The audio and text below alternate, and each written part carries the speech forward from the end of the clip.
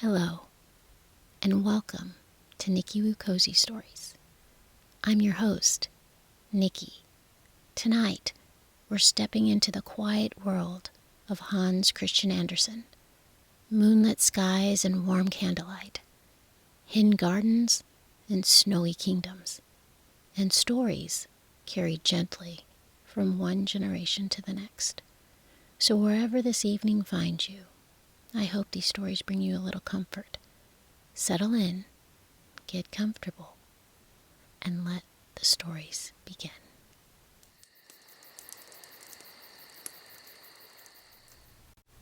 Far away, in a kingdom where the mornings often began in silver mist and the evening settled softly over the roofs like folded blue velvet, there once lived a king who had 11 sons and one little daughter. His daughter was called Eliza. Before sorrow ever entered their lives, before enchantment and silence and long roads through dark forest, there was a time when the world felt whole to them. It wasn't a perfect world, because no world truly is, but it was warm in the way childhood can be warm, when love is still the shape of the walls around you, and the sound of familiar footsteps in the hall can make you feel safe, without even knowing why. The king's castle stood on a rise above a lake that held the sky so clearly that at dawn the water seemed to wake before the land did. White swans often drifted across it in the early light.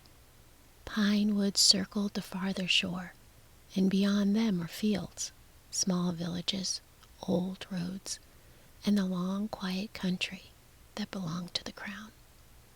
Inside the castle, there were great chambers with carved beams darkened by years of firelight, long corridors softened by woven runners, and the tall windows that looked east toward the water.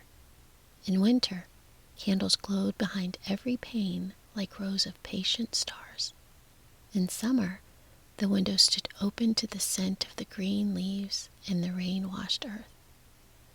The 11 princes had been born one after another, so close in age that they seemed almost like one bright, laughing company rather than separate boys. Yet, each had his own face, his own way of moving through the world, his own voice in the lively music of the household. Some were bold and quick to race down the steps, 2 at a time. Some were thoughtful, stopping to watch the clouds gather over the lake or to listen to the old gardener speak of weather and birds. One loved horses best. Another would sit by the fire and shape little animals from bits of wood shaved smooth with a careful knife. One remembered every song he heard, and another had a gift for making even solemn servants hide a smile. And among them all moved Eliza, the youngest, the smallest, and in certain ways the heart of them. She wasn't loud, though she laughed easily. She was not timid, though she was gentle. And even as a child, she had a quiet steadiness about her, and if she listened not only to what people said, but what they meant, her hair fell soft and fair over her shoulders, and her eyes had that clear, attentive look that made people speak more kindly in her presence. Her brothers adored her. If the princes were sent to their lessons, one or another would glance back before disappearing through the schoolroom door, just to see whether Eliza was still in the corridor. If there were ripe berries in the kitchen garden, or the first hazelnuts of autumn, or a ribbon dropped from some festival trimming, it was brought to her, because no pleasure was complete until shared with their sister. In the evenings, when supper was done and the castle quieted into its gentler sounds, the children often gathered in the old nursery that had long ago belonged to the king himself. The room was high and warm, with a deep hearth, faded wall hangings, and shelves where worn books leaned shoulder to shoulder. A nurse with a soft lap and a patient voice would mend linen by the fire while one prince read aloud, stumbling solemnly over long words until the others burst into laughter. Then another would seize the book and insist he could do better. Eliza loved those hours best. She liked the fire when it had burned low and red, liked the hush between one page and the next, liked the wind brushing at the window panes while everyone inside was safe and golden in the candlelight. Sometimes she would sit on the rug with her cheek against one brother's knee while another braided a narrow strip of rushes into the ring of her finger.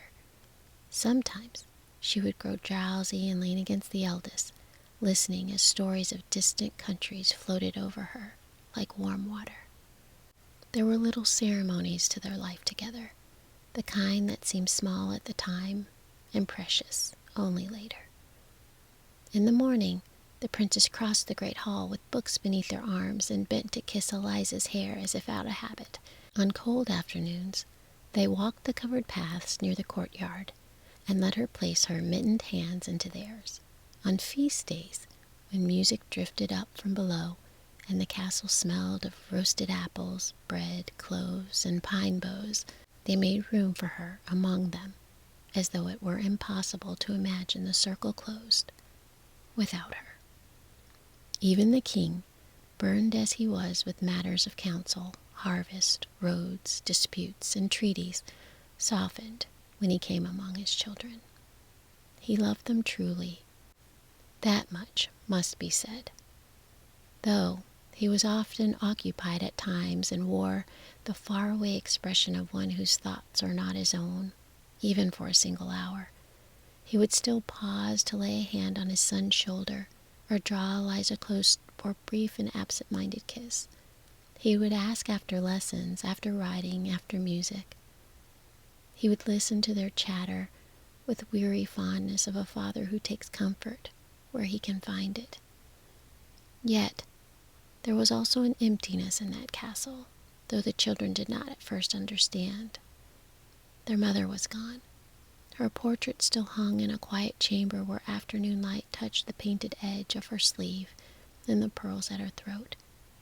Fresh flowers were often set beneath it in the summer, and in winter there might only be evergreen cuttings, a few holly leaves, or a dish of dried lavender to keep the room from feeling too bare.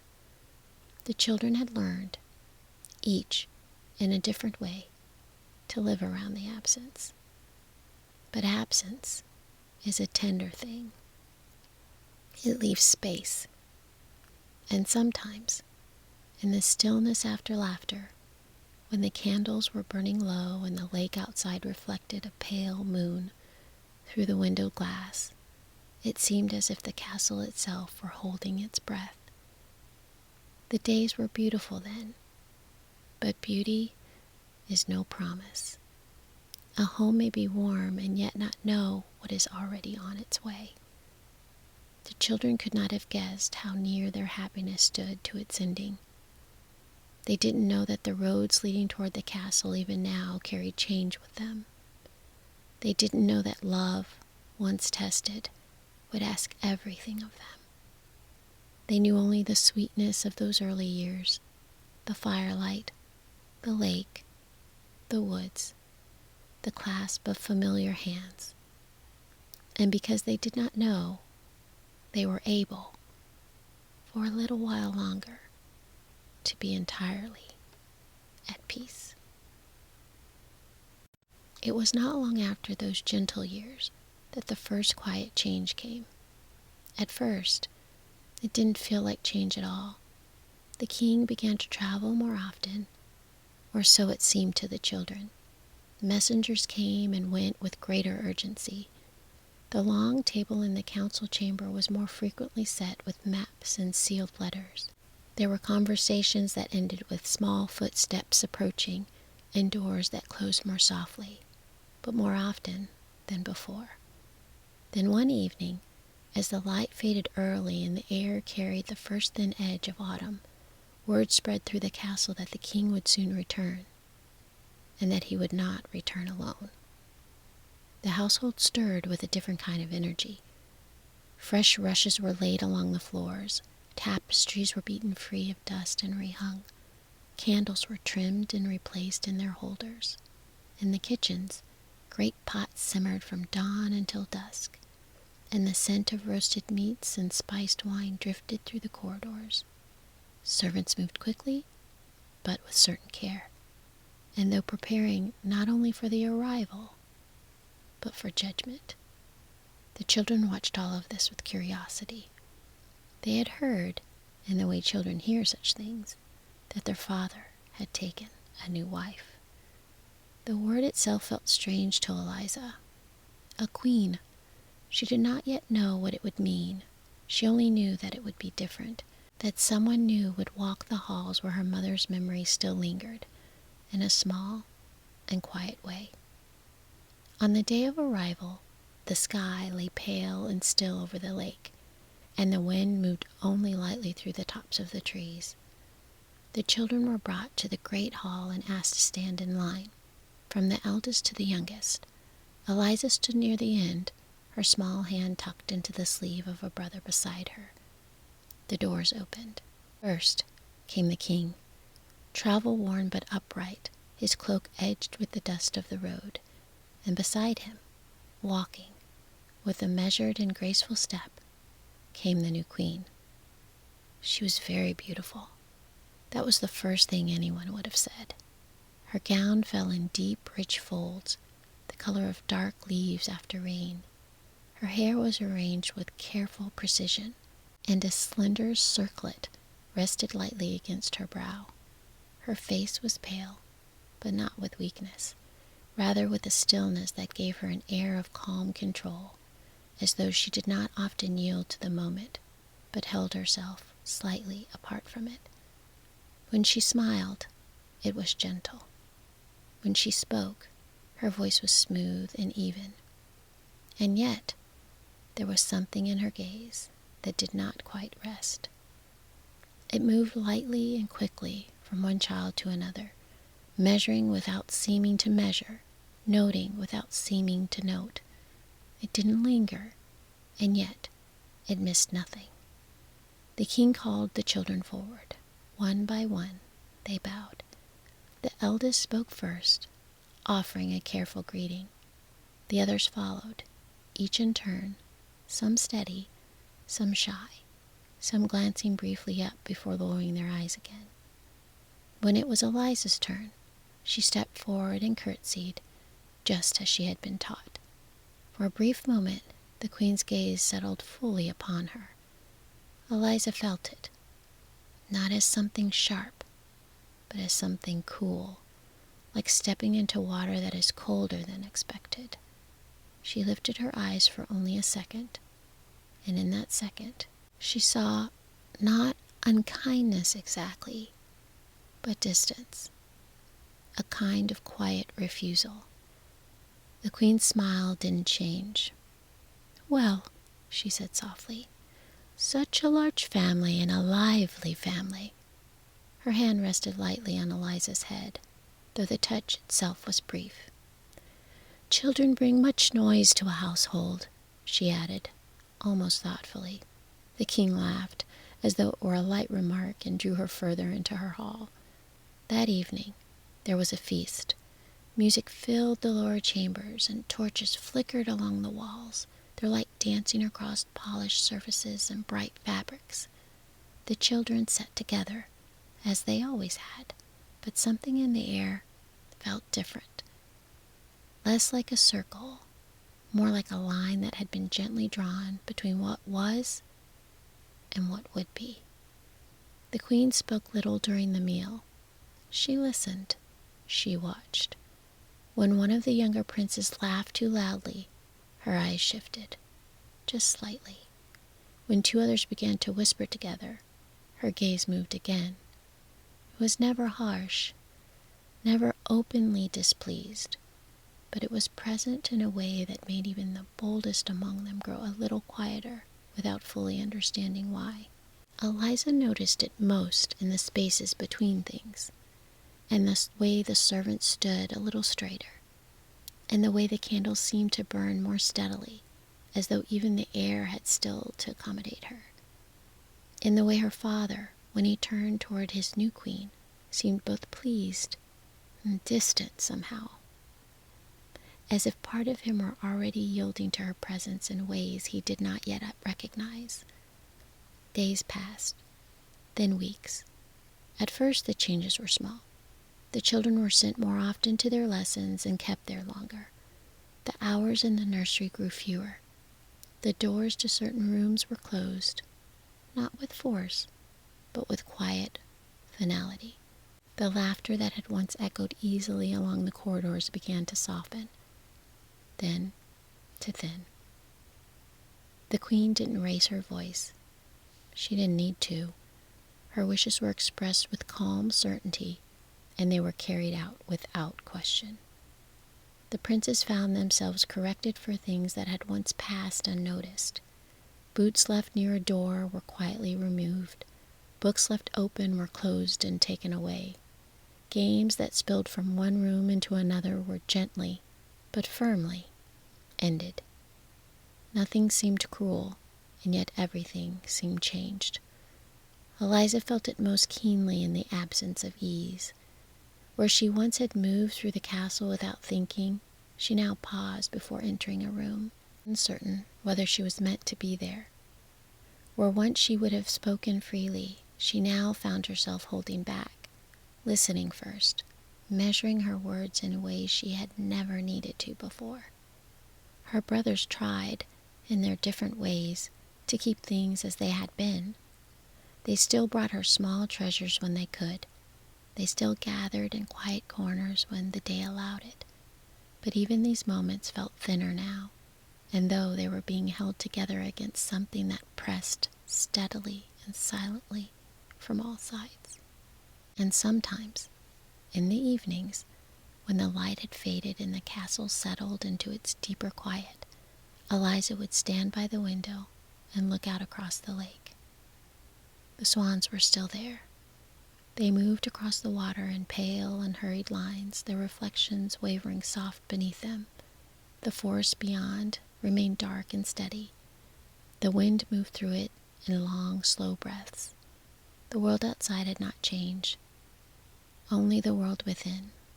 And though Eliza could not yet name the feeling that had begun to grow in her chest, she knew, in a quiet way that children sometimes know such things, that the warmth of her earlier days was beginning, very gently, to fade.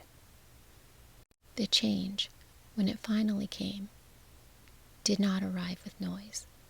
It came quietly in the early hours of a morning that seemed, at first, like any other. A pale light lay across the lake, thin as silk. The sky had not yet taken on its full color, and the castle still held that soft hush that belongs only to the moments before the day begins in earnest. In the corridors, candles had burned low. In the courtyards, the air was cool and still.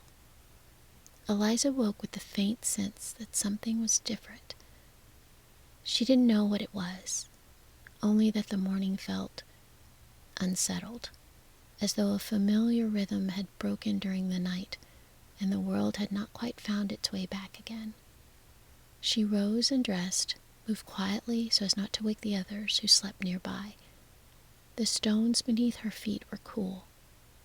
Somewhere far off she heard the low murmur of voices, not the easy, unguarded voices of servants beginning their work, but something softer, more careful. When she stepped into the corridor, she saw at once that it was not as it should be. 2 servants stood near the far end, speaking in hushed tones. When they noticed her, they fell silent. "Eliza," one of them said gently, though his voice carried a strain she had never heard before, "you should return to your chamber." "My brothers," she said at once, her heart beginning to move faster. "Where are they?" The servants exchanged a glance. "They are not to be disturbed just now." The answer did not soothe her. It deepened the unease rising within her. Without waiting for permission, she turned and hurried down the corridor, her steps light but quick, her breath coming a little faster with each passing moment. She knew the way to her brother's rooms without thinking. She had walked it 100 times, laughing, calling ahead, sometimes racing to be the first to knock. Now she reached the door and found it closed. That too was wrong. It was never closed to her. She lifted her hand and pushed it open. The room beyond was empty. The beds were undisturbed as though they had not been slept in. The blankets lay smooth, the pillows untouched. The windows stood open and the morning air drifted in, carrying with it the scent of water and distant trees. For a moment, Eliza simply stood there. The silence in the room felt too large. "My brothers," she called softly. No answer came. She moved forward, her fingers brushing the edge of a table, the back of a chair, as though the familiar shapes might anchor her to something certain.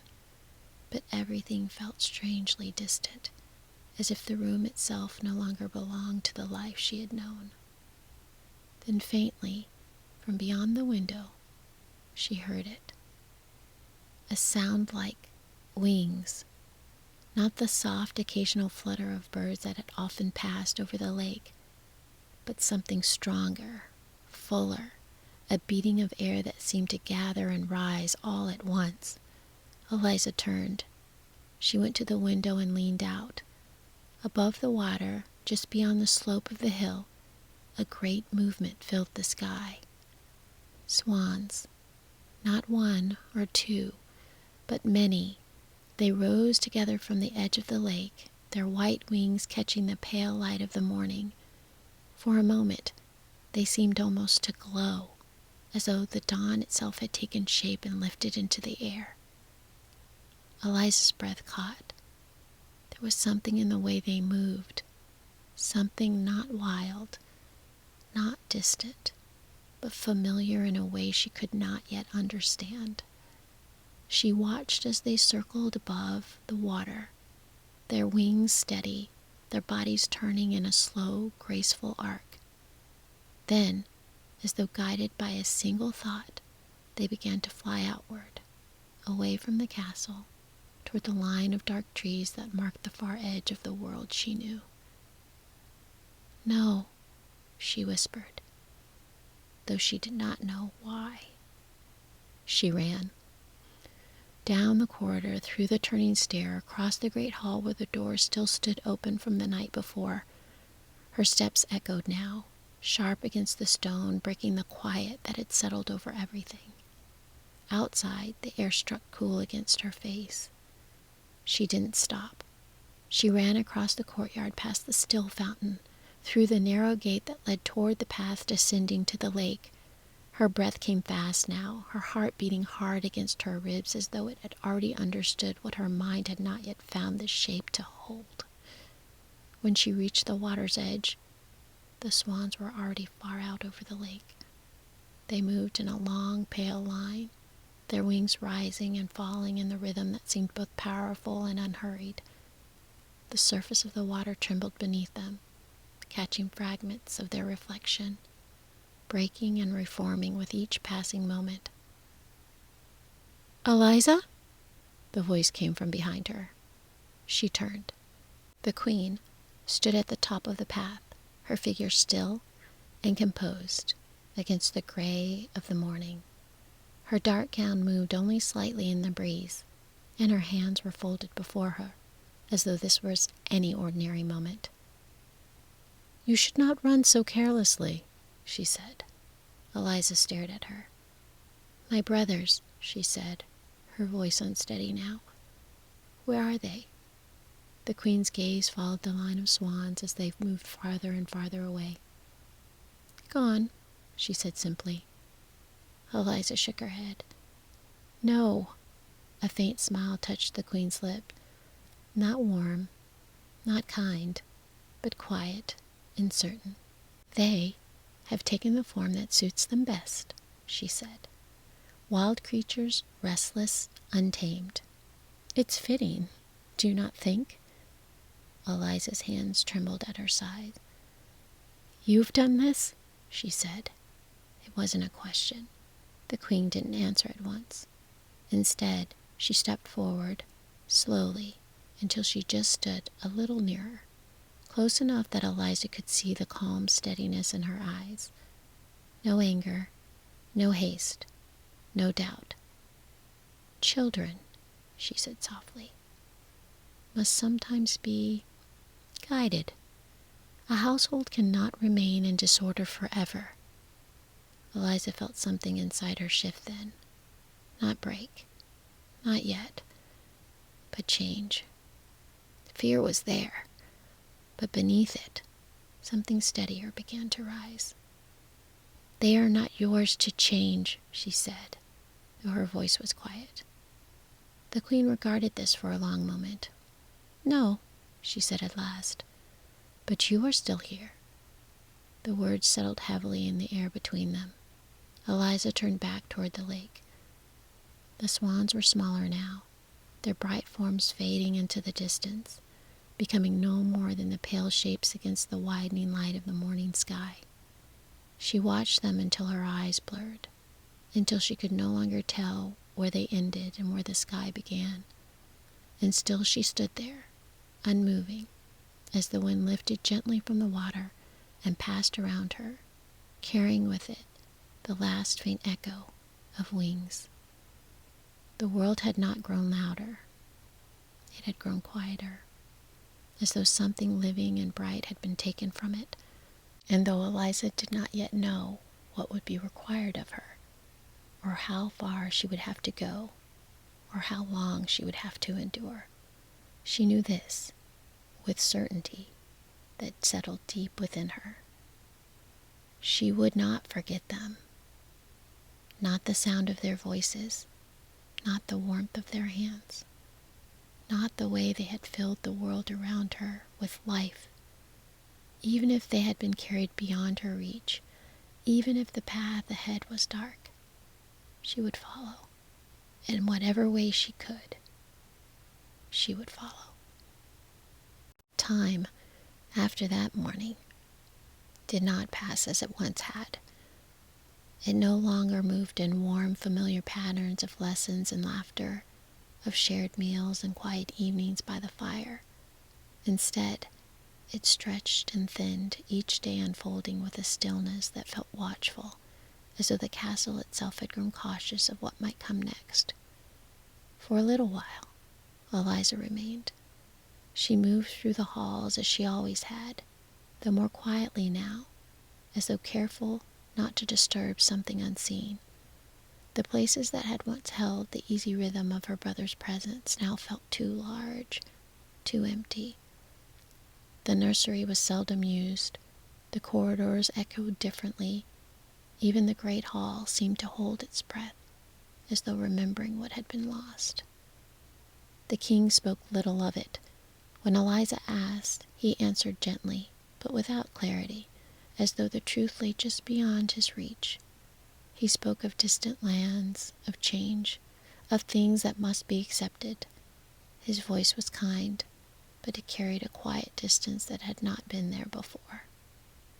And the queen watched. She did not speak of the princes at all. Her attention rested instead on Eliza.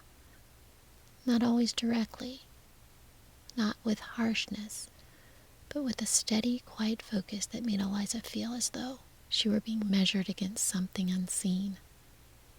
"You are no longer a child," the queen said one evening as they walked together along the covered gallery that overlooked the lake.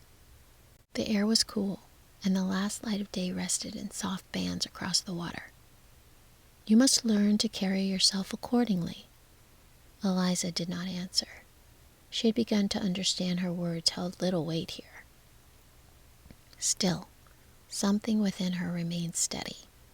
The same quiet strength that had always been part of her now settled more deeply, as though taking root. Days later, the decision was made. It was spoken as if something necessary, something proper, something for Eliza's own good. She would be sent away.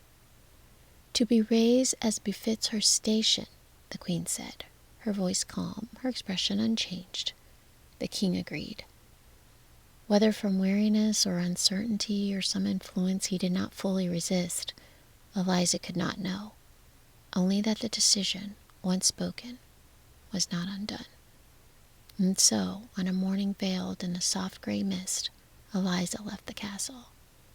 There was no ceremony, no gathering of voices, only the quiet preparation of a small carriage, the careful folding of her few belongings, and the low murmur of servants who did not quite meet her eyes.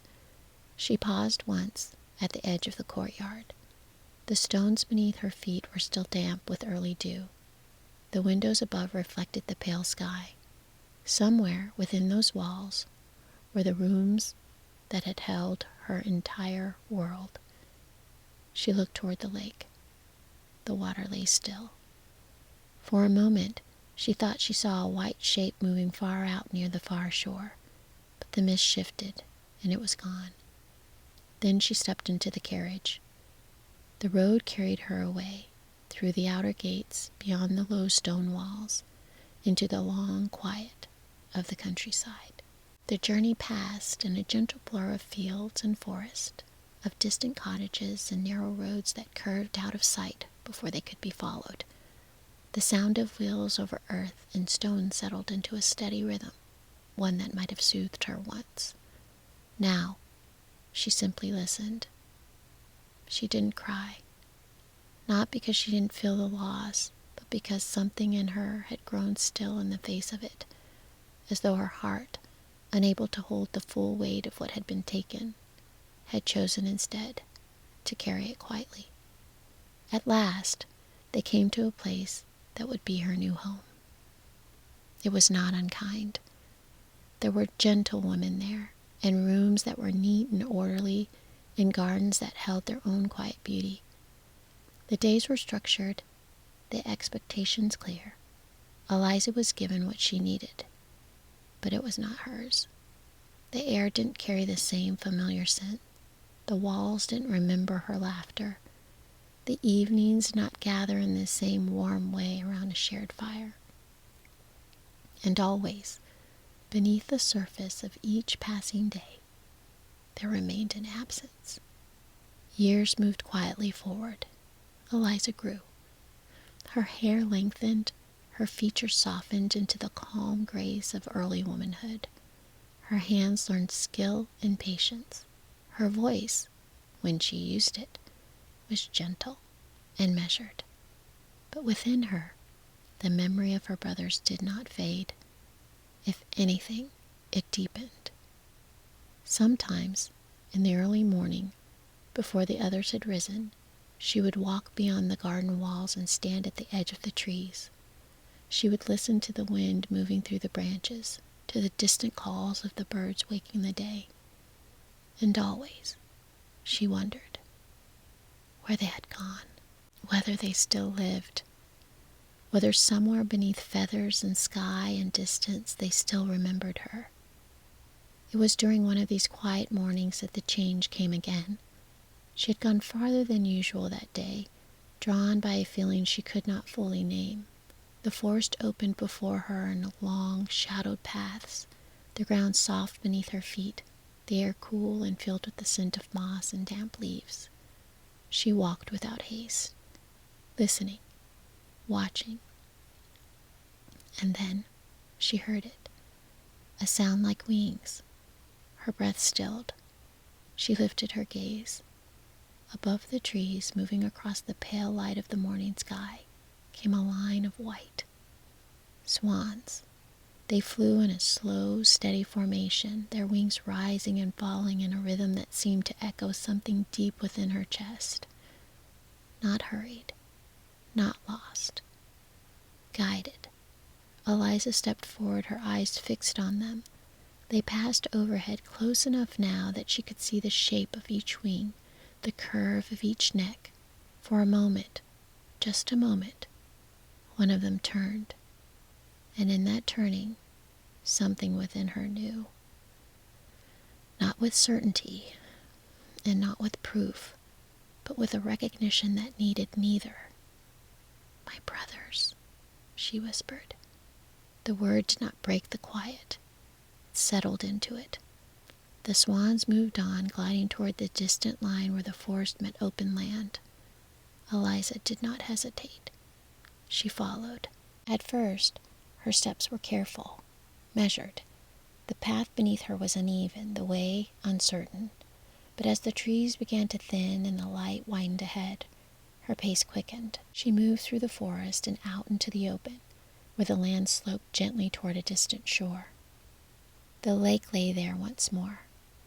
Not the same lake she had known as a child, but something in its stillness, its wide, quiet surface, felt like an echo of that earlier place. The swans descended. One by one, they lowered themselves to the water, their wings folding, their bodies settling into the gentle motion of the lake. Eliza stood at the edge of the shore. The wind moved softly around her. The water reflected the pale sky. And before her, just beyond her reach, the swans drifted. She didn't call out. Not yet. She only watched, her hands still at her sides, her breath slow and steady. As though, after all this time, she had finally come to the edge of something that would not turn away. And in the quiet space between one moment and the next, she knew. She'd found them, or at least, she had found the path that would lead her back. Eliza didn't call out to them. Not at first. She stood at the edge of the shore, her breath slow, her hands still at her sides, as though the moment itself required quiet in order to remain. The swans drifted across the water, not hurried, not distant, but near enough now that she could see the soft layering of their feathers, the gentle turning of their long necks, and the steady awareness in their dark eyes. They saw her. She felt it. Not with certainty, but with something deeper than certainty. Recognition. "My brothers," she said softly. The words seemed to settle over the water rather than travel across it. And yet, they were heard. A movement passed between the swans. They drew closer. Then, as the day began to lean toward evening, and the light softened into gold and pale gray, the air itself seemed to grow still. The lake quieted. The wind softened, and before her eyes, the swans began to change. It was not sudden, not sharp, but gentle, as though each of them were remembering the shape that they had once held. Wings folded inward, feathers gave way, and one by one, her brothers stood before her again, barefoot at the water's edge, pale with distance and time, but unmistakable. For a moment, no one moved. Then Eliza stepped forward, and they came to her. They gathered around her, their arms closing around her shoulders, her hands, her back, as though they feared she might vanish if they held her too lightly. "Eliza, you found us. We thought—" The words broke and softened and fell away. They didn't need them. She closed her eyes briefly, feeling the warmth of them, the living, human warmth she had carried in memory through every quiet morning, every uncertain day. They were here. After a time, they drew back, though not far. The eldest looked at her gently. "We cannot remain like this for long," he said. Eliza held his gaze. "I know," she answered, though she had only just begun to understand. "By day we are bound to the sky," he continued. "We must fly as swans from the first light until evening falls. Only then may we return to our lives. And even then, only until the night deepens." Eliza slowly nodded. "And where do you go?" she asked. The brothers exchanged a quiet glance. "Far," one of them said. "Across waters beyond forests, we cannot always choose where the wind carries us." Another added softly, "But we return here when we can." Eliza looked out across the lake. The place felt already set apart, quiet, removed from the rest of the world, as though it existed just beyond the reach of ordinary paths. "You must come with us," the eldest said then. She looked back at him. "How?" He gestured toward the water. As the last of the evening light settled over the lake, the brothers stepped back, and their forms began to shift once more. Arms became wings, voices faded into silence, and in their place, the swans stood again. But this time, they did not move away. Instead, several of them came close to the shore. One by one, they lowered themselves into the water, their bodies steady, their wings slightly lifted. Eliza understood. Not through words, but through trust. She stepped forward. The water was cold at first, but not harsh. The surface parted gently around her as she moved closer, reaching out. One of the swans bent low beside her. Carefully, so carefully, she placed her hands upon his wings. The feathers were smooth and strong beneath her fingers. Another swan moved beside the first, then another. Together, they formed a quiet, living support. Eliza allowed herself to lean into them, to be held, to be carried. They did not rush. They moved slowly across the water, their wings steady, their bodies guiding her with a strength that did not feel wild, but certain. The lake opened before them. The shore grew distant behind. The sky deepened into evening, and Eliza, held gently between them, was carried across.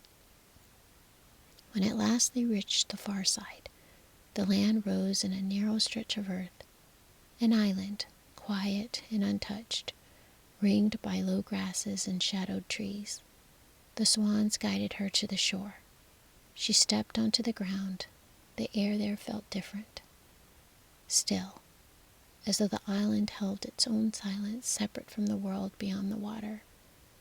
As night settled, the swans came ashore once more. And once more, they changed. Her brother stood before her again. "This is where we return," the eldest said.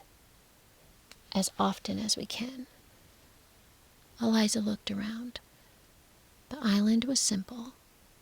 No shelter but the trees, no fire, no walls, only the quiet presence of earth and water and sky. And yet, it didn't feel empty. It felt held. "What must I do?" she asked. There was no hesitation now, only readiness. The brothers grew still. The eldest spoke. "There is a way to break the enchantment," he said, "but it will require more of you than we ever would wish to ask." Eliza met his gaze. "You need not ask," she said quietly. "Only tell me." For a moment, something softened in his expression. Then he continued. "You must gather the stinging nettles that grow in the deepest parts of the forest," he said, "or among the old burial grounds where the earth has not been disturbed." Eliza listened. "You must take them in your hands," he said. "Though they will burn your skin, you may crush them, soften them, and spin them into thread." Her fingers curled slightly at her sides. "And from that thread," he said, "you must weave shirts, one for each of us." Eliza nodded. "And when they're finished?" she asked. "They must be placed upon us," he said, "each one before the rising of the sun." The wind moved softly through the trees. "There is one more thing," he added. Eliza waited. "You must not speak," he said quietly. "Not a single word from the moment you begin until the last shirt is finished." The stillness deepened. "If you speak," he continued, "even once, all that you have done will be undone, and we will remain as we are." Eliza felt the weight of it settle within her. The forest, the nettles, the long hours, the silence, and then her brothers. "I will do it," she said. The answer came without hesitation. The eldest stepped closer. "It will not be easy," he said. "I know. There will be pain. I know. You will have to endure it alone." Eliza did not look away. "I have endured before," she said softly. "This has purpose." The brothers understood. They came closer once more, standing with her in the quiet of the island, the night deepening gently around them. Then after a moment, one of her younger brothers stepped forward. He hesitated slightly, as though uncertain whether to speak. "I will remain with you as long as I can," he said. Eliza looked at him. A small, quiet warmth moved through her. "Thank you," she said. The night settled. The stars rose, and soon the time given to them began to close. One by one, her brothers stepped back. Their forms shifted once more. Once again, they became swans. They moved toward the water, then lifted into the night. All but one. The youngest lingered a moment longer beside her, his gaze steady, his presence quiet, but sure. Then he, too, turned, and the sky received them. Eliza stood alone on the island. The water lay dark and still. The forest waited beyond. The task had been given. The path had begun. And though the night stretched long before her, she did not feel lost. She stepped forward, and in the silence that would now become her companion, she began. The forest received her without resistance. It did not welcome her, exactly, but neither did it turn her away. Eliza stepped from the narrow edge of the island into the deeper path that led beyond the water, her feet moving carefully over the soft ground, her hands brushing lightly against the branches as she passed. The air was cool, shaded, carrying the scent of earth and leaves and something older, something that had been growing long before she arrived. Behind her, the lake lay still. Before her, the forest opened. She didn't hurry. There was no need. The task had already begun the moment she said yes. The path was not clearly marked, but it didn't feel uncertain. It wound beneath trees whose trunks rose tall and steady, their bark darkened by time, their branches woven together high above, allowing only thin strands of light to reach the ground below. In those quieter places, the air grew cooler. The sounds softened. Even the birds seemed to speak more gently. Eliza walked until the light began to shift toward evening again. Though here, beneath the trees, it was difficult to tell how much time had passed.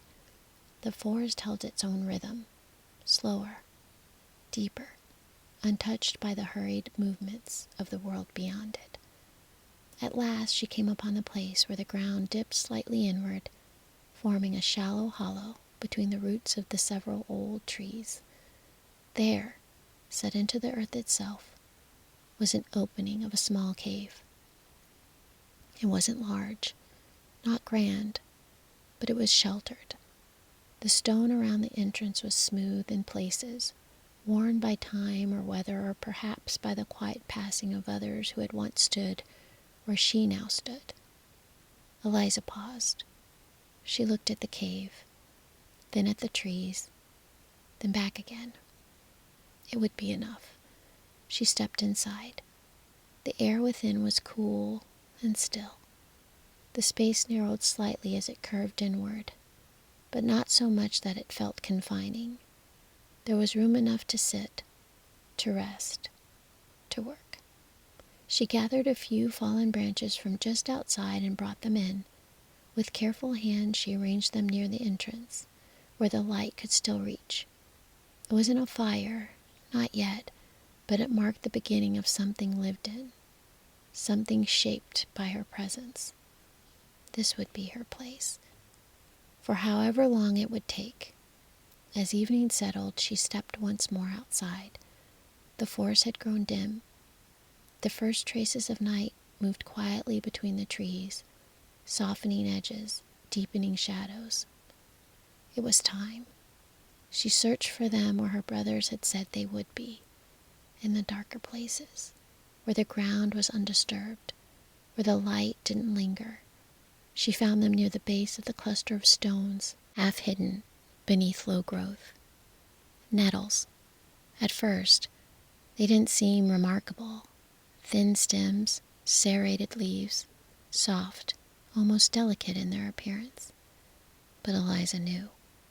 She knelt beside them. For a moment, she simply looked, not in hesitation, but in understanding. Then slowly, she reached out her hand.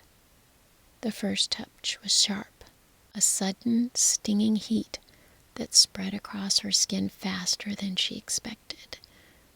It wasn't unbearable, but it was immediate, insistent, impossible to ignore. Her breath caught. Her fingers tightened slightly, but she did not pull away. Instead, she closed her hand around the stems. The sting deepened, moved, spread, and still she held. One by one, she gathered them, carefully, deliberately. Each touch brought the same sharp burn. Each movement carried the same quiet test of will. But the rhythm began to settle. Reach, hold, gather, place, again, and again, and again. By the time she returned to the cave, her hands were marked with it, reddened, sensitive, alive with the lingering heat of what she had taken upon herself. She sat near the entrance where the last of the light still reached. For a moment, she did nothing, only breathed, only allowed the feeling to move through her without resistance. Then she began. She crushed the nettles as best she could, working them carefully between her fingers, breaking down their shape, softening them into something that could be shaped again. It was slow work, unfamiliar. Her hands were not yet skilled at it, but they learned. Little by little, the fibers began to separate, to lengthen, to hold together in new ways.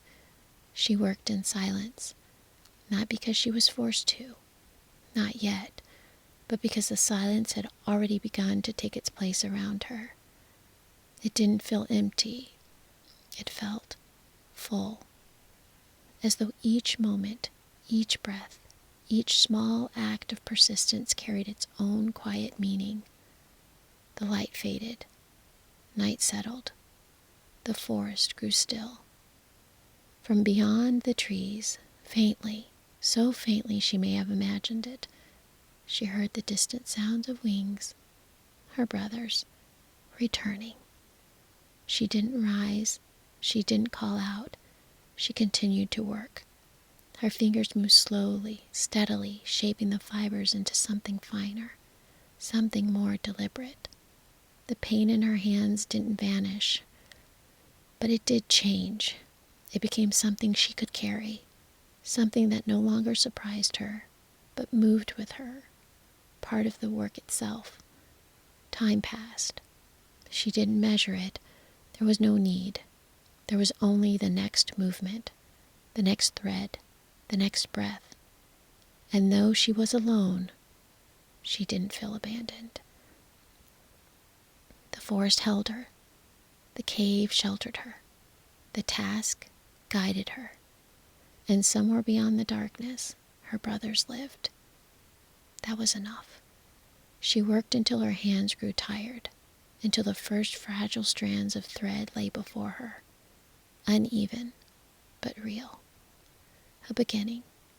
She looked at them for a moment, not with pride, not with doubt, but with quiet recognition. This was how it would be, slow, steady, endured. She drew her hands back, resting them gently on her lap. The night had deepened. The air was cool. The world was quiet in a way that felt complete. Eliza closed her eyes, not to sleep, but to rest. Only for a little while. Tomorrow, she would gather more. Tomorrow, she would continue. And in that simple, steady promise, something within her settled. She had begun, and she would not stop. Morning came gently to the forest, not all at once, but in quiet layers. The sky lightened behind the trees, shadows softened along the ground, and the first birds began to stir, their voices returning one at a time until the stillness of night slowly gave way to the rhythm of a new day. Eliza was already awake. She had not slept long, only rested in stillness, her back against the cool stone of the cave, her hands folded loosely in her lap. The faint sting in her fingers had settled into something quieter now, not gone, but changed into a steady warmth that no longer surprised her. For a few moments, she remained where she was, listening. The forest didn't rush, and she began to understand that she did not need to rush either. At last, she rose and stepped outside. The morning light filtered softly through the trees, falling in narrow strands across the ground. The air was cool and clean, carrying the scent of damp earth, leaves, and distant water. She looked toward the lake. The swans were gone. She did not search for them. She understood now how it worked, how they belonged to the sky, and by day they would return only when the evening came. Turning back toward the deeper forest, she began her work again. She walked farther than she had the day before, moving with a quiet purpose that had already begun to settle into her steps. The path wasn't clear, but she no longer needed it to be. She followed the shaded places, the stillness, the ground that felt untouched. There, among stones and low growth, she found the nettles again. This time, she did not hesitate as long. She knelt and reached for them. The sting came just as before, sharp, immediate, and spreading quickly across her skin. Her breath caught, and for a moment, her fingers tightened, but she did not draw back. Instead, she continued, gathering them one by one with careful, deliberate movements. Her hands began to remember. The rhythm returned more easily now, reaching, holding, gathering, placing. Each motion followed, without hurry, without resistance. When she returned to the cave, her hands were marked again, reddened and sensitive, but she did not dwell on the discomfort. She sat near the entrance where the light still reached and began her work. She crushed the nettles slowly, working them between her fingers, separating the fibers as best she could. The process was unfamiliar, but it was no longer uncertain. The strands began to form again, uneven but stronger than before. Time passed without measure. The light shifted across the ground and then slipped away. The air warmed and cooled again. The forest remained steady around her. She didn't speak, not even to herself. The silence had changed. It no longer felt like something outside of her, but something she carried within her, as natural as her breath or a steady movement of her hands. By late afternoon, she had gathered more than the day before. It was not enough, but it was progress, and that was what mattered. She rose slowly and stepped outside once more. The air had changed. At first, she couldn't have said how, but after a moment, she felt it. A subtle disturbance, something moving through the stillness that did not belong to the wind or weather. Then she heard it, the distant sound of hooves. It came faintly at first, then more clearly, measured and steady, drawing nearer through the trees. Eliza remained where she was. She didn't hide. She didn't retreat. She simply waited. Through the shifting light and shadow, figures began to appear. Men on horseback, moving carefully with purpose. Their presence felt different from the quiet rhythm of the forest, but not violent, only human. At the center rode a man whose presence set him apart. He was not dressed in excess, nor did he carry himself with display, but there was a quiet authority in the way the others moved around him, in the space they gave without being told. A king. Eliza knew it at once. The horses slowed as they reached the clearing, and after a moment, the king dismounted and stepped forward. He approached her without haste, as one might approach something not fragile, but worthy of care. "You are far from any road," he said. His voice was calm and even, without demand. Eliza met his gaze, but she did not answer.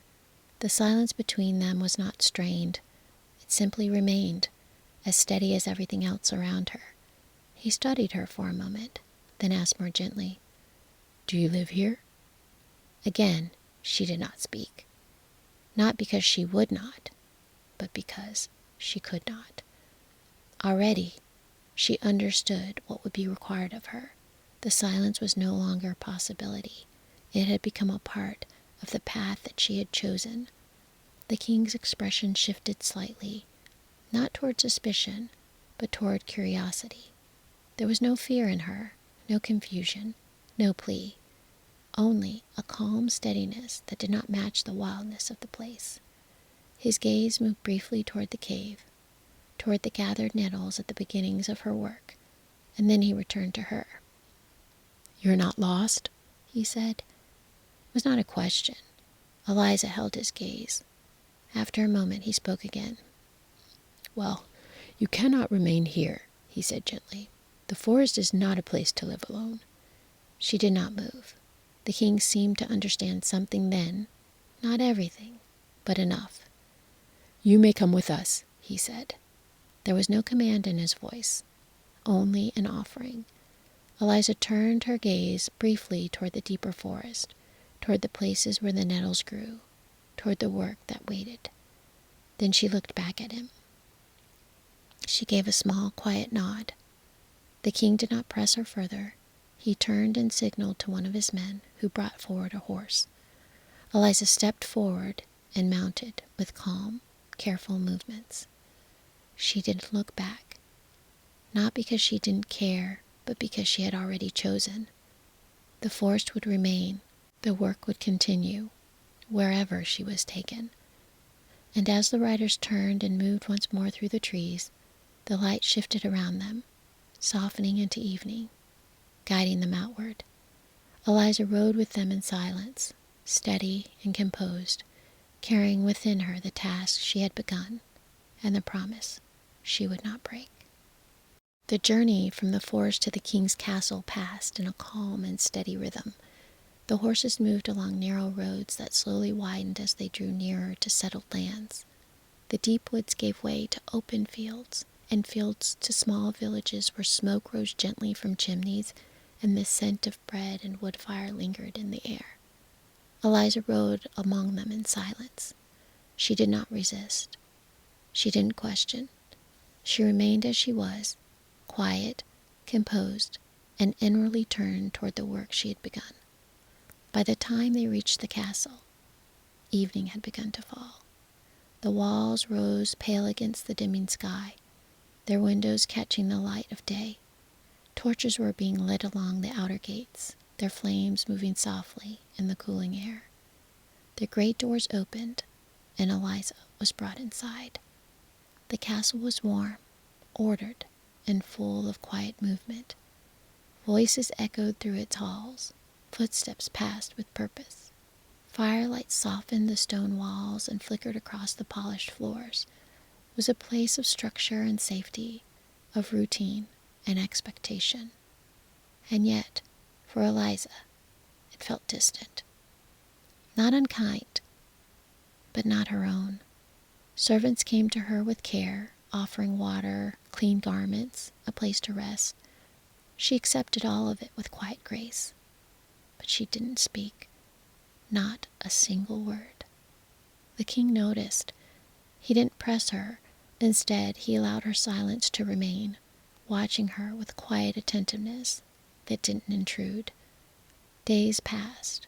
Eliza moved through the castle with the same calm steadiness that she had carried with her in the forest. Her silence didn't feel uncertain. It felt chosen, held carefully in place like something she would not allow to be broken. But others began to notice. At first, it was simple curiosity. A woman found alone in the forest, brought back by the king himself, quiet, composed, and unwilling or unable to explain herself. They watched her. They wondered. And slowly their wondering began to take shape. There was a man in the court who watched more closely than the others. He was not part of the king's household in the ordinary sense. He wore no fine court garments, nor did he carry himself with display. His robes were simple, his manner composed, his presence quiet, but steady. He was a man of the church, and where others observed with curiosity, he observed with judgment. Not harshly, not loudly, with the kind of still certainty that did not easily shift. He saw Eliza's silence. He saw the way she kept apart, and he did not see innocence in it. He saw something hidden. One evening, as the candles were being lit and the castle settled into the softer evening hours, he approached the king. "My lord," he said gently, inclining his head. The king turned to him. "You have taken in a stranger," the man continued. "I have given shelter where it was needed," the king replied. The man inclined his head again. "And yet she does not speak." "No, nor does she offer any account of herself." The king was quiet for a moment. "She has done no harm." The man's expression did not change. "There are those," he said carefully, "whose harm is not easily seen." The words were not sharp, but they lingered. Eliza was given a quiet chamber in the castle. It was simple and removed from the busiest part of the court, and for that she was grateful. There she continued her work. She gathered what she could in small, careful ways, fibers taken from outer grounds, hidden within her garments, carried back in silence. It was not enough, but it was something. And so she worked.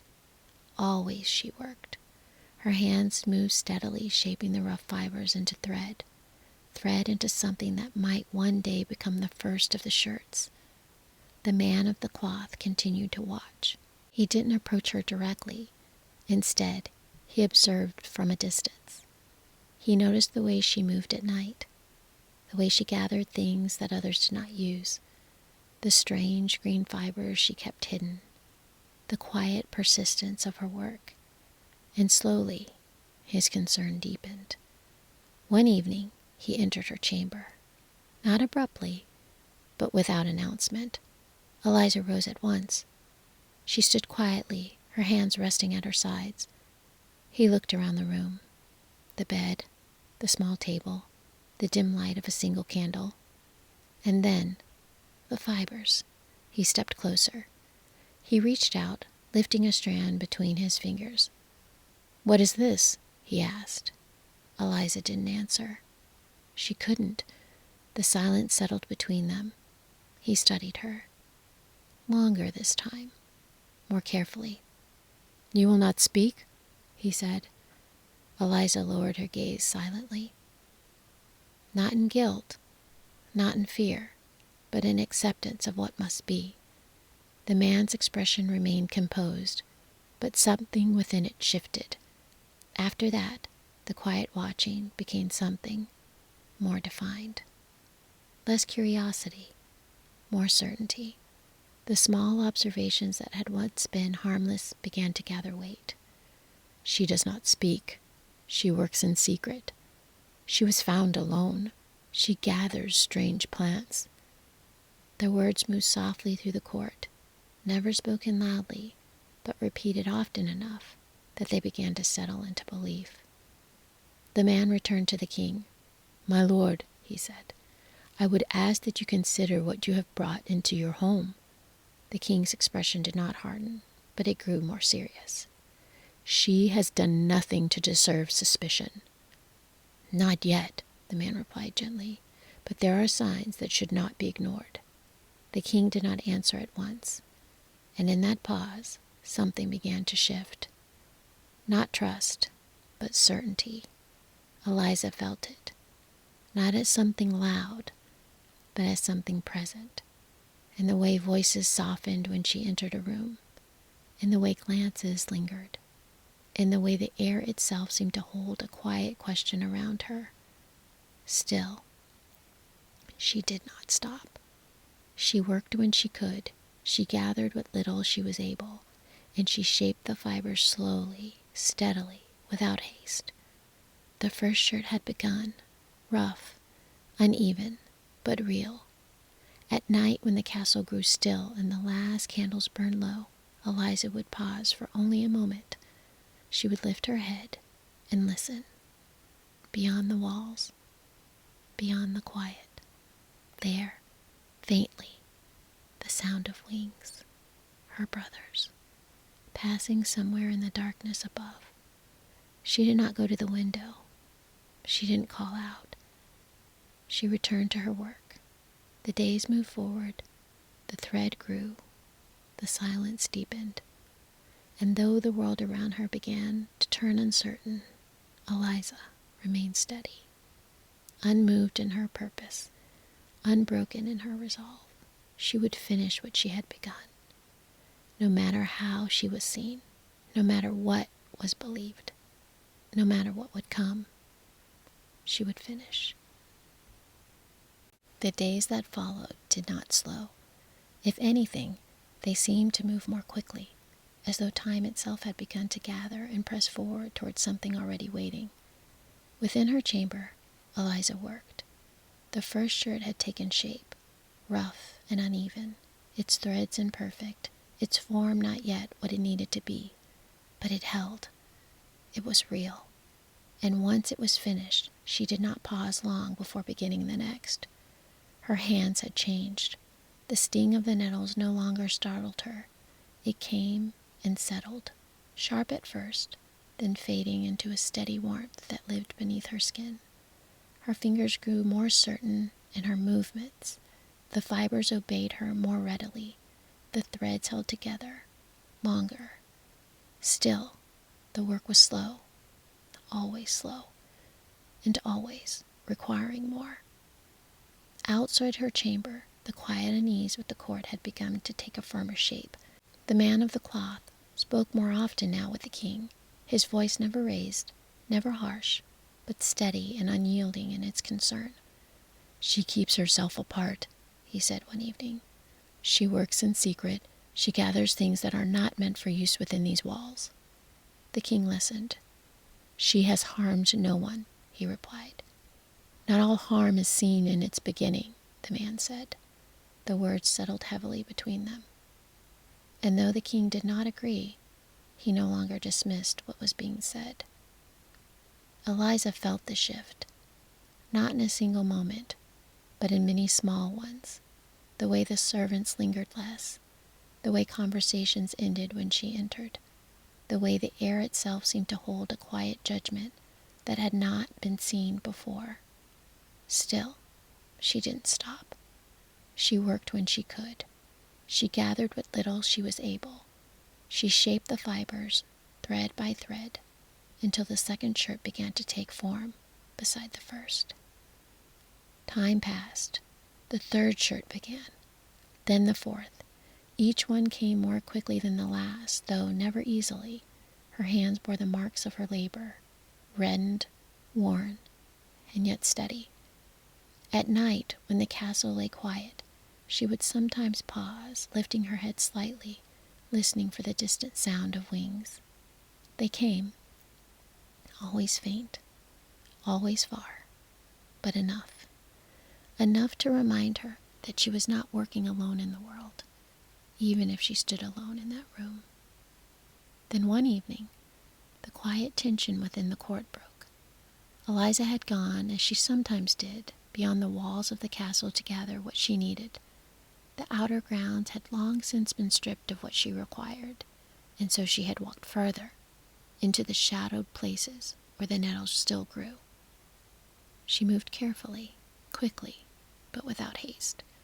Her hands worked as they always did. She didn't hear the footsteps behind her. Not at first, but when she rose, her arms full of gathered nettles, she saw them. Men, watching. Their expressions were uncertain, but not kind. One stepped forward. "What are you doing?" he asked. Eliza did not answer. She could not. The man's gaze moved to the plants in her hands, the marks upon her skin, to the silence she held. And something in his expression changed. She was brought back to the castle, not roughly, but not gently either. Word spread quickly. It moved through the halls, through the servants' quarters, through the court itself, gathering as it went, shaping itself into something more certain with each telling. She was found gathering strange plants in the dark. She would not speak. She hides her work. She refuses to answer. By the time the story reached the great hall, it had become something heavier. The man of the cloth stood before the king. "My lord," he said, "it can no longer be set aside." The king's face was troubled. "She has given no cause." "She has given every cause," the man replied, still calm, still certain. "Silence where there should be truth, secrecy where there should be openness, work that is hidden and done apart from all others." The king looked away, and for the first time, he did not defend her. Eliza was brought forward. She stood in the great hall, the gathered court around her, the weight of their attention settling quietly upon her shoulders. The king looked at her. There was no anger in his gaze, only something heavier, something uncertain. "If there is truth, you would speak," he said gently. "Now is the time." Eliza met his eyes. She said nothing. She could not. The silence that followed was deeper than any that had come before.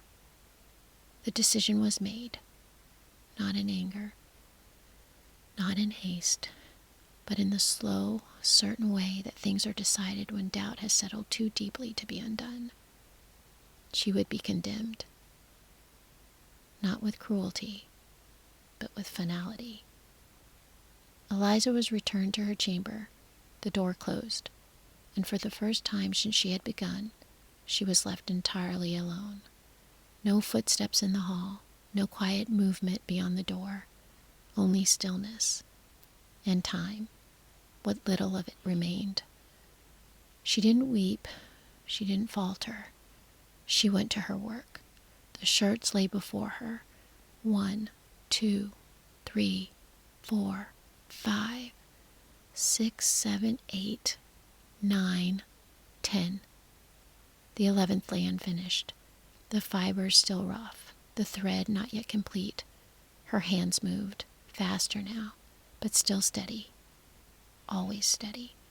The sting had long since become something she no longer noticed. Only the work remained, only the promise. Morning came, soft, pale, unstoppable. She was led from her chamber. The air outside was cool, touched with the first light of day. The sky had begun to brighten, though the sun had not yet risen. The court gathered, not loudly, not cruelly, but with a quiet weight that filled the space. Eliza walked among them, calm, silent. Her hands held what she had made, 10 shirts, and one, still unfinished. She was brought forward, the moment held, still. And then, from above, a sound. Wings, at first faint, then nearer, then filling the air itself. The court looked upward. The sky seemed to move. White forms descended through the morning light. Swans. 11. Eliza did not hesitate. She stepped forward. One by one, she cast the shirts over them. The first, the second, the third. Each one fell into place. Each one broke the spell it touched. Forms shifted. Wings became arms. Feathers fell away. Her brothers stood again, restored, returned. The last swan descended. Eliza held the final shirt. not yet complete. For a single moment, she stilled. Then she placed it over him. The change came, but not fully. One arm remained a wing, white, unchanged, the youngest. The silence broke. Eliza drew breath, and at last she spoke. Her voice, when it came, was soft but clear. She told them everything. The forest, the curse, the work, the silence, the promise she had kept.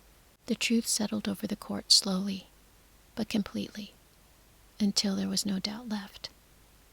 The king stepped forward. The weight in his gaze had changed. No longer uncertainty, no longer distance, only understanding, only sorrow for what had nearly been lost. In the days that followed, the story of what had been endured spread quietly through the kingdom, and what had once been doubt gave way to understanding. The king had seen her steadfastness, even in silence, asked Eliza to remain, not as a stranger within his halls, but as one who belonged there. And in time, without haste or display, she became his queen. It was not a change marked by celebration alone, but by a quiet settling of all that had once been certain. The place that had nearly cast her out now held her fully, and no voice within it could turn against her again. Her brothers remained near, no longer bound to the sky, their lives restored and steady beside her. And the world, which had once felt fragile and shifting, grew calm. Not perfect, but certain and safe. The morning light rose, the air softened, and the world which had held its breath seemed to at last release it. Eliza stood among those she loved, no longer alone, no longer silent. The work was finished, the promise kept, and there was peace.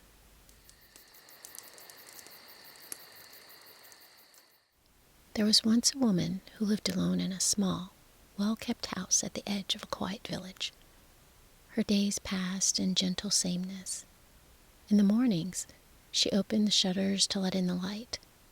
In the afternoons, she worked with her hands, mending, tending, arranging small things so they might last a little longer. And in the evenings, she sat near the window where the last of the daylight lingered, watching it fade slowly from the garden. Nothing in her life was harsh or difficult. There was food enough, warmth enough, and a steady rhythm that asked very little of her. And yet, there was something missing. It didn't trouble her loudly. It didn't interrupt her work or steal her rest. But it was there, in the quiet spaces between moments, a sense that something small and dear had not yet come into her life. She didn't speak of it. There was no one to tell. Instead, she carried the feeling gently, as one might carry a folded letter, kept close, but seldom opened. One afternoon, when the air held the soft warmth of early summer, she walked a little farther than usual along the narrow road that curved beyond the village.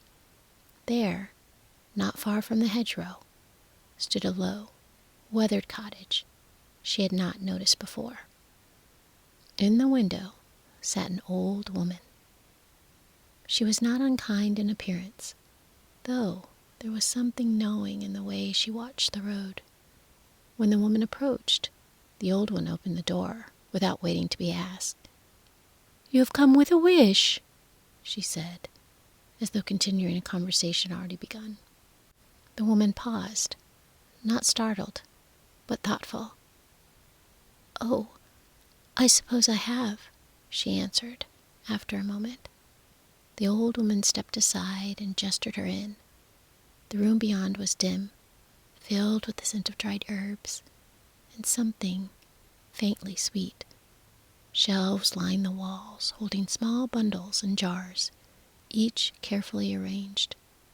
Without asking further, the old woman reached for a small pouch and drew from it a single grain dark and smooth, no larger than a seed. "Plant this," she said, placing it into the woman's hand.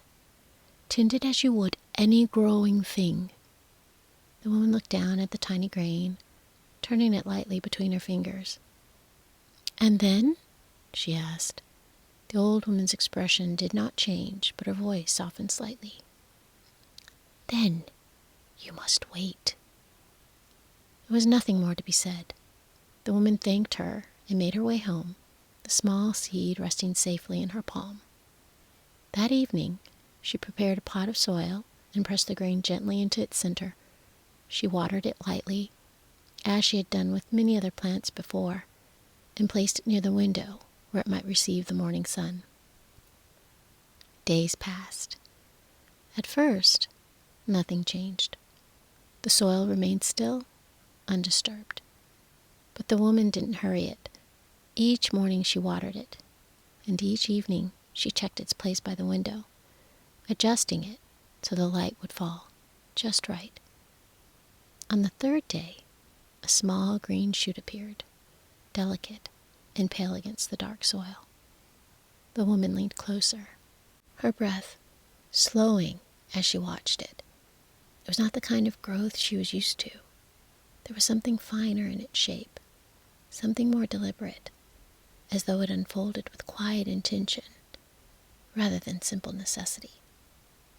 By the end of the week, the plant had grown taller, its leaves smooth and gently curved. At its top, there formed a single bud, closed tightly, its petals not yet revealed. She moved it carefully to the center of the table. That night, as the house settled into stillness, the bud began to open. It didn't happen all at once. The petals parted slowly, as though waking, each one easing away from the next until the flower stood fully revealed. It was unlike any she had seen before. Its color was soft, almost luminous, and the shape held a quiet symmetry that drew the eye without demanding it. And at its center, there lay a tiny girl. She was no bigger than a thumb. She rested within the petals as though they had been made for her. Her small hands folded lightly, her breathing slow and even, as if she had been sleeping there all along. The woman didn't speak. She drew closer, careful not to disturb the delicate balance of the flower. For a moment, she simply watched, taking in the smallness of the figure, the stillness of her form. Then, as though sensing the presence near her, the little girl stirred. Her eyes opened, clear, untroubled, and she looked up. There was no fear in her gaze, no confusion, only quiet awareness, as if the world, however large, had never been something to question. The woman felt something settle within her then, a calm certainty that required no explanation. "Well," she said softly, though the word carried more warmth than sound. "You have come at last." The little girl shifted slightly, her small fingers brushing against the curve of the petal against her. The movement was unhurried, gentle, as there was no need to rush into anything beyond this moment. The woman reached for a walnut shell from the shelf nearby, lining it with soft cloth and a few of the flower's fallen petals. She worked slowly, with care, shaping a small bed that would hold the tiny girl comfortably. When it was ready, she lifted her carefully and placed her within it. The little girl didn't resist. She settled easily into the new space, her expression unchanged, as though each place she was given became for a time her own. From that night forward, the house was no longer quite the same. It remained quiet, and its rhythm didn't change, but within it, there was now something small and living, something that brought a gentle sense of presence to each passing hour. And for a while, that was enough. Morning came quietly, as it always had. The light slipped in through the window in a pale, steady line, settling first along the table, then gently across the small walnut shell where the tiny girl lay resting. The house held its usual stillness, but something within now seemed to listen. The woman rose and moved about her morning tasks with care, though there was no urgency in her steps. From time to time, she glanced toward the table, not out of worry, but with a quiet awareness, as though she had become attuned to a presence that required no sound to be known. When she approached at last, she found the little girl awake. She sat within the walnut shell, her small hands resting lightly at her sides, her gaze moving slowly over the room. There was no sign of confusion in her expression. Instead, she looked with a kind of gentle curiosity, as though each object, the table, the window, the soft folds of cloth beneath her, was something to be considered, not questioned. The woman drew a chair closer and sat. "You must have a name," she said, her voice low so that it would not startle. "Something that suits you." The little girl turned her head at the sound, her eyes settling over the woman's face. "Thumbelina," the woman continued after a moment, a faint smile forming. "That will do, I think." The name seemed to rest easily in the room, as though it had been waiting for a place to belong. Thumbelina shifted slightly, her small feet touching the edge of the shell. She stood, steady despite her size, and looked once more about her surroundings. The morning light had warmed, and the faint scent of earth and petals still lingered from the flower that had opened that night before. The woman placed a small dish nearby, no larger than a coin, with a drop of milk resting within it. She added a few soft crumbs of bread, breaking them carefully so they would not seem too large. "You may eat," she said, though she didn't expect an answer. Thumbelina stepped forward, her movements measured but unafraid. She touched the edge of the dish, then lowered herself beside it, tasting the milk with a quiet, deliberate motion. There was something complete in the way she did this, as though each action belonged to its moment without needing to lead to anything more. The woman watched for a time, then returned to her work. The hours passed without interruption. The small house remained as it always had been, sunlight shifting slowly across the floor, the faint creak of wood as it settled, the distant sound of wind moving through the garden beyond the walls. And within that steady rhythm, Thumbelina became part of the day. The woman fashioned small things for her as the afternoon wore on. A blanket from soft thread, light enough to rest without weight. A length of ribbon, which she had placed near the shell as a kind of cover. Each piece was made with care, though none of it felt hurried or uncertain. And from time to time, Thumbelina moved about the table, exploring its edges with quiet steps. She paused often, looking outward toward the window where the garden stretched in muted greens and pale light. When the woman noticed this, she rose and carried the walnut shell closer to the window's edge. "There," she said softly. "You may see a little more from here." Outside, the garden held its usual calm. Leaves stirred only slightly, and the stems of the flowers bent in the faintest breeze. Nothing moved quickly. Nothing asked to be followed. Thumbelina stood near the edge of the shell and looked out. The world beyond was wide in a way she couldn't measure, but she didn't seem troubled by it. She watched the slow movement of the leaves, the shifting light, the quiet patterns that passed without urgency. The afternoon settled into evening, and as the light softened, the woman lit a small candle and placed it on the table.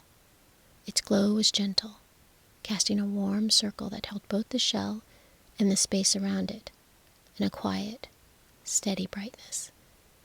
Thumbelina lay down once more among the soft cloth and petals. Her breathing slowed, her small form stilling as sleep came, without resistance. The woman remained nearby, her hands resting in her lap as she watched the candle's flame. There was no need to speak, no need to move. The house, though unchanged in its form, had taken on a different kind of presence. Not fuller, not louder, but more complete in some quiet, difficult-to-name way. Outside, the evening deepened. The garden dimmed, its colors softening into shadow, while the window reflected back the small, warm interior of the room. Within that reflection, the walnut shell rested, the tiny figure within it barely visible beneath the folds of the cloth. The candle burned low, and at last the woman rose and moved it slightly closer, so its warmth might linger near the shell as the night settled in. She didn't linger long after that. The house returned to stillness, each object resting where it had been placed, and each space holding its quiet shape. And for a time, nothing disturbed it. But beyond the window, where the garden met the darker edge of night, something stirred. Not with sound, and not with urgency. It's a faint shift, barely enough to be noticed. And slowly, as the hours passed, it moved closer. The night held its quiet shape, but it was no longer untouched. Beyond the window, where the garden stretched into shadow, something had found its way closer, drawn not by sound, nor by light, but by a presence small enough to go unnoticed by most. The latch at the lower edge of the window hadn't been fastened. It shifted, just slightly, then stilled again. For a long while nothing followed. The house remained as it had been, wrapped in its gentle stillness. The candle had burned low, leaving only the faintest thread of warmth behind. On the table, the walnut shell rested near the window's edge, its soft lining rising and falling with Thumbelina's quiet breath. Then, without hurry, the window eased open. The air that entered was cool and damp, with the scent of water and earth. It moved slowly across the table, touching each object in turn before settling near the shell. The shape followed. It was low and broad, its movement steady, its presence neither hurried nor uncertain. The toad that had come from the marsh beyond the garden, where the reeds grew thick and the water lay still beneath them. It had moved through the dark without interruption, guided by a simple, quiet purpose. It paused at the edge of the table, its eyes wide and unblinking, fixed upon the small figure resting within the shell. There was no malice in its gaze, no urgency, only a dull certainty, as though what it saw had already been decided. Slowly, it drew itself closer. The table didn't creak, the cloth didn't shift. The small dish of milk remained undisturbed by the shell. Nothing in the room gave sign that anything had changed. The toad reached the walnut shell and remained there for a moment, as though considering. Then, with a careful motion, it lifted the shell. Thumbelina stirred slightly at the change in movement, her small hand brushing against the folded cloth beside her. But she didn't wake. The rhythm of her breathing remained soft and even, untouched by the quiet shift that carried her from the table. The toad turned, moving as steadily as it had come. It crossed the table's surface, descended the side without sound, and made its way toward the open window. The night beyond waited, still and wide, offering no resistance. In a moment, the shell had passed through the opening. The window eased closed behind it, and the house once again returned to stillness. Morning came as it always had. The light entered slowly, touching the familiar places in the room. It reached the table, warming the surface where the walnut shell had rested the night before. But the shell was no longer there. The woman rose, unaware at first that anything had changed. She moved through the morning as she always did, opening the shutters, setting her hands to their usual task. It was only when she approached the table that she paused. Her gaze settled upon the empty space. The small dish remained. The crumbs lay where they had been placed. The cloth, folded neatly, had not been disturbed. But the shell was gone. She stood for a long moment without moving. Then she reached out, touching the table, as though the surface might hold some answer. Her hand lingered there, resting against the wood that had held something small and living only hours before. There was no sign of struggle, no mark left behind, only absence. She didn't search the room. She didn't call out. Instead, she drew back slowly and lowered herself into the chair beside the table. Then the house remained quiet. Outside, the garden moved as it always had, leaves stirring faintly, light shifting across the ground, the distant sound of wind passing through the trees. Nothing in the world beyond seemed to have noticed the change. And yet, something within the house had altered in a way that couldn't be undone. The woman sat for a time, her hands folded loosely in her lap. At last she rose.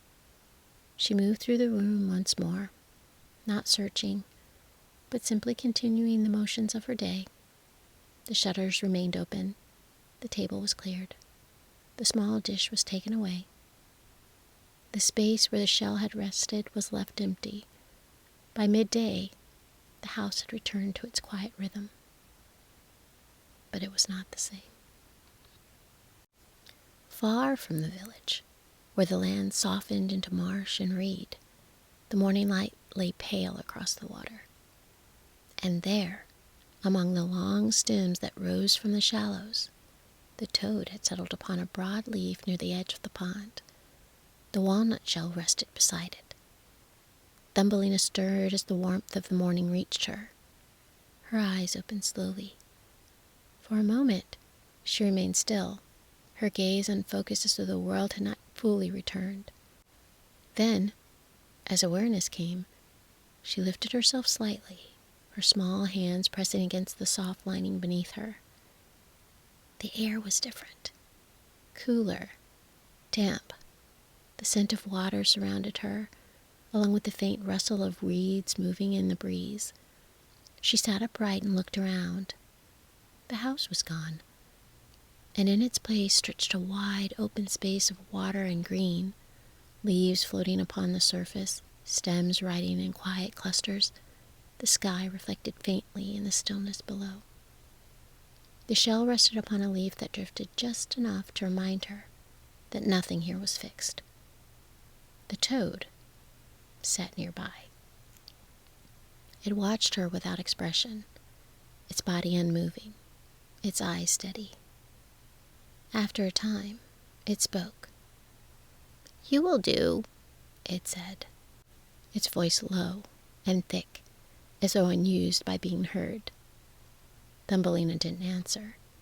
She turned her gaze outward instead, looking across the water where the reeds parted and then closed again with the slow movement of the air. The toad shifted slightly, as though settling more comfortably beside the shell. "My son will be pleased," it continued. "You will sit with him. You will live here." The words carried no force.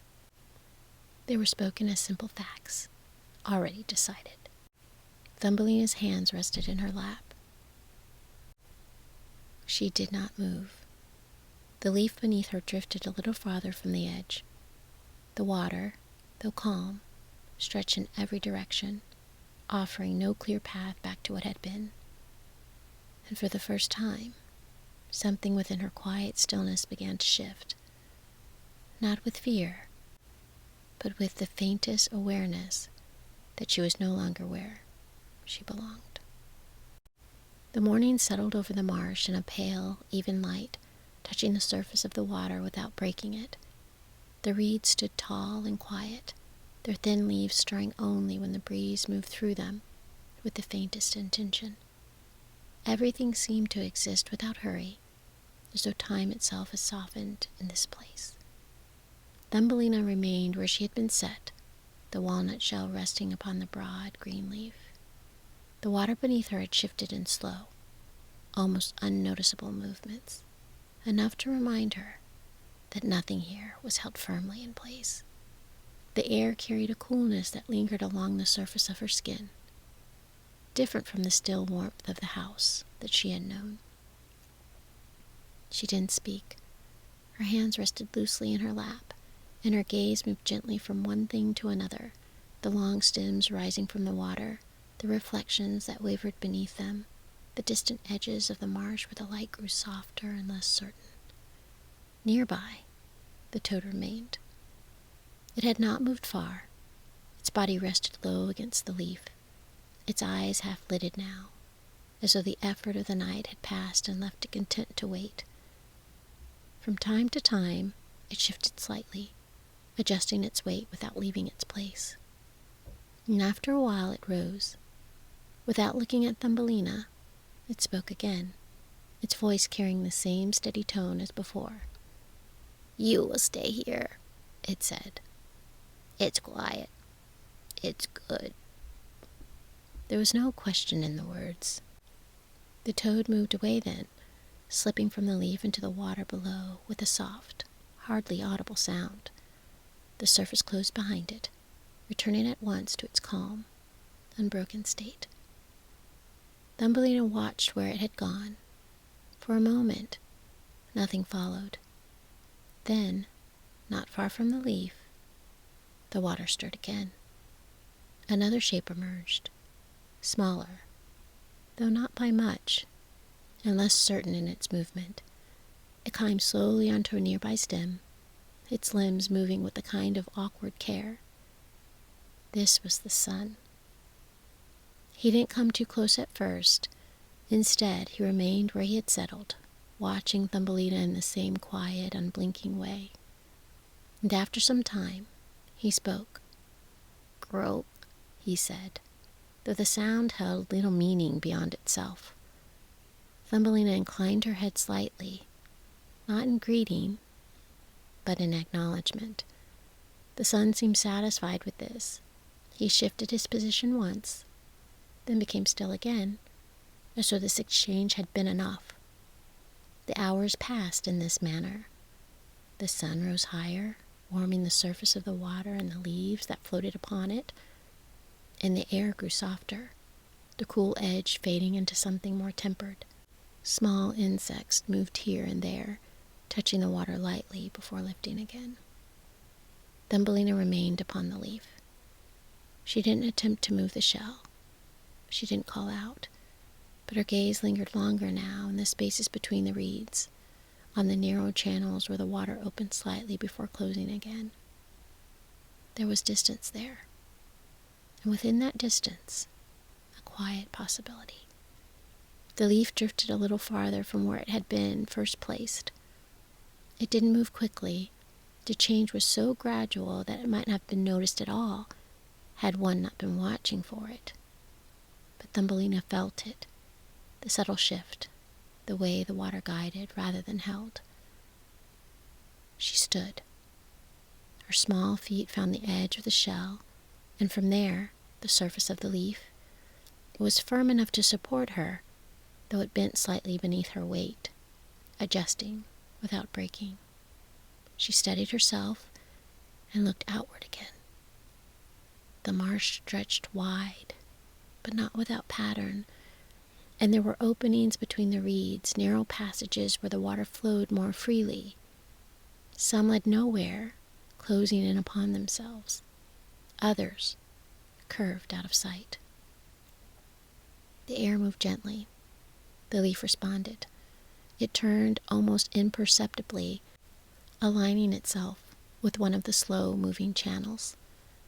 Thumbelina remained where she stood, her hands at her side, her gaze following the direction of the drift. Nothing urged her forward. Nothing held her back. The movement came from elsewhere, from the water, from the air, from the quiet balance between them. And time passed. The sun reached its highest point, then began its slow descent. The light softened again as the brightness easing into warmer tone. Shadows lengthened along the reeds, stretching across the surface of the water. The leaf had carried her farther now.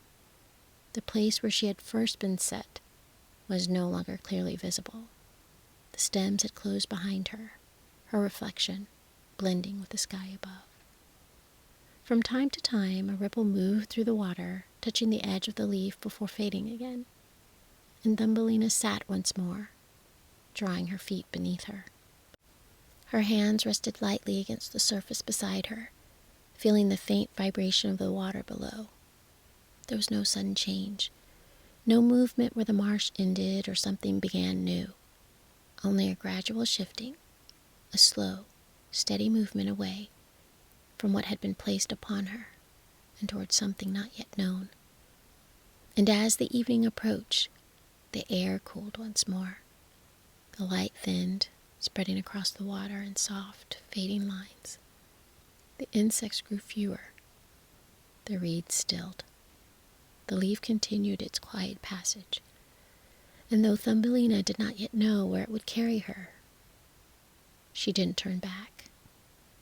The marsh receded behind her, not in distance alone, but in presence. And though what had held her there had loosened without needing to be undone, the water ahead lay open, and the drift went on. The water carried her farther than she could have guessed. By morning, the marsh had thinned. The tall reeds no longer stood so closely together, and the narrow passages between them had widened to gentle, open stretches where the sky reflected more clearly on the surface below. The air felt light here, touched less by the still dampness of the deeper marsh, and more by the quiet warmth of the open ground. Thumbelina woke as the light reached her. The leaf had come to rest among a cluster of broad, low plants whose stems rose just above the waterline before spreading outward. Their leaves were wide and smooth, catching the sunlight in a soft, steady glow. She sat up slowly, her hands brushing the edge of the walnut shell. And for a moment, she didn't move beyond that. The drift of the night had carried her into a place that didn't feel enclosed. The air moved more freely. The space around her seemed to breathe in a way the marsh hadn't. She stood. The leaf beneath her shifted slightly as she stepped onto it. But it held, and the water below remained calm, its surface marked only by the faintest ripple where something small passed beneath. She looked outward. The reeds lay behind her now, their tall shapes softened by distance. Ahead, the water opened further, edged by low banks where grasses and small flowering plants had taken root. There was no sign of the toad, no sound of its voice, no movement in the water to suggest that he had followed. The quiet here felt different. Not the held stillness of the marsh, but something more, less certain, perhaps, but not confined. She remained standing for some time, her gaze moving slowly across the surface of the water and the shapes beyond it. Then, from above, there came a sound.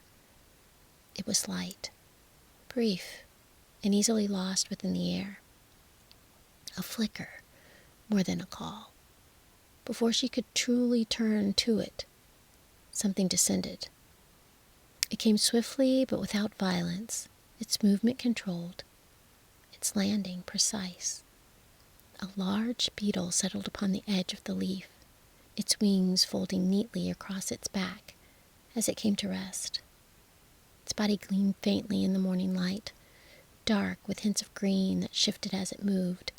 Its legs gripped the surface of the leaf with quiet certainty, as though it had chosen its place without question.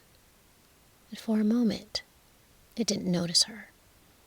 It just adjusted its position, turning slightly, its head lowering as though to inspect like the leaf itself. Then, as its gaze shifted, it stopped, its attention fixed on Thumbelina. There was a pause, not long but distinct. The beetle tilted its head slightly as though attempting to understand what it was seeing. Then, without hesitation, it moved closer. "You are not from here," it said. Its voice was lighter than the toad's, quicker in its rhythm, though not unkind. Thumbelina did not step back. She stood where she was, her hands at her side, her gaze meeting the beetle's without resistance. The beetle circled her once, its movement smooth and deliberate. It seemed to examine her from each angle, pausing now and then as though committing each detail to its understanding. "You are very small," it continued, "and not shaped as we are." There was no judgment in the words, only observation. But before Thumbelina could respond, the beetle moved again, coming to rest just beside her. "You will come with me," it said, and with that, it reached forward. Its legs, though slender, were strong. They lifted her easily as though her weight was no more than a leaf that she had stood upon. The motion was sudden, but not rough. The ground fell away. The leaf, the water, the quiet expanse she had begun to understand, all of it dropped gently out of reach as the beetle rose into the air. The movement was smooth. The air passed around her, cool and steady. Below, the water stretched in shifting patterns, its surface broken only by the occasional ripple of the dark line of a submerged stem. Thumbelina didn't struggle. Her hands rested lightly against the beetle's form, steadying herself as the world moved beneath her. They didn't travel far. The beetle descended again only after a short while, settling upon the branch of a low tree that leaned out over the water. Its leaves were broader here, layered in soft green, offering shade that held the warmth without letting it grow too strong. The branch was alive with movement. Other beetles moved among the leaves. Their forms varied, but similar enough to be recognized as one kind. Some paused as the newcomer arrived, their attention shifting at once toward what it carried. The beetle set Thumbelina down upon the leaf. At once, the others drew nearer. They didn't crowd her, but they formed a loose circle, their movements small and measured as they observed her. For a moment, no one spoke. Then one of them tilted its head and said, "She has 2 legs." Another shifted slightly, "and no feelers." A third added, "Her waist is narrow. It doesn't hold." The observations came without malice, but they gathered with a certain weight, each one adding to the quiet conclusion forming among them. Thumbelina remained still. Her hands rested lightly against the leaf, her posture unchanged. She didn't answer their remarks. The beetle who had brought her stood nearby, watching the others as they spoke. At first, it seemed unconcerned. But as the circle tightened, not in distance, but in certainty, its stance shifted. It looked at Thumbelina again, as though seeing her anew through the words of the others. There was a pause. Then, with a small movement that carried no force but held a quiet decision, it spoke. "She is different," it said. The others didn't disagree. The moment stretched. Then, just as simply as she had been taken, the beetle moved again. It lifted her once more. There was no explanation given, no apology offered. The others had already turned their attention elsewhere, their interest fading as quickly as it had formed. The air opened around them again. This time, the flight was shorter. The beetle descended toward a patch of grass not far from the water's edge, where the ground rose slightly above the damp soil. It set her down gently among the stems, where the earth felt firm beneath her feet. For a moment, it remained. Its wings shifted slightly, catching the light. "You will be better here," it said. Then it lifted again and was gone. The sound of its wings faded quickly, leaving only the quiet movement of the grass and the distant water beyond. Thumbelina stood where she had been placed. The ground beneath her was steady. The air moved softly through the stems around her, carrying the faint scent of green growth and sun-warmed earth. She didn't move at once. The space around her felt wider than it had before. And though nothing held her here, there was nothing that guided her onward. For the first time since the night that she had been taken, she stood upon ground that didn't drift, and the stillness that followed was her own. The ground held differently than the water had. It didn't shift beneath her. It didn't carry her without asking. It remained where it was, firm and quiet, offering no movement unless she chose it. Thumbelina stood among the tall blades of grass, their green stems rising around her like slender pillars. The light filtered through them in soft layers, breaking into gentle patterns that moved only when the air passed through. For a time, she didn't step forward. The stillness here was not the same as the marsh, nor the drifting calm of the water.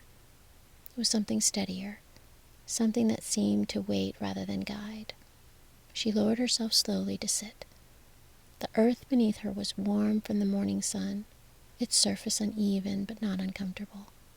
Small grains pressed lightly beneath her hands as she steadied herself, adjusting to the texture of something that didn't bend or float. Around her, the world continued. Insects moved through the grass in quiet paths, the present marked only by the faintest disturbance in the stems.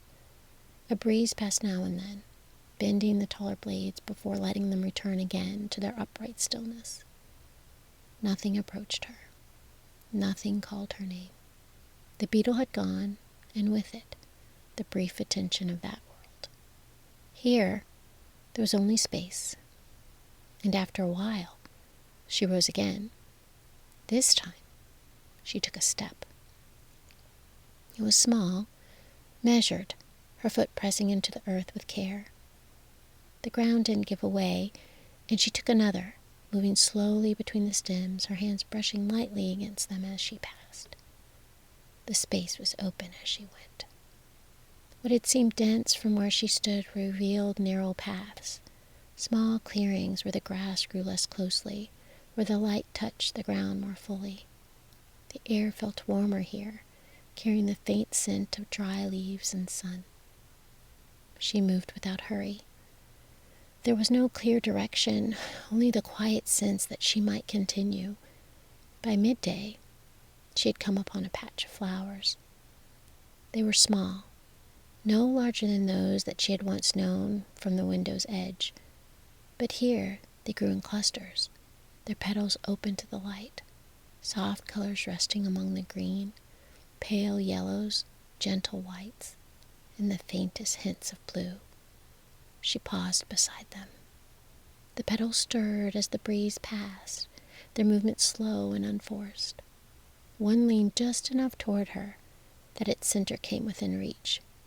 She touched it. The surface was smooth, warm where the sunlight had rested upon it, and it didn't draw away from her hand, nor did it respond in any way beyond its quiet presence. She remained there for some time, her hand resting lightly against the petal. Then she moved on. The day passed in this way. Step by step, she made her way through the grass and the flowers, never far, but always a little beyond where she had been before. The sun rose higher. Then began its gradual descent, its light shifting from pale brightness to something softer and more golden. Hunger came, though not sharply. She found what she needed among the flowers and the small drops of moisture that rested in their leaves. Each action was simple, unhurried, as though the day itself allowed for nothing more. By the time the light began to lower, she had reached a place where the grass thinned and the earth rose slightly. Here, the ground was drier. A small opening lay ahead, no more than a gentle hollow beneath a cluster of roots that had pressed up through the soil. It offered a kind of shelter, though it had not been made for her. She paused at the edge. The air within was still, holding the faint warmth of the day. The space was narrow, but not closed, and the earth around it formed a quiet boundary that seemed to hold the light just a little longer before letting it fade. She stepped inside. The ground was soft enough to rest upon, the roots aching overhead in a way that felt protective without enclosing her entirely. She sat, then lowered herself slowly, her hands folded beneath as she settled into the space. Outside, the light continued to dim. The colors of the grass and flowers softened, their edges blending into the deeper tones of the evening. The breeze slowed, then stilled. Thumbelina lay quietly, her gaze turned upward to the opening. She could still see a small portion of the sky. It held the last of the light, fading gradually into a pale, distant glow. For the first time since she had been taken from the house, the day had passed without interruption. No one carried her, no voice had told her where she would go, no movement had taken her beyond her own choosing. The stillness that settled around her now was not empty. It was something she had come into on her own. Her breathing slowed. The warmth of the earth beneath her held steady, neither shifting nor fading too quickly. The space around her remained quiet, untouched by anything beyond the natural settling of the night. Then, from just beyond the entrance, there came a sound. It wasn't sudden, only a soft disturbance among the stems, measured, deliberate, as though something had been moving there for some time and had now only come close enough to be noticed. Thumbelina didn't rise at once. She turned her head slightly, her gaze settling on the narrow opening where the last of the light remained. For a moment, nothing more followed. Then a shape appeared, small, rounded, and close to the ground. It paused just outside the shelter, its whiskers faintly visible in the dimming light, its eyes dark and steady, regarded her with calm that held neither surprise nor alarm. "You'll not do well out here once the night turns colder," it said. The voice was low, practical, and without urgency. Thumbelina sat up slowly. The small creature stepped a little closer, though it didn't enter her space. "There's a place below," it continued, "warmer than this, dry. You may stay if you've sense enough to come." It didn't move further. It didn't insist. It simply waited. The light faded a little more. The air cooled. Thumbelina remained where she was, her hands resting lightly against the earth beside her. Then after a moment, she rose, and without haste, she stepped toward the opening. The entrance to the hollow narrowed as she stepped through it. The last of the evening light remained behind her, soft and fading, while ahead the earth closed gently around the path. It didn't feel like a place made in haste. The walls were smooth where they had been worn by passage, the ground firm beneath her feet, shaped by use rather than force. The small creature moved ahead, its body low and steady, its pace unhurried. "You'll mind your footing," it said, not turning back. "It dips in places." Thumbelina followed. The air shifted as they went. The warmth of the day lingered here, held within the earth, neither fading nor deepening. It was a steady kind of warmth, one that didn't depend on the sun. The passage curved. Roots passed overhead, crossing one another in quiet patterns, their shapes forming a kind of natural arch. Now and then, a thin thread of light found its way through, but it didn't reach far. They did not go deep. Only after a short distance, the space opened. It was not large, but it was complete. A small room shaped within the earth itself, with walls that curved gently inward and a ceiling held firm by the crossing roots above. The ground was covered with dry grasses, gathered and arranged into a soft layer that held its place without shifting. There was no clutter, only what was needed. The mouse. She saw now more clearly that it was a field mouse, moved from one side and began to arrange a small bundle of grain, nudging it into place with quick, practiced motions. "You'll sit there," it said, gesturing with a slight turn of its head toward a space near the wall. Thumbelina stepped forward. The ground felt warmer here, the air stiller. It carried the faint scent of dried leaves and stored food, a quiet, steady smell that spoke of preparation and time. She lowered herself to sit. For a moment, neither of them spoke. The mouse continued its work, moving from one small task to another, adjusting, sorting, checking each thing as though it had been a long part of a pattern that did not require interruption. At last, it paused. "You came to the open ground," it said, its voice as even as before. Thumbelina inclined her head slightly. "I did." The mouse regarded her for a moment, its whiskers shifting faintly as it considered. "You'll find it less agreeable when the weather turns," it said. "The night grows colder sooner than one expects." It turned then, taking a small kernel of grain and placing it near where she sat. "You may eat," it added. Thumbelina reached for it. The grain was larger than anything she had held before, but broke it easily beneath her hands. She ate slowly, without hurry, the simple act settling into her quiet rhythm of the space. The mouse watched, but not closely. Its attention moved between her and the small stores it had gathered, as though both required a certain measure of awareness, though neither demanded it fully. "You may remain," it said after a time, "if you are of use." The words weren't unkind. They were spoken plainly, as though they carried no weight beyond their meaning. Thumbelina didn't answer at once. She rested her hands lightly against the ground, feeling the steadiness beneath her, the weight held without shifting or guiding. Then she said, "I will do what I can." The mouse gave a small nod, as though it had been expected. "You will keep things in order," it said. "There's little room for disorder here." It moved again, settling into the place among the gathered grains. The space grew quiet. Outside, the last of the light withdrew, completely. The days beneath the earth settled into a quiet pattern. There was no sunrise to mark their beginning, no evening light to signal their close.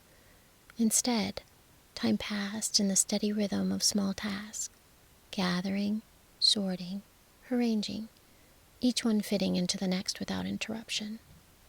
Thumbelina learned the order of things. In the mornings, she followed the field mouse along the narrow passages that led toward the surface, where the light still reached through in softened strands. There, she gathered what had fallen, seeds loosened from their stems, petals released without resistance, small fragments of the world above that could be carried below and kept. She moved carefully, her hands light, taking only what could be lifted without effort. Nothing that resisted. The mouse approved of this. "You'll do well enough," it said once, not pausing in its work. "There's sense in not taking more than what is given." Thumbelina inclined her head, though the words rested more in the air than between them. By midday, they returned to the hollow. The warmth remained constant there, held within the earth in a way that didn't fade. The small stores grew steadily, neatly arranged, each piece placed with care, nothing left out of order. Thumbelina took her place among them. She worked quietly, adjusting what had shifted, placing each thing where it belonged. The rhythm was simple, and in its simplicity, it settled. Nothing demanded more than what was before her. Nothing asked her to move beyond the space she occupied. And so, the days continued. It was some time before the other came. There had been mention of him, spoken without emphasis, as though he belonged to the same quiet pattern as the rest. But when he arrived, the air changed. Not in warmth, not in sound, but in a kind of presence that moved ahead of him, subtle but certain. The field mouse paused in its work. "He comes," it said. From the deeper passage, the one that didn't lead toward the light, there came a faint disturbance. It wasn't loud, but it carried weight, as though something moved with purpose beneath the ground itself. Then he appeared. The mole was larger than the mouse, his form heavier, his movements slower but deliberate. His fur was dark and close, his eyes small and nearly hidden, as though the world of light held little use for him. He entered without hesitation. "Good," he said. "You have kept things in order?" The mouse inclined its head. "It is as it should be." The mole's attention moved slowly through the room, over the stores, the arrangement, the careful balance of what had been gathered. At last, it settled on Thumbelina. "This is the one you spoke of." "She is," said the mouse. "She works." The mole stepped closer. "You will find it well here," he said. "It is warm. It is secure. There's no need to look beyond it." Thumbelina lowered her gaze slightly. "I have found it so." The mole gave a small nod. "Yes." There was little more to say, and after a short while he withdrew again into a deeper passage, leaving behind only the weight of his presence, which lingered even after the air had settled. The days continued. The work remained the same, but something had shifted. The mention of the deeper place, the certainty of it, the quiet completeness the mole had spoken of, it remained in the background of each passing hour.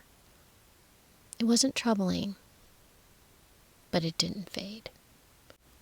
One morning, as the air above grew thinner with the turning season, the mouse paused near the entrance. "You will come," it said. "There is a passage to be seen." Thumbelina followed. The path led not toward the light, but alongside it, just beneath the surface, where the roots grew thicker and the earth held a different type of stillness. The mouse moved steadily. "It is well known what lies beneath," it said. "One does not remain always near the surface." The passage narrowed, then widened again, its shape changing with the ground above it. Now and then a thread of pale light filtered through, but it was faint, easily lost. After a time, the mouse slowed. "There," it said quietly. Thumbelina looked ahead. Something lay across the path. At first, it seemed only a shape, dark against the lighter earth, still and unmoving, but as she stepped closer, the form resolved itself. A bird. Its wings were folded tightly against its body, its feathers pressed close, as though it had drawn itself inward against the cold. Its head rested low, its beak turned slightly toward the ground. It didn't move. The air around it was cooler. The space held a stillness that was not the same as the rest. Thumbelina paused. The mouse didn't approach. "It is no matter," it said. "It has come to its end. Such things happen when the weather turns." It moved as though to pass by, but Thumbelina remained where she was. Her gaze rested on the bird. There was no sound from it, no visible breath, and yet something in its form, something not yet fully settled, held her there. "We will go on," the mouse said. Thumbelina didn't answer at once. Then she stepped forward, not away, but closer. The passage grew quiet again once the mouse had moved on. Its steps faded into the soft distance of the tunnel, leaving Thumbelina alone beside the still form of the bird. The air held its usual coolness, though now there was a faint softness within it, as though the season above had begun to turn. She knelt. For a moment, she didn't touch it. She only looked at the close-folded wings, the fine layering of feathers, the way its shape held itself as though waiting. Then she placed her hands gently on its side. It was cold, but not without something beneath it.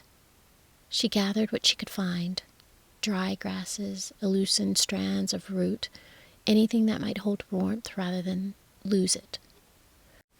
She arranged them carefully around the bird, shaping a small shelter that didn't press, but protected. Then she remained.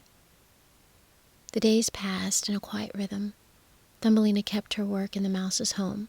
She gathered, sorted, and arranged as she had been shown, but moving within the order that had been set.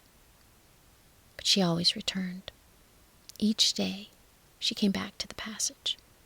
She brought small things with her, what warmth she could carry, what softness she could find. She settled beside the bird and placed her hands against it, offering what little heat she held. She didn't speak much. There was no need. The bird didn't answer, but it didn't leave. The air began to change. The cold loosened its hold, slowly, without announcement. The faint light that reached the passage grew steadier, carrying with it a gentler warmth. Then one day, beneath her hands, there was movement. It was slight, a small shift, almost lost. But it came again. A breath. Thumbelina leaned closer, her hands steady, her presence unchanged. The bird's eyes opened. "You've stayed," it said softly. "I have," she answered. It rested for a moment, then spoke again. "You have kept me through the cold." It was needed. The words settled simply between them. The days that followed were different. The bird grew stronger. Its wings stirred, then stretched. Its voice steadied. It spoke sometimes of the sky, of the open air, of distance, of light that didn't fade into the earth. Thumbelina listened. She didn't speak of the hollow, but it remained. The mouse had begun to prepare. "You will be settled soon," it said one day as they arranged the stores. "It is well to have things in place before the ground is firm again." Thumbelina's hand slowed. "He will come," the mouse added. "It is fitting." "I understand," she said, but the words did not come to rest within her. When the mole returned, he spoke as he always had, quietly, with a certainty that didn't shift. "It is a good place," he said. "It does not change, and it holds what is needed." The mouse agreed. Thumbelina stood nearby. After a time, the mole turned to her. "You will remain here," he said. "There's no better way." The words did not press, but they closed the space around them. "Yes," she said. And yet, something within her remained open. That evening, she returned to the passage. The bird was fully awake now. The air around it no longer held the stillness of winter. It moved gently, carrying with it the sense of something returning. "It is time," the bird said. Thumbelina sat beside it. "Yes?" "You are not made for the earth below," it said. "You've stayed where there is no sky." "There is care here," she said. "There is order." The bird shifted its wings. "And is there light?" She didn't answer, but she lifted her gaze toward the faint brightness above. The next day, the warmth reached the passage fully. The bird stood, its wings open, steady and sure. "You may come with me," it said. "I will carry you where the air is wide." Thumbelina remained silent for a moment. Behind her lay the hollow, the warmth, the order, the quiet expectation of life that would not change. Ahead, there was something she had not yet seen. Then she rose. She stepped forward, and she climbed gently onto the bird's back. They moved upward. The passage widened. The air shifted, and then they rose into the open world. The sky stretched above them, pale and clear. The air moved freely, lifting and settling without weight. The earth below opened outward, fields, water, flowers, each part resting within the whole without closing it. Thumbelina rested lightly against the bird's feathers. She didn't cling. She simply remained. They flew across wide spaces, beyond the marsh, beyond the fields, to a place where the light rested differently. Finally, the bird descended into a garden, and it was filled with flowers, but not as she had known them before. These did not tower above her. They opened at her height. Their petals curved outward in shapes that seemed to be made to hold, not to overwhelm. Their colors were soft, but full, their forms balanced, as though each one belonged exactly where it had grown. The bird came to rest among them. "You may remain here," it said. Thumbelina stepped down. The ground beneath her was warm. The air moved gently. And around her, others. They moved among the flowers, small as she was, not hidden, not out of place, simply present. And one came forward. He was no larger than she was. His wings rested lightly at his back, and a small crown lay upon his head, delicate as the petals around them. "You have come far," he said. "I have," she answered. "This is our home," he said. "We live among the flowers, we tend them, and they hold us in return." He paused, then added, "You may stay, if that is what you choose." Thumbelina looked all around. Nothing pressed, nothing expected. The space remained opened. "It is what I choose," she said. He inclined his head. Then after a moment, he lifted his hand to the crown he wore. He removed it slowly, not as something to give away, but as something that no longer needed to stand apart. He held it between them. "You are as I am," he said. The words were simple, not offered, only recognized. Thumbelina reached forward. She took the crown in her own hands. It was light. She held it for a moment, then placed it gently upon her own head. It rested there easily, as though it had always belonged. He smiled, not with surprise, but with understanding. "You will have a place here," he said, "not given, but shared." He extended his hand, and she took it. The bird rose once more, lifting into the open air. Thumbelina watched as it circled above, then turned and flew on. Then she turned back. The flowers moved softly around her. The others passed nearby, their lives unfolding without interruption. And she stepped forward, not carried, not placed, but choosing where to stand. And at last, she belonged.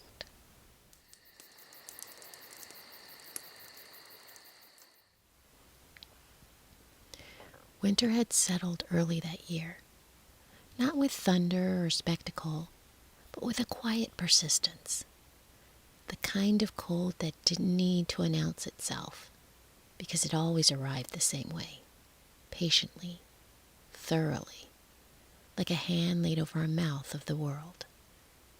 The little house stood at the edge of the village, leaning slightly, as if it too had grown tired of holding itself upright.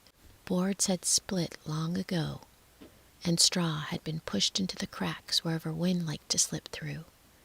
In the thin afternoon light, those pale gold strands caught the sun for a few minutes before dusk, glowing like small secrets.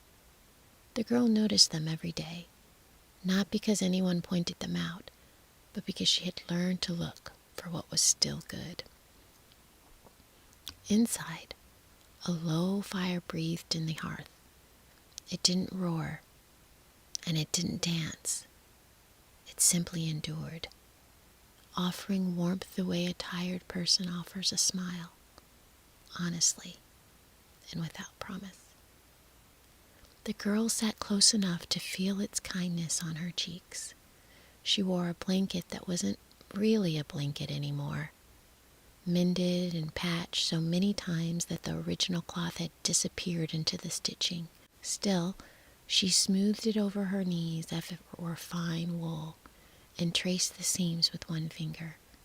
The crooked threads made wandering paths, roads, rivers. She liked the idea that something broken could still be made useful, and even beautiful, if someone cared enough to mend it. A small pot of soup hung over the fire. There wasn't much in it. A few vegetables, a pinch of herbs, water stretched thin as hope.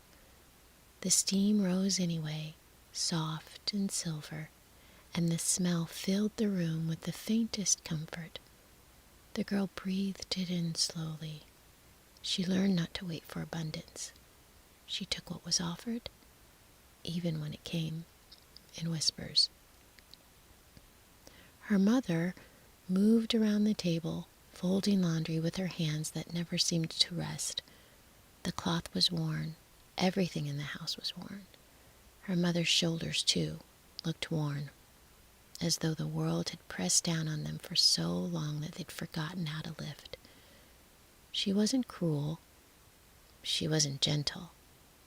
She was simply gone somewhere inside herself, where worry lived like a permanent resident.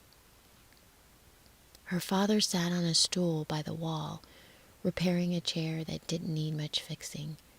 He worked slowly, carefully, winding a strip of leather around one leg, tightening it with the concentration of someone trying to hold the world together and whatever thread he had left. When he finished, he nodded to himself, satisfied, and didn't look up. They fed their girl when there was food. They kept a roof over her head, even if the roof sighed in the wind. They did what poor people often do when life becomes nothing but survival. They kept moving. But the girl had noticed something else too, a kind of absence that couldn't be blamed on hunger alone. No one lifted her chin to meet her eyes. No one asked her what she'd seen in the fire that day. No one called her close just to feel her small body breathing against theirs.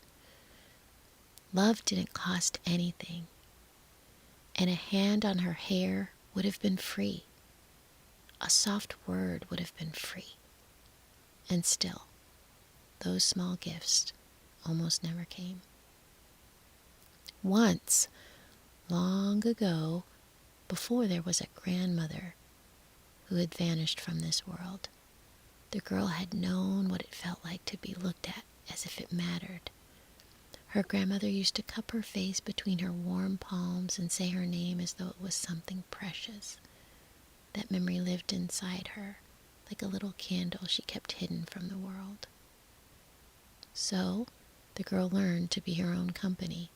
She learned to listen to the way the house spoke, the tick of the cooling ash, the whisper of straw on the walls, the far-off bark of a dog outside. She learned to find beauty in the grain of a wooden bowl, in the swirl of soot along the hearthstone, in the way the last light of the day turned dust into glitter. Some children are taught to notice wonder. She had to teach herself. And because she did, her inner world grew large, larger than the leaning house, larger than the empty pot, larger than the silence between her parents.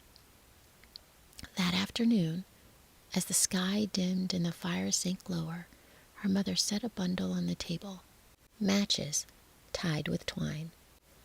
"You'll take these," her mother said, and her voice sounded like someone setting down a burden she'd carried too long.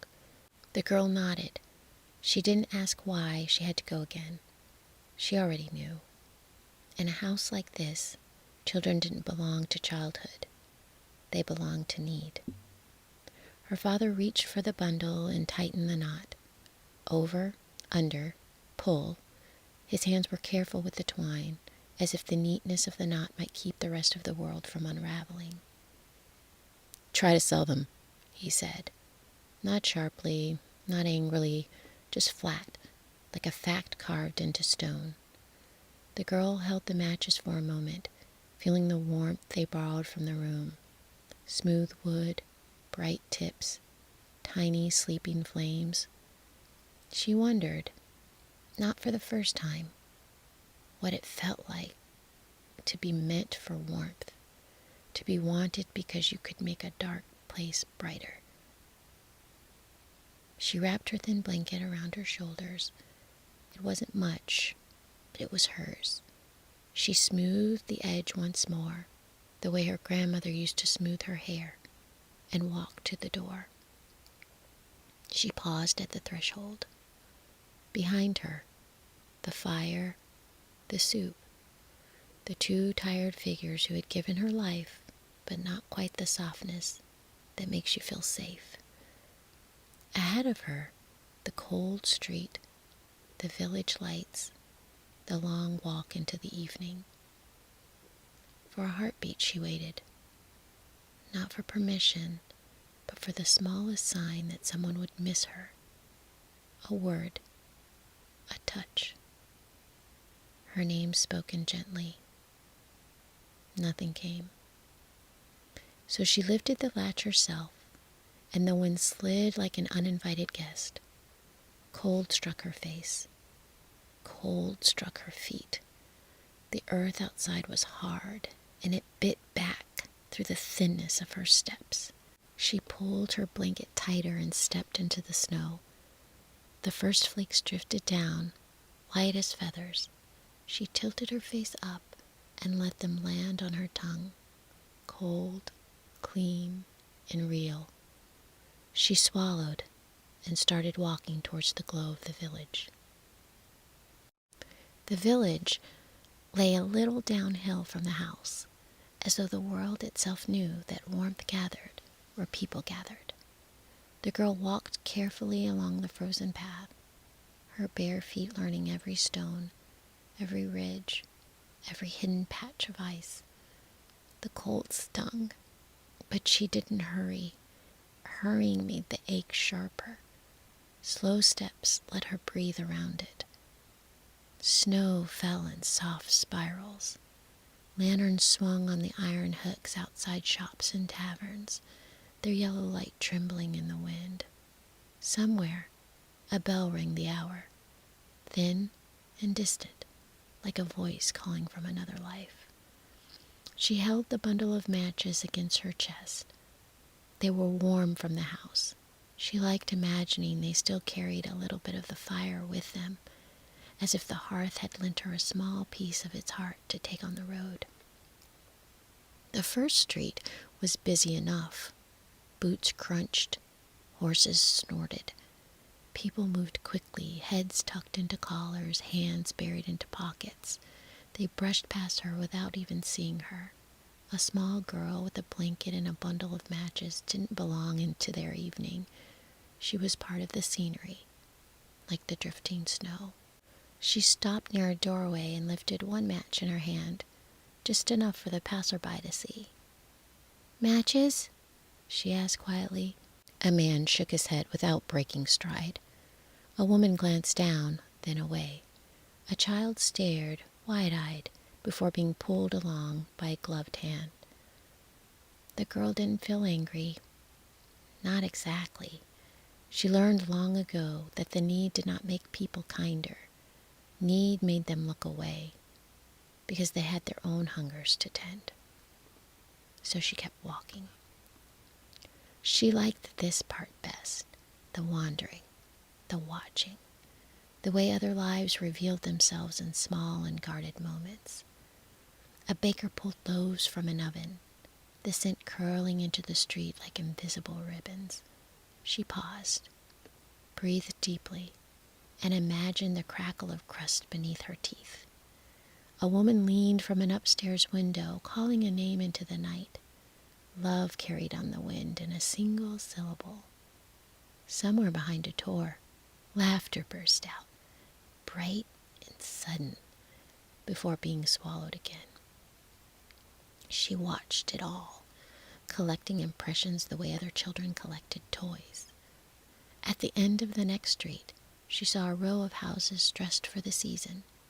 Evergreen branches framed the doors. Small candles glowed in the windows. Stars cut from paper spun slowly in the warmth draft inside. And then she saw the house.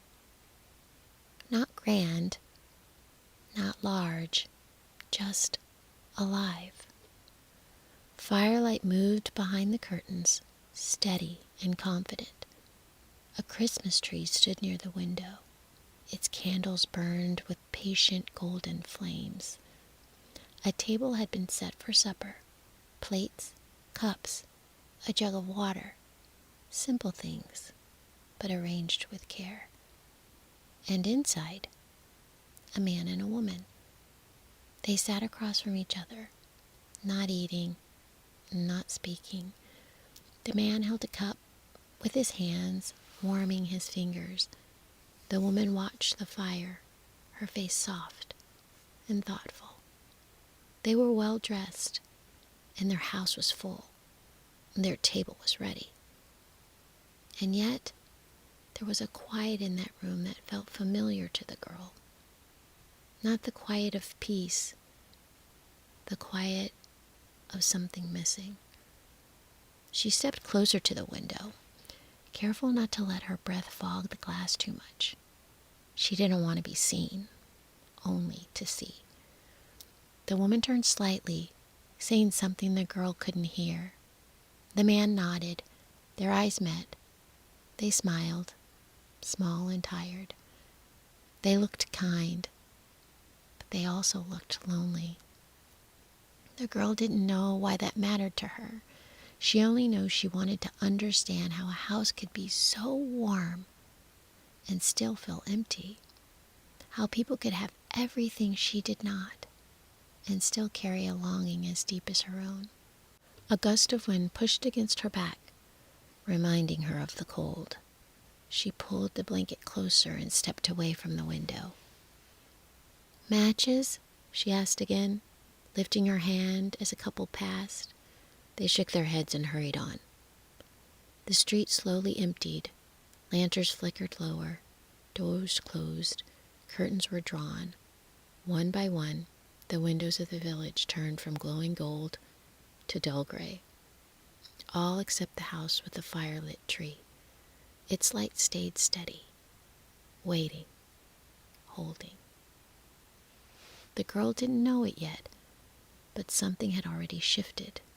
A thread had been tied between her and that window, thin as twine, strong as fate. She tucked the bundle of matches beneath her blanket and continued walking deeper into the evening. The snow fell a little thicker. The cold sharpened. The night grew quieter as the girl walked. The kind of quiet that comes not from peace, but from people shutting their doors and turning inward. Shops closed their shutters. Taverns pulled curtains tight. Even the stray dogs curled into corners and stopped roaming. Snow gathered along the edges of the road. The girl's footprints filled almost as soon as she had made them, as if the world were gently erasing her path. She slowed, not because she was tired of walking, but because she knew the hour was growing late. Soon, there would be no one left to sell the matches to, at all. She opened her hand and counted the bundle. All still there, none sold. The truth settled into her chest with the weight heavier than the cold. She could go home. She knew what waited there. The low fire, the thin soup, the two tired faces. She knew the way her father's jaw would tighten when he saw the untouched bundle. She knew her mother would sigh, not loudly, but in that quiet way that meant disappointment had already moved in for the night. No one would strike her. No one would scream. Their poverty had worn them past that kind of passion. But there would be no comfort either. No understanding. No hand on her head saying, "You tried. That's enough." She stopped walking. The village lay behind her now, its last lights dimming under falling snow. Ahead was only the narrow path leading back to the leaning house and the waiting silence. The girl stood in the middle of the road, breath rising in small clouds, blanket drawn tight, matches pressed to her chest. She didn't want to go home. Not because she hated it, but because she knew that once she crossed that threshold again, the small, quiet hope she carried inside herself would shrink a little more. She'd felt it happen before. A little less wonder, a little less color in the world. And she couldn't bear to lose that. So she turned away from the path home and walked towards the village, though most of its doors were now closed to her. The wind followed, sharp and insistent. Snow slipped beneath her blanket. Her toes burned, and they began to fade into the numbness. She passed darkened window shops, past shuttered inns, past houses where families gathered around tables she could no longer see. At last, she reached a narrow space between two buildings, one leaning slightly over to the other, forming a crooked shelter from the worst of the wind. She stepped inside the little hollow and sank down onto the cold ground. The stone beneath her drew warmth from her body immediately. She tucked her legs close, wrapping her blanket around them as tightly as she could. Still, the cold seeped in. She curled forward, arms around her knees, forehead resting against the fabric. Her breath slowed, her thoughts softened. Snow fell steadily, dusting her hair and shoulders like quiet feathers. Her hands began to ache, fingers stiffening, skin turning pale. She thought of the fire in the hearth at home, not its warmth, only its shape, how it moved, how it spoke without words. Then she thought of the house with the tree and the glowing windows, the couple inside, their quiet faces, their table set for a meal that had already grown cold. She wondered if they were eating now, or if they too sat in silence, listening to the wind.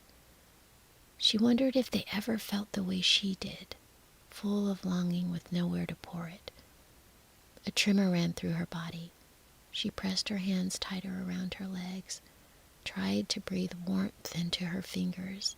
The air leaving her mouth looked like smoke, vanishing as soon as it appeared. She could not sit here all night. She knew that. Even a child knew that a cold like this was dangerous, that sleep could come quietly and carry her someplace from which there was no waking. But she was so tired, tired of walking, tired of waiting, tired of hoping for kindness that never arrived. Her fingers brushed against the bundle of matches beneath her blanket. Wood, twine, tiny red tips. Warmth, just waiting to be born. The girl hesitated. Matches were meant to be sold, not burned for comfort. That was the rule that kept hunger away for one more day, the rule that made her useful in a house that needed usefulness more than love. But her hands were shaking now, her breath thin, her toes had gone numb. And a thought, quiet but steady, rose in her mind. If no one will give me warmth, I will make it myself. She loosened the twine with stiff fingers, pulled one match free, held it carefully between her thumb and forefinger, and in the hollow between the two buildings, with the snow falling thick and the wind whispering through the night, the girl prepared to strike her first small flame. And the village light slowly slipped behind her, leaving only darkness ahead and a small warmth beating quietly against her chest. The girl held the match carefully, as if it were a fragile creature that might startle if she moved too quickly. Her fingers were stiff, but she managed to strike it against the stone wall. A sharp whisper, a spark, a bloom of flame. Warmth kissed her skin instantly. She cupped her hands around the tiny fire, protecting it from the wind. The glow painted her fingers gold. For the first time that night, she could feel the ends of them again. She leaned closer, and the world shifted. The rough stone wall before her softened. The cold night air grew still. The light flame stretched and widened, becoming something larger than a match had any right to be. She saw a stove, a great iron stone with curved legs and polished brass knobs. Fire danced inside of it, lively and bright. The heat rolled toward her in waves. She lifted her feet, holding them toward the imaged warmth. The numbness eased. The ache softened. She smiled. Then the match sputtered. The flame shrank. The stove dissolved like breath on glass. She was back in the alley, the cold pressing in again. Only a charred stick remained between her fingers. She didn't cry. She'd known it wouldn't last. Her hand moved to the bundle again. Another match slid free, and she struck it. Light blossomed once more, brighter this time, as if encouraged by being born again. The wall melted away, and she found herself gazing into a room, and a table stood there, covered with a white cloth. Dishes gleamed. A roast goose sat in the center, steam rising in curling ribbons. She inhaled the scent of crisp skin, herbs, the warm bread wrapped around her like a blanket. The goose moved, not in a frightening way, but in a gentle, playful way, as if the world inside the flame obeyed different rules. It hopped down from the table and came towards her, proud and golden, offering itself as is to say, "You may eat. You may be full. You may rest." Her stomach ached with longing. Then the match burned down. Her vision folded in on itself. The alley returned, and the cold reasserted its claim. She held the blackened match and placed it carefully beside the first, as even burned-out things deserved respect. Her breathing had grown shallow. Snow rested on her hair and shoulders now. The blanket around her legs felt damp. Still, she lifted another match. Strike. Flame. This time, the light lifted upward, filling the space above her head. A tall Christmas tree appeared, grand and glowing. Candles shimmered on its branches. Paper stars spun slowly. Glass ornaments reflected tiny versions of herself. Dozens of small little girls wrapped in blankets, all staring up in wonder. She reached out one hand. Fingertips stretched towards the nearest flame. The tree shimmered. Candles rose higher. The branches stretched into darkness until the lights became stars. Real stars. And then one fell, drawing a bright silver line across the sky. Her grandmother's voice surfaced in her mind, gentle as ever. When a star falls, a soul is traveling. The girl's lips parted. She whispered the word she had not spoken aloud in many years. "Grandmother?" Another match waited between her fingers. She struck it. The flame flared brighter than before, steady and calm. In its glow, a familiar shape formed. A woman with kind eyes, warm hands, a shawl that smelled of bread and summer gardens. Her grandmother smiled. "There you are," she said. The girl leaned forward, and this time she did not feel cold at all. She felt arms around her, a familiar heartbeat, a presence that had never frightened her, never ignored her, never turned away. "Take me with you," the girl whispered. "Don't leave me in the cold." Her grandmother stroked her hair. "Come then, little one." The girl struck every remaining match at once. Light burst around her, soft and radiant. The alley vanished. The wind disappeared.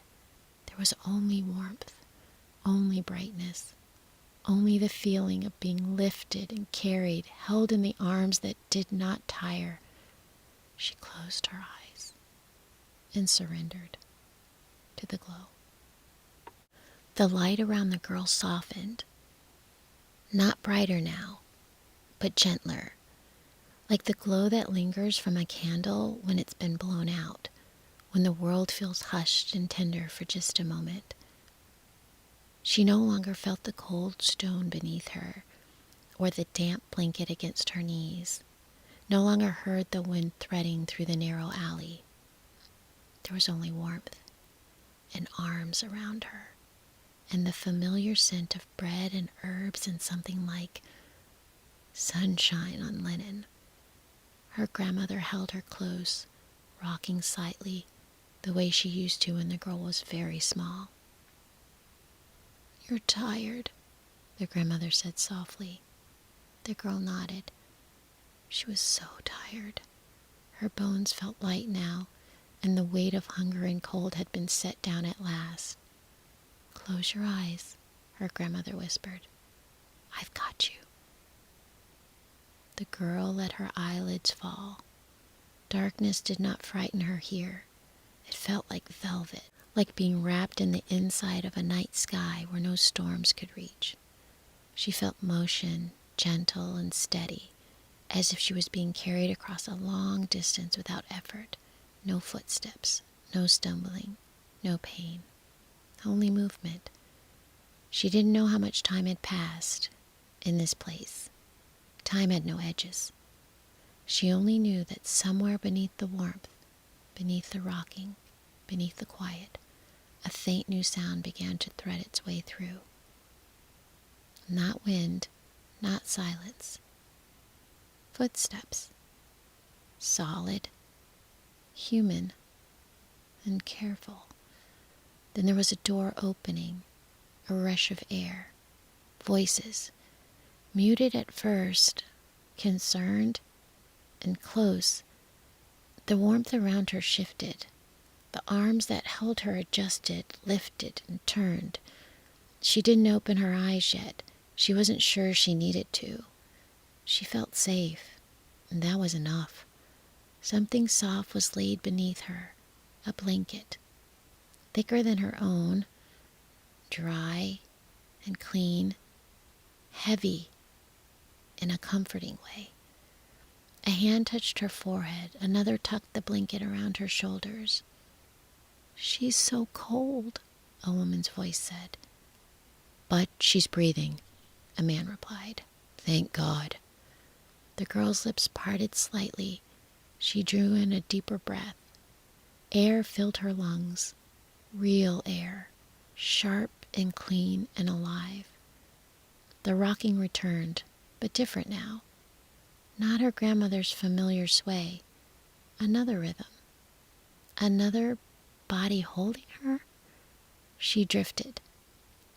Not upward now, but inward, towards sleep, towards rest, toward a place where waking might come. And somewhere inside that half-dream, she felt her grandmother's presence grow soft and distant, like a candle that had done its work and could now go out without the darkness returning.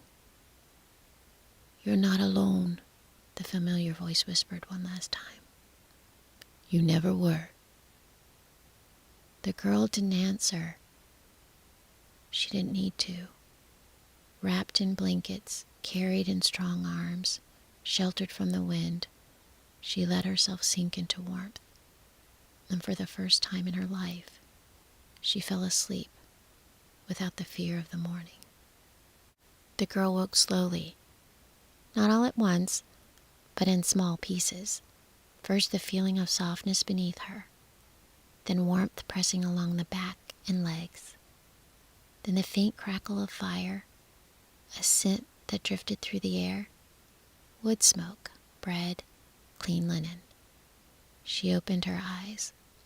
Above her, a ceiling of smooth wooden boards, a simple lamp hanging from the beams, curtains stirring slightly where a draft slipped past the window. She turned her head. There it was, the hearth, a strong fire burning, a kettle steaming gently, a table nearby set with a bowl and a spoon and a cup, and beside the bed, a woman. Not her mother, not her grandmother, someone else, with kind eyes and soft hands folded in her lap, as if she'd been waiting a long time for this exact moment. The girl pushed herself up slowly.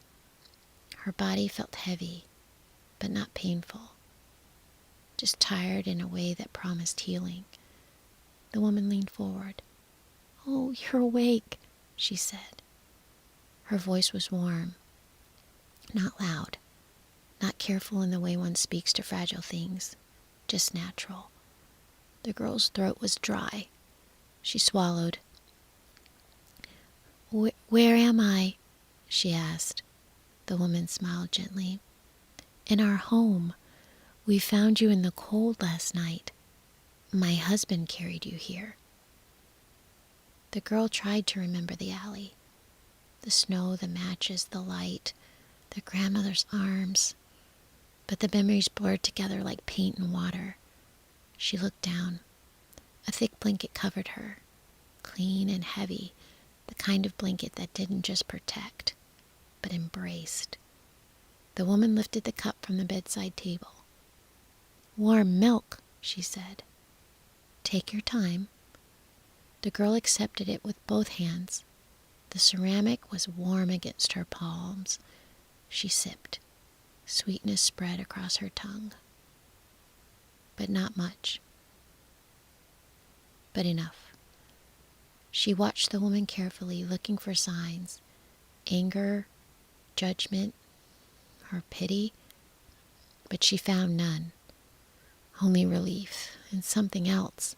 Something the girl recognized, though she had rarely been on the receiving end of it. Care. A door opened and a man stepped inside, brushing snow from his coat. He looked at the girl and smiled. "Oh, there you are," he said. "We were worried." No one had ever said that to her before. The girl set the cup down carefully. "I didn't sell any matches," she said quietly. The words came out before she could stop them. Habit, defense, explanation. The man frowned slightly. Not in disappointment, but confusion. "Well, you don't need to sell anything here," he said. "You need it to be warm, that's all." The girl blinked. No one had ever told her she didn't need to earn her place. The woman reached out and brushed a strand of hair from the girl's forehead just once, lightly, as though touching her was the most natural thing in the world. "You're safe," the woman said. "Rest. We'll talk when you're ready." The girl nodded. She didn't understand everything, but she understood enough. She lay back down, the blanket closing around her like a promise. The fire crackled. The kettle sang. And the house, which she had once watched from the cold outside, now held her gently within its walls. Morning came softly, not with bells or bright proclamations, but with the pale winter light creeping through the curtains. The girl felt it first on her eyelids, warm and gentle, and opened her eyes to a world that no longer smelled of damp straw and thin soup. The fire still burned in the hearth, though smaller now. The kettle rested quiet. A faint scent of bread drifted through the room. She sat up slowly. The blanket slid from her shoulders, thick and heavy and real. Not a patchwork of survival, but something made to last. Her feet touched the floor, wood smooth, warm from the fire. No frozen stones, no biting earth. She stood. Her body felt stiff, but not broken. Hungry, but not desperate. She wrapped the blanket around herself and stepped toward the door, uncertain, but curious. The house beyond was quiet. An empty quiet she knew from her old home. The quiet of people turned inward. No, this was different. Expectant. Peaceful. As though something kind was about to happen at any moment. She followed the scent of bread. And in the kitchen, the woman stood at the counter, cutting the thick slices of loaf. Butter waited nearby, softening in a small dish, a pot of porridge simmering on the stove, steam rising lazily. The woman turned when she saw her. "Good morning," she said. No one had ever said that to her before. The girl nodded shyly. The man sat at the table, polishing a cup with a cloth. When he saw her, he smiled. Not carefully, not sadly, just glad. "Come," he said. "Sit." She hesitated, then obeyed. The woman placed a bowl of porridge before her, a slice of bread, butter, a spoon, no half portions, no leftovers, a full serving. The girl stared at it for a moment. Her chest tightened in a way that had nothing to do with hunger. "You can eat," the woman said softly. "It's for you." The girl lifted the spoon. The porridge was warm and thick and sweetened with a little bit of honey. The bread soft inside, crust crackling faintly as she bit into it. Butter melted on her tongue. She ate slowly, not guarding the food, not hiding it, just eating. The couple watched her, not intrusively, not as if she were a problem to solve, but as if they were quietly grateful to see her there. After breakfast, the woman cleared the table and brought out a small wooden basin of warm water. "Would you like to wash?" she asked. The girl dipped her hands in. The water was warm enough to steam faintly. She washed carefully, watching the dirt swirl away. The woman handed her a cloth to dry, then another.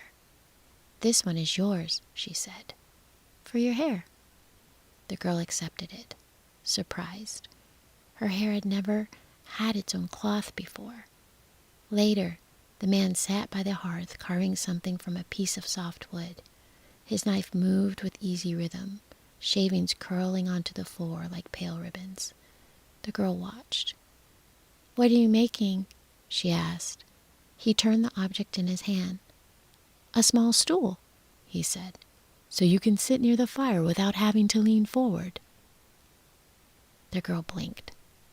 He was making something just for her. In her old house, repairs had been for chairs and walls, for objects, not people. The woman moved to the window and opened the curtains fully. Light spilled into the room. Dust motes danced in the beams like tiny stars. The girl found herself smiling. Not because someone told her to, not because she thought she could or should, but because something inside her, long folded inward, was slowly stretching open. At midday, the woman laughed. It was a small thing, just a brief sound when the man dropped a spoon and it clattered across the floor. But it was real laughter, unpracticed and light. The girl looked up startled. The man grinned sheepishly. The woman shook her head, still smiling. And the girl, without thinking, without planning, laughed too. A tiny sound, thin from disuse, but there. The woman paused. The man paused. They looked at the girl. Not with surprise, not with triumph, with something softer, like recognition, as if they had been waiting for that sound a long time. That evening, the fire burned low and steady. The girl sat on a small stool the man had carved for her. It fit her perfectly, as if it had been waiting all along. A blanket rested across her shoulders, not the old patchwork one that lay folded neatly nearby, but a thick quilt that carried the faint scent of lavender. The woman sat beside her, brushing her hair with slow, careful strokes, not to tidy her, just to be close. And the man tended the fire, nudging a log so sparks rose briefly, then settled again. For a long while, none of them spoke. There was no need to rush. Silence here felt safe. At last, the woman said, "Little one, where do you come from?" The brush moved gently through her hair, down, up, down again. The girl thought for a long time before answering. "There is a house," she said. "It leans in the wind." The woman waited. "A mother," the girl continued. "A father. They work very hard. They're always tired." "And do they care for you?" the man asked quietly. The girl nodded.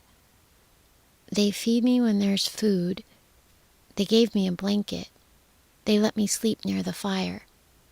The woman's hand did not stop brushing. "But," the woman said softly, "do they hold you?" The girl's throat tightened. She swallowed.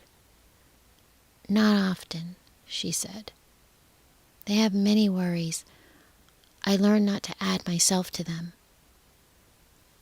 No one gasped. No one sighed in pity. They simply listened. The man poked the fire once more. Sparks lifted and faded. "Did they send you to sell matches?" he asked. "Yes," the girl said, "so we can keep the roof." "Did you want to go home tonight?"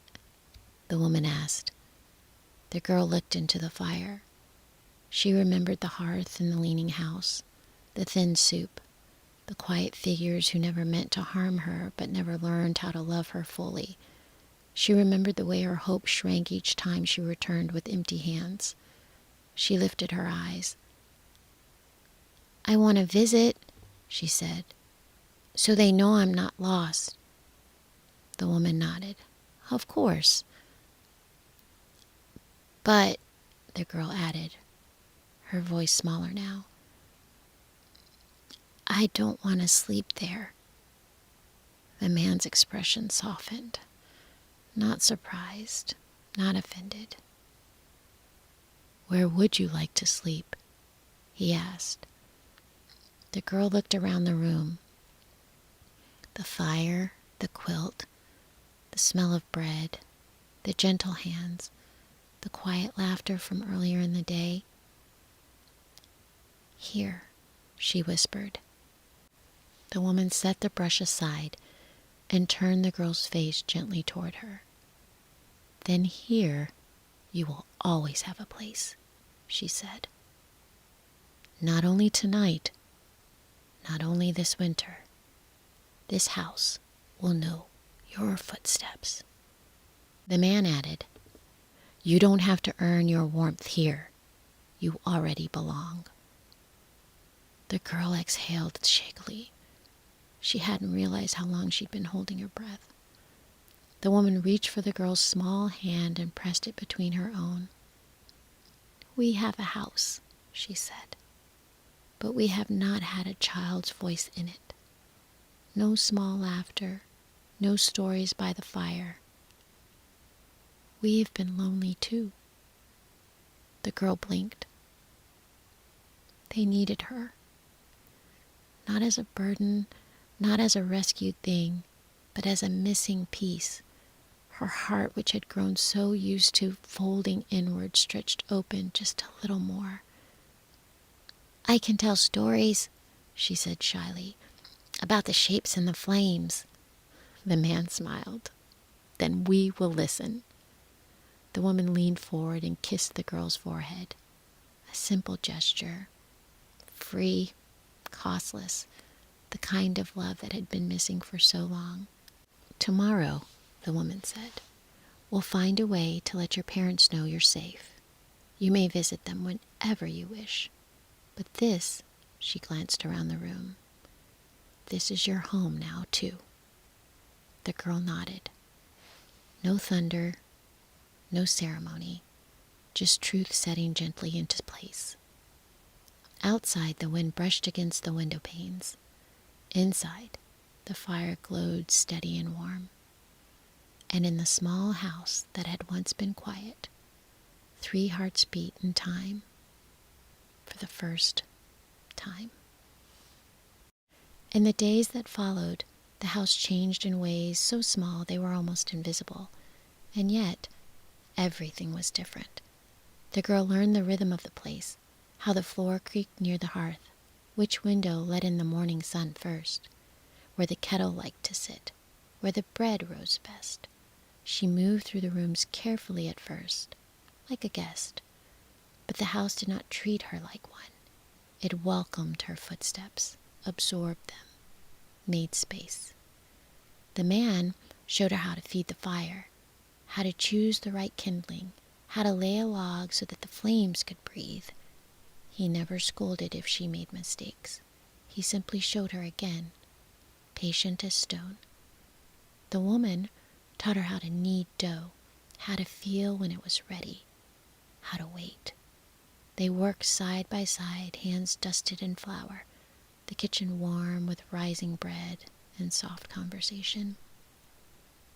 Sometimes they spoke, and sometimes they didn't. Both felt good. At night, the girl told stories. She sat on her little carved stool near the hearth, watching the flames, and the couple sat nearby, cups in hand, faces turned toward her, as though she were the only thing in the room worth seeing. "I see a ship," the girl would say, "with sails made of silver." Or, "Tonight's fire looks like a forest. There's a deer hiding behind the branch." Or, "That spark just now, that was a star going to visit someone who needs it." The man would nod, eyes warm. The woman would smile, chin resting in her palm. And the girl's voice grew stronger each evening, less careful, less small. Laughter came more often now. Not loud or echoing, but gentle and frequent, like birds returning after a long winter. One afternoon, the man called the girl to the table. He held something small in his palm. A wooden key. Not polished, not perfect, but carved with care. He tied it to the ribbon and placed it around her neck. "This," he said, "is your key." The girl looked at it. "What does it open?" she asked. The man smiled. "Nothing that needs locking, only what needs knowing.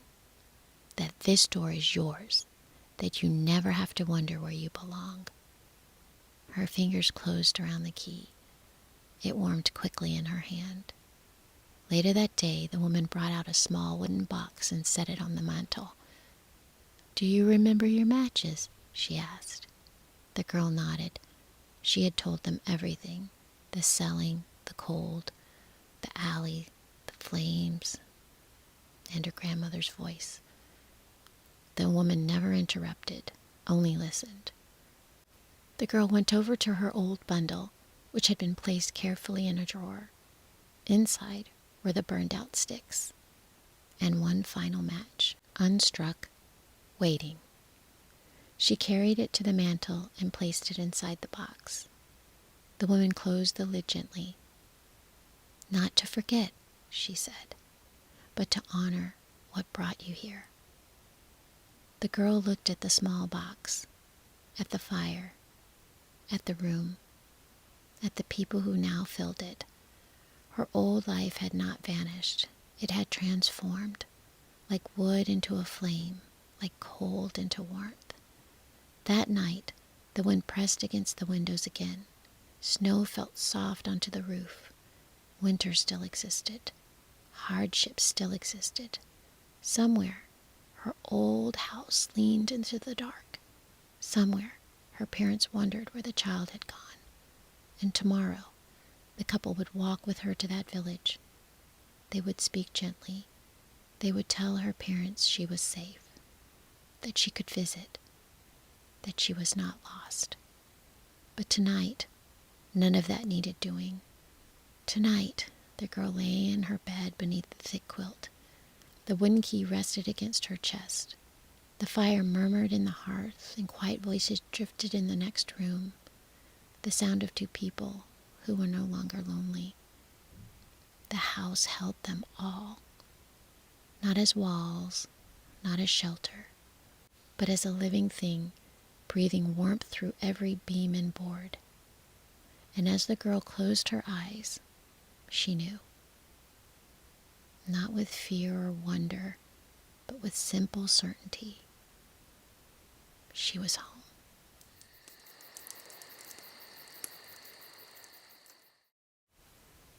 The sky over the kingdom of Oakhaven had forgotten how to be blue. For 7 days, a scouring storm had set over the valley.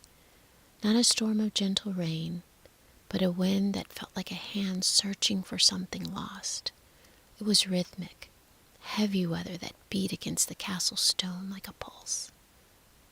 Inside the great hall, the prince stood by the window.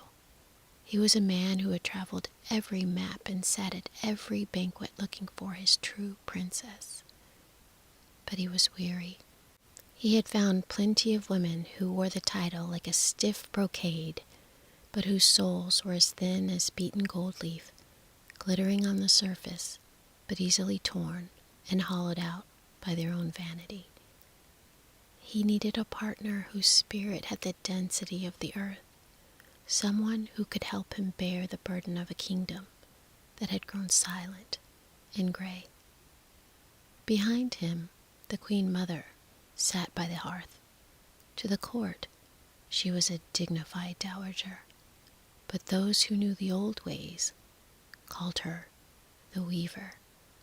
She didn't use a spinning wheel. She used the air and the fire. "She's coming," the Queen Mother murmured, her eyes fixed on the dancing orange flames. "Another one," the prince sighed, not turning from the window. "Another girl with a borrowed crown and a scripted smile?" "No," the queen replied, the light catching the silver of her hair. "This one comes with nothing but truth of the rain, and the rain is very honest tonight."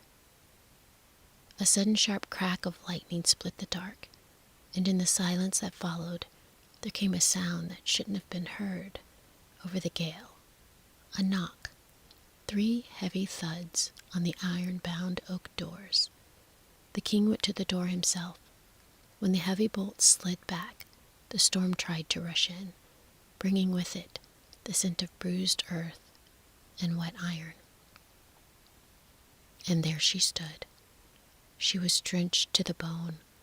Water streamed from her dark hair, cascading over a cloak that had seen too many miles and too many winters. Her boots were caked in the red clay of the lowlands, the kind of mud that only clings to those who have walked the long road, not those who have been carried over it. "I am a princess," she said. She didn't shout it.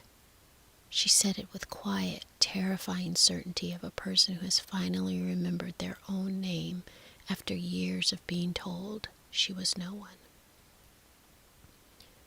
The king looked at her tattered hem. "My dear, you look like a traveler who has lost her way." "No," she replied, meeting his eyes. "I am a traveler who has finally found it. My inheritance was traded for silence. and my name was buried in the dark. But the blood in my veins knows the song of this stone." The Queen Mother stepped forward, her gown rustling like dry leaves. She didn't look at the girl's face. She looked at her feet, grounded, heavy with the weight of her journey, and leaving dark, honest prints upon the pristine marble. "We shall see," the Queen Mother whispered. "The storm has brought you here. Now let us see if the bed can hold your truth." The great hall was a cavern of amber light and long dancing shadows. As the heavy doors groaned shut against the wind, the silence that followed felt thick, like wool. The princess stood on the edge of the hearth's warmth, her wet cloak beginning to steam. The scent of damp wool and wood smoke rose around her, a humble, earthy smell that seemed out of place against the high, cold arches of the castle. The king moved with a gentleness that surprised her, draping a dry, heavy blanket of undyed flax over her shoulders. But it was the Queen Mother who commanded the space. She moved without sound, her silver rings catching the firelight like eyes of small animals. She didn't offer the girl a throne. She offered her a low stool of blackened oak, right where the heat of the fire was most intense. "Sit," the Queen Mother commanded. "The cold of the road goes deep. It settles in the marrow, where it tries to convince you that you are smaller than you are." The princess sat. She felt the heat prickle against her skin, a stinging, honest warmth. She watched as the Queen Mother reached into the shadows of the mantel and retrieved a cup of beaten copper. Into it, she poured a liquid that smelled of bitter herbs, honey, and something ancient, like the scent of the forest floor after the first frost. "Drink," the Queen said. "It is a brew for the weary. It thaws the tongue so that the heart can speak." The prince watched from the shadows of a far pillar. He saw the way the girl's hand shook as she took the cup, not from fear, but from the raw effort of holding herself together. He noticed the bruises on her knuckles and the way she didn't try to hide them. Most women who came seeking the crown spent their first hour in the castle calling for mirrors, paints, and perfumes to mask the reality of their journey. This woman simply sat, staring into the flames as if she were reading a ledger of everything she'd lost. "They took my home in the winter," the princess whispered, her voice rasping against the quiet. The copper cup was hot against her palms. "They thought that by taking the stone and the timber, they could take the lineage. They thought if I walked long enough in the mud, I would forget the rhythm of the stars." The Queen Mother leaned in, her face a map of wisdom and secrets. "And did you?" The princess looked up, her eyes reflecting the orange embers. "I forgot the words to the songs. I forgot the feel of silk. But I never forgot the weight of the truth. It has been a stone in my pocket for years, and it is heavy, it is hard, and it is mine."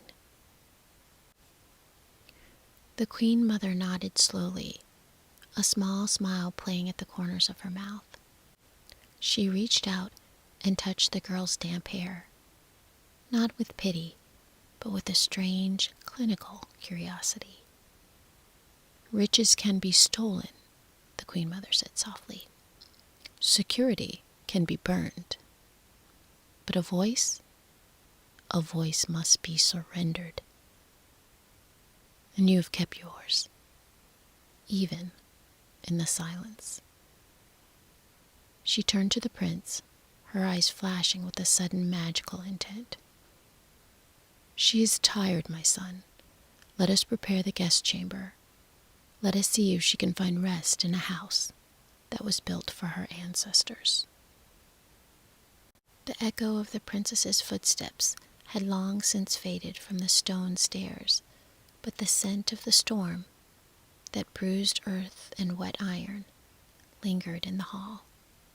The prince remained in the shadows, his hand resting on the hilt of his sword he rarely drew, but whose weight he always felt.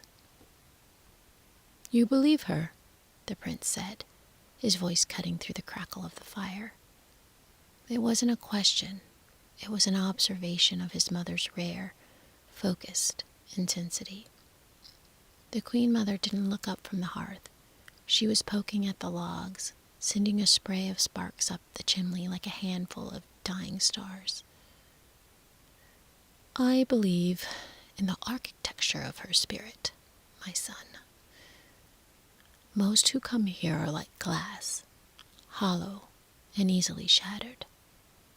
But that woman, she's like a mountain. She has been weathered by the frost and beaten by the rain, yet she remains." The prince stepped into the light. The fire caught the lines of weariness around his own eyes.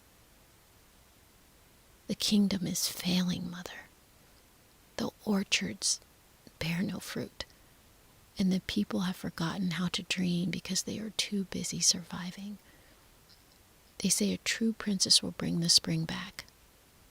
But I'm tired of chasing ghosts. I have seen the best families in the realm offer up daughters who can dance and recite poetry, but who turn away from the sight of a beggar. They want the gold, but they fear the dross." "They fear the grit," the Queen Mother corrected softly, "because they have never had to scrub the floors of their own souls." She stood up, her silhouette long and sharp against the tapestries. "Did you see her hands, Leo? They weren't the hands of a girl who has spent her life being waited upon. They were scarred. She has worked. She has served. And yet, she looked at the king as an equal. She didn't bow to the power. She recognized the responsibility." The prince looked toward the stairs, his mind tracing the path to the guest chamber high above. "She said her future was stolen, that others tried to bury her name." "They tried," the Queen Mother whispered, a flicker of something ancient and protective crossing her face. "But truth is a stubborn seed. You can pile a mountain of lies upon it. You can drench it in the salt of tears. But if it is a royal seed, it will breathe. It will push through the dark until it finds the sun." She reached out and squeezed the prince's arm, her fingers surprisingly strong. "Tonight, we do not test her beauty, nor her grace, nor her ability to please a court. Tonight, we test her sensitivity to the wrongness of the world. If she is who she says she is, she will find no comfort in a bed of lies. She will feel the smallest grain of injustice, even under a mountain of velvet." The prince nodded, a spark of hope, a rare, dangerous thing igniting in his chest. "And if she sleeps soundly, if she wakes refreshed and tells us the bed was perfect?" The Queen Mother's expression went cold and somber. "Then she's just another ghost, and we are truly lost. Go to your rest, my son. The moon is high, and the weaver's work is about to begin." The guest chamber sat at the very crown of the castle's north tower. It was a room of circular stone and silver-gray shadows, where the air tasted of lavender and pressed cedar. Outside, the storm still lashed against the glass, but here the wind was reduced to a melodic, low-frequency hum, the sound of a world being put to test. The Queen Mother entered alone, she did not bring a candle. The moonlight filtered through the thinning clouds, provided a pale, pearlescent glow that clung to the edges of the massive bedstead. The bed was a monument of ancient oak, carved with the images of roots and vines, as if the forest itself had grown into the shape of a resting place. "The test of the spirit is not found in the storm," the Queen Mother whispered to the empty room. "It is found in the stillness." She began to strip the bed. She moved with a practiced, ritualistic grace, removing the old linens until the bare, wooden slats were exposed. This was the foundation, the hard, unyielding truth of the world. From her pocket, she withdrew a small, velvet pouch. Inside was the seed. It was a single pea, but it didn't look like food. It looked like a piece of polished emerald, hard as a diamond and cold as the sea. It was the seed of sovereignty, a physical manifestation of the truth that cannot be ignored. With a steady hand, she placed the seed directly onto the center of the wooden slats. It made a tiny, sharp clink that seemed to echo against the stone walls. "One small truth," she murmured, "to challenge a mountain of comfort." Then the labor began. This was not a task for servants. This was the weaver's work. She summoned the first mattress. It was a heavy, dense thing made of raw, sun-dried wool. It smelled of the high pastures of the earth, and she laid it over the seed. She smoothed the surface with her palms, her rings clinking against the fabric. "Layer 1, she breathed, "for the body that has worked, for the legs that have walked, for the physical reality of the road." Next came a mattress of thick, unbleached linen, cool to the touch and smelling of rain, then a layer of woven seagrass, which crackled softly like the turning of a page in an old book. Each layer was a barrier. Each layer was designed to muffle the world, to offer the kind of deep, heavy comfort that makes a person forget who they are and what they owe. The Queen Mother moved in a slow, circular dance around the bed, stacking the layers higher and higher. The bed began to grow, rising like a monument in the center of the room. She was weaving a silken fortress, a cocoon of luxury meant to seduce the senses and silence the soul. "If you are a common heart," the Queen whispered as she smoothed the tent mattresses, "you will sink into the softness and never feel the stone beneath. You will sleep the sleep of the numb. But if you are the air, if you are the voice, then no amount of silk will ever be enough to hide the truth." The bed continued to rise, a mountain of soft shadows in the center of the tower. The Queen Mother now moved to the finer things, the layers that were not meant for comfort, but for the masking of reality. "Layer 11, she whispered, shaking out a mattress of crushed violet velvet. It was heavy, the fabric catching the moonlight like the surface of a deep, still pond. "This is the layer of false security. It is the promise that the world is soft, that the danger has passed, and that you may finally close your eyes to the struggle of others." Next came wild silk, harvested from the deep woods. It was shimmering, golden, white, and it felt like the cool water against a queen's skin. "Layer 12. This is the layer of beauty. It is the shine that dazzles the eyes so no one might forget to look at the heart. It is the distraction of pretty things that were used to replace your name." Higher and higher the tower grew. Then came the eiderdown, the lightest, softest feathers taken from the nest of the northern birds. The Queen Mother laid 5 mattresses of this pure white fluff. One by one, as they settled, they made a sound like a long, satisfied sigh. Layers 13 through 17, the Queen murmured, her voice barely a breath. The layers of forgetfulness.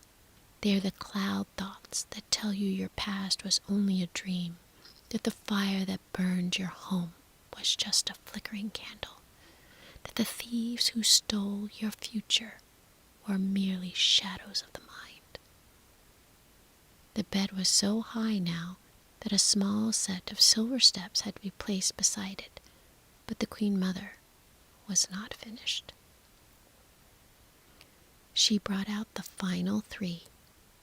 Those were the heirloom mattresses, filled with the hair of the king's ancient white horses and encased in embroidered damask.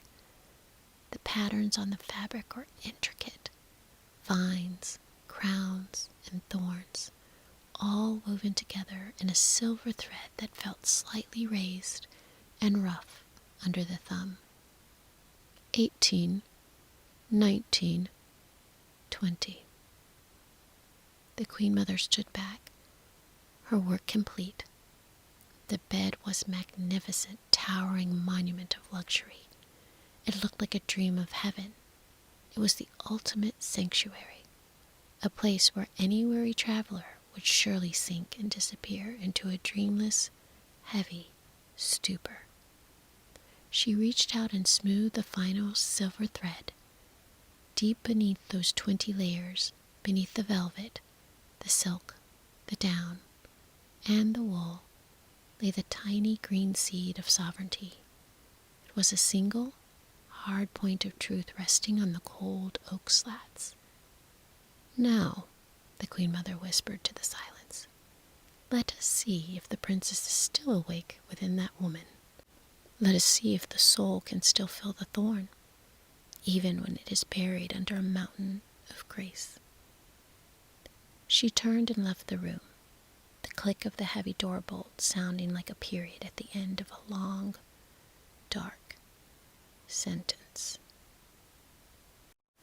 The door opened with a soft, heavy creak, and the princess stepped into the chamber. She had been bathed in water scented with pine and salt, and she was dressed now in a simple gown of white lawn, a garment that felt thin and honest against her skin. She stopped at the foot of the bed. In the moonlight, the tower of the mattresses looked like a white summit, a mountain of luxury that seemed almost absurd to a woman who had spent the last 3 nights sleeping on the root-tangled floor of a forest. She walked to the silver steps. Each step she took felt like an ascent toward a throne she wasn't sure she wanted to reclaim. As she climbed, the air grew cooler, and the scent of the lavender and the cedar from the mattresses rose up to meet her. At the top, she paused. She looked down at the vast expanse of the embroidered damask. It was beautiful, terrifyingly so. It was the kind of security that tempts a person to stop fighting, to stop searching, and to simply sink into the silence of a comfortable life. She lay back. The bed did not just receive her, it swallowed her. The 20 layers of down and silk surged up around her sides like a soft, white sea. It was the most perfect, weightless sensation she had ever known. For a moment, the grit of the road, the ache of her joints, and the cold memory of the scouring storm seemed to vanish. "Is this it?" she whispered to the dark ceiling. "Is this what it means to be a princess? To be so cushioned that the world no longer touches you?" She closed her eyes. She tried to let the layers of forgetfulness do their work. She tried to let the scent of the wild silk and the violet velvet lull her into the dreamless stupor that the Queen Mother had predicted for a common heart. But as the silence of the tower deepened, something strange began to happen. The more the bed tried to soothe her, the more her body resisted. The softness felt deceptive. It felt like a mask. And then she felt it. Deep, deep below, past the horsehair, past the eiderdown, past the linen of the wool, there was a pulse. It wasn't a heartbeat. It was a tiny, unyielding point of pressure. A grain of wrongness that refused to be softened. It was a minute. Hard truth that pierced through all 20 layers of grace, pressing against the small of her back like a cold emerald finger.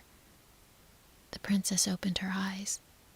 The moonlight was sharp now, cutting across the room like a blade.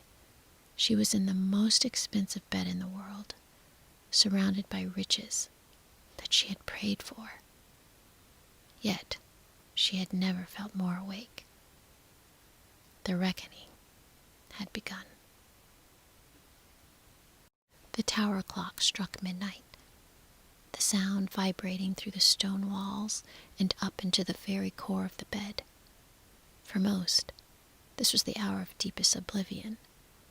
For the princess, the night was a battlefield. She shifted to her left. The violet velvet was soft as a kitten's ear, but beneath it, the seed felt like a hot coal.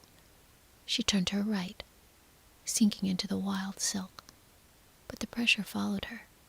It was a tiny emerald green intrusion that seemed to grow larger the more she tried to ignore it. The white lawn of her gown was now twisted and damp with the sweat of her unrest. It offered her no shield. In the dark, the layers of forgetfulness began to fail. As she stared at the shadows on the ceiling, the long memory began to play.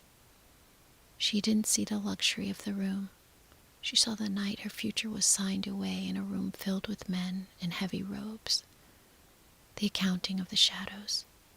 She remembered the scratch of the quill as they struck her name from the ledgers. She remembered the cold weight of the silence that followed when she tried to scream that she was still there, that she was the rightful heir. Toss, turn, settle, fail. She felt the grit of her years as a caregiver, the long hours of tending to others while her own life sat on a shelf, gathering dust. She felt the bruises of every no she had ever been given. Every time someone had looked at her work and called it common. Every time they had tried to steal her voice and replace it with a script. "Why can't I just sleep?" she hissed into the dark. "Why can't I just be grateful for this silk?" But the seed would not let her. It was the seed of sovereignty, and its job was to remind her that comfort is not the same as peace. To sleep through that pressure would be to admit she was numb. To accept the bed without question would be to admit she was an imposter. Only a true princess, one whose soul was tuned to the highest frequency of truth, could feel the wrongness of the single grain of injustice buried under 20 layers of lies. By 3 a.m, she stopped fighting the bed and started listening to the seed. It was telling her that her riches were coming, but they would not be given. They would be reclaimed. It was telling her that her voice was not lost. It was just waiting for the morning to be heard. She lay still, staring at the fading moon, letting the tiny, hard truth press into her spine. She was black, she was blue, and for the first time in 10 years, she was entirely herself. The sun rose over Oakhaven, not in a burst of gold, but in a sharp, clinical white that spared no shadow. In the great hall, the king and the prince sat at the long table, the steam from their tea rising into the cold air. The Queen Mother stood by the window, her silver rings catching the first light. The silence was heavy with expectation, the kind of silence that precedes a verdict. Then, the sound of footsteps. They weren't the light, airy steps of a girl trying to appear graceful. They were the deliberate, heavy thuds of someone who knew exactly where she was going. The princess entered. She had refused the paints and the powders offered by the maids. She had refused the heavy velvet robes that might have hidden her frame. She wore a simple gown of sea-gray linen, her hair pulled back from her face that looked as though it hadn't closed its eye for a lifetime. "Good morning," the king said, his voice hesitant. "I trust you found the guest chamber adequate? That you slept with the peace of the just?" The princess walked to the head of the table. She didn't sit. She stood before them, and the light from the high windows hit her squarely. "I did not sleep," she said. Her voice was no longer a rasp. It was a bell. "I spent the night in a battle with a bed that tried to lie to me. Heaven only knows what was hidden in that mountain of silk, but it felt like I was lying on a jagged stone. I am black and blue from my shoulders to my heels." The prince looked at her, his breath catching. To the court, she might have looked unrefined or damaged, but to him, she looked like the first honest thing that he had seen in a decade. "You admit this?" the Queen Mother asked, stepping forward. "Most who come here would rather die than admit they'd felt anything less than a perfect comfort. They would hide their bruises under silk to prove that they belong in a palace." "I am done with hiding," the princess replied, her eyes flashing with the fire of the scouring storm. "My bruises are the map of my journey. They're the proof that I'm still awake while the rest of the world is numb. If this house requires me to be silent about the pain in order to be queen, then you have the wrong woman. But if you want a sovereign who can fill the smallest grain of injustice with the 20 layers of luxury, then you are looking at her." She reached out and laid her hand on the table. The bruises on her knuckles were visible, a dark violet against the white marble. She didn't pull her hand away. She held it there as a badge of office. The Queen Mother turned to the prince, a look of profound, magical relief on her face. "The seed has spoken," she whispered. "The voice has returned." The acknowledgement was not a loud affair. Truth rarely needs to shout once it's been heard. The prince stepped forward and took the princess's bruised hand in his own.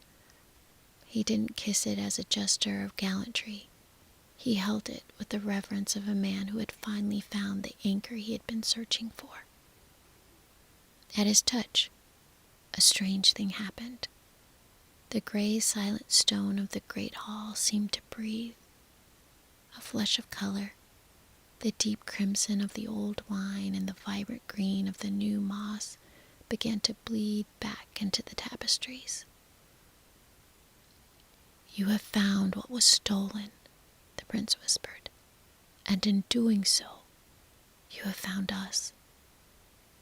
The Queen Mother walked to the center of the hall and raised the copper mug. "The accounting of the shadows is over," she declared, her voice echoing into the high rafters. "The ledgers of the thieves are burned. The name that was buried is now carved into the stars once more." The restoration did not happen all at once, but in the days that followed, the kingdom transformed. The princess, now the sovereign, did not hide her journey. She ruled with her sleeves rolled up, her voice steady and clear in every room of the palace. She used her riches to build hearths for the cold. She used her security to protect the vulnerable. and she used her voice to tell the stories of those who were still walking their own long, muddy roads. The kingdom began to sing again. It was a low, humming song of restoration that traveled from the castle towers to the furthest orchards. The fruit grew heavy on the branches, and the people began to dream again, for they knew they were led by a woman who could feel the truth through any mountain of silk. As for the seed, the tiny emerald pea that had caused so much unrest, it was not thrown away. It was placed in a casket of clear crystal and kept in the great library. It stood as a reminder that the most powerful thing in the world is not the crown, but the sensitivity of a soul that refuses to be numb. And that night, the princess finally slept. She did not sleep on 20 mattresses of eiderdown and silk. She slept on a simple bed of cedar and linen beside a window that looked out over the kingdom at peace.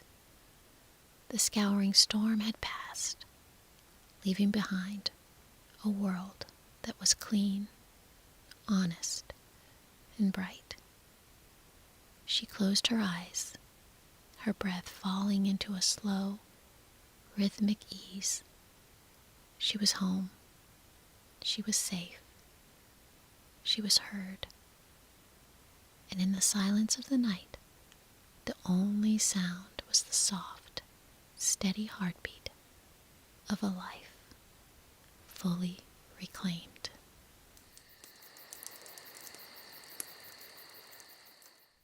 There was once a silence that belonged only to the deep winter. Perhaps, as these words find you now, you can look out your window and see the world vanishing into a thick, swirling white, the roads and trees dissolving into a soft, monochromatic dream. Or perhaps you are sitting where the air is salt thick and warm, and the only winter you know is the one we create here together. It doesn't matter, for in the space between the voice and the ear, the world went quiet so that a story could begin. It was a time for pulling the blankets close. It was a time for letting the steam from a mug warm the face.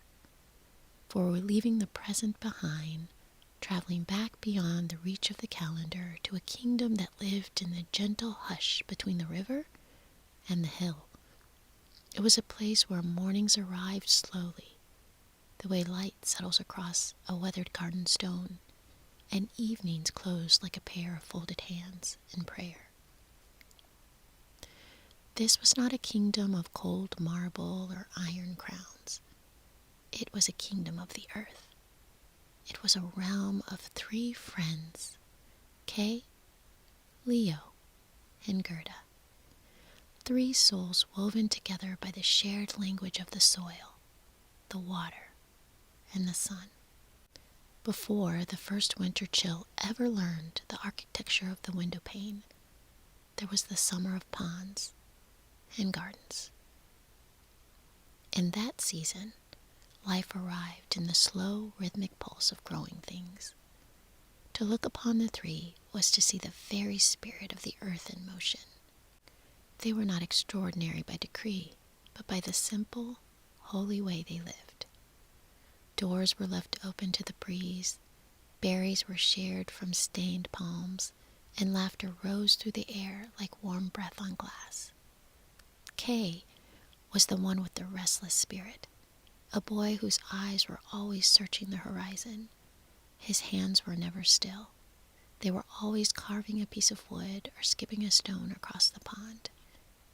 Leo was the quiet observer, the one who saw the miracles the others missed.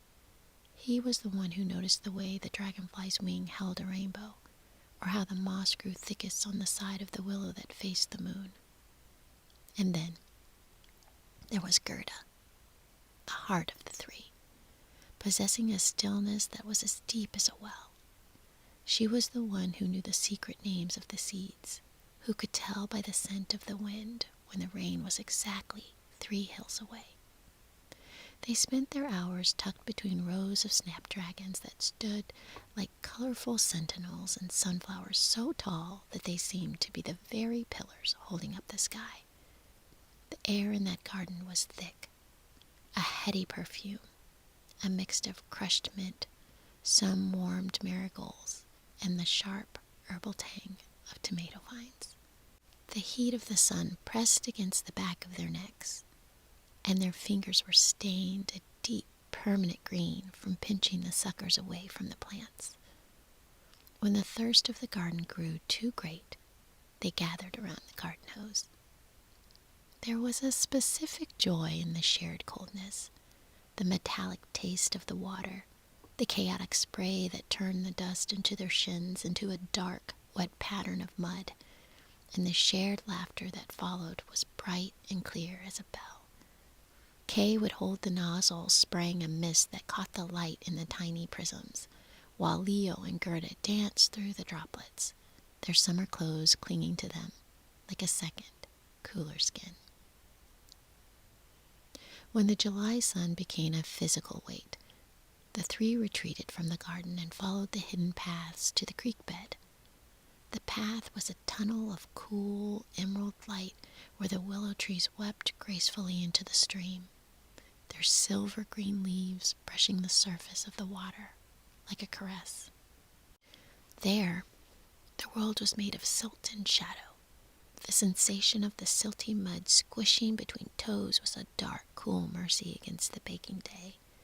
They found the great limestone rocks, worn smooth by 1,000 years of wandering water, and sat in a row like three small silhouettes against the shimmering pond. Plink, the sound of the fishing line hitting the water, was the only clock they followed. They were not there for the catch. They were there for the stillness. Kay would watch the bobber with intense focus. Leo would track the ripples of the water striders, and Gerda would weave crowns of tall grass. They were together in the way that only those who truly love one another can be, without the need for words, satisfied simply by the simple presence of the other two. In the twilights, as the fireflies began their slow, flickering dance in the tall grass, they became architects of the small. They collected river stones that felt like cold silk in their palms, and built tiny moss-covered houses at the base of the ancient trees. They tucked acorn caps and blue jay feathers into the roots, creating a world that was as safe and enchanted as the bond they shared. In that summer, the air always smelled of damp earth and honeysuckle. They were sun-baked, mud-streaked, and certain that the warmth would last forever. They lived in the fullness of the light, heart whole, happy, and anchored to the earth and to one another. For a little while, before the shadows began to lengthen, before the first shard of ice found its way to the heart, the world felt whole. It was a kingdom of light, a gift given gently, as if entrusted rather than owned. The sun was still high, the water was still cool, and the three were still together, wrapped in the scent of summer rain, before the world learned how to freeze. The world remained golden for a long time, or so it seemed to those within the garden. But even the most beautiful stories have a shadow, and this shadow was born in a place where the air was too thin for breathing, and the stars hung like frozen needles in a black sky. Far above the valley, where the wind never ceased its mournful howling, there existed a mirror. It was not a mirror made of glass and silver, but of ancient, unyielding ice, the mirror of glacé. It had been forged in a forge of frost, intended to show the world not as it was, but as it could be made to look, ugly, small, and cold. In that mirror, the most beautiful forest looked like boiled spinach, and the kindest face looked like a gargoyle's mask. It was a mirror that stripped the soul of its warmth and left only the skeleton of things behind. One afternoon, as the three friends sat near the edge of the woods, the mirror shattered.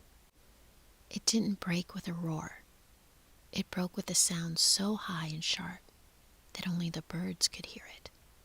1,000,000 shards, some no larger than a grain of dust, fell from the sky like a silent, invisible rain.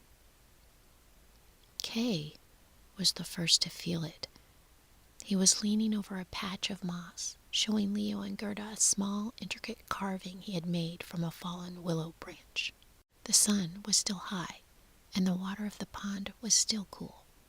Kay was laughing, his eyes bright with the shared joy of the afternoon, when suddenly he winced. "Ow!" he cried, pressing his hand to his face. "Something flew into my eye, and now something has pricked me here, in my chest." Gerda was by his side in an instant, her hands gentle as she tried to look into his eye. Leo stood nearby, his brow furrowed with a quiet concern, reaching out a hand to steady his friend. But there was nothing to see. The shard was too small for human sight, and it had already traveled deep. One piece had lodged in Kay's eye, and another, even smaller and sharper, had pierced his very heart. In that heartbeat, the world changed for Kay. He pulled away from Gerda's touch, his movements sudden and jarring. When he looked at her, the girl who had been his heart's anchor since they were small enough to hide in the tall grass, he didn't see the warmth in her eyes. He saw only a girl with a smudge of dirt on her nose and hair that looked like a bird's nest.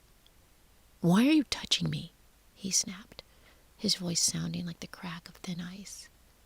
"And look at this carving. It's crooked. It's stupid. Why are we even sitting here in the dirt?" Leo stepped forward, his voice low, calming murmur. "Kay, it's just the sun. Let's go down in the water. The silt will feel good." But Kay turned his gaze onto Leo, and for the first time, he didn't see his brother of the earth. He saw a boy who was too slow, too quiet, and whose clothes smelled of pond water.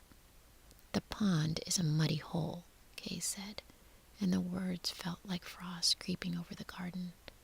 "The water is stagnant, and the fish are ugly, and I don't know why I ever liked it here." The three were still together, but for the first time, they were not one. Kay stood up and began to walk through the garden that they had tended so carefully.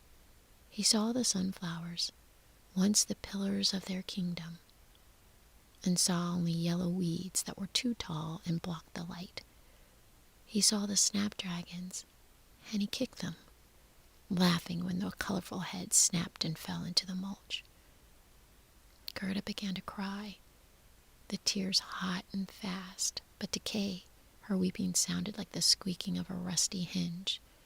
Leo watched in a stunned, heavy silence, his grounded spirit unable to find a footing in his new, jagged world.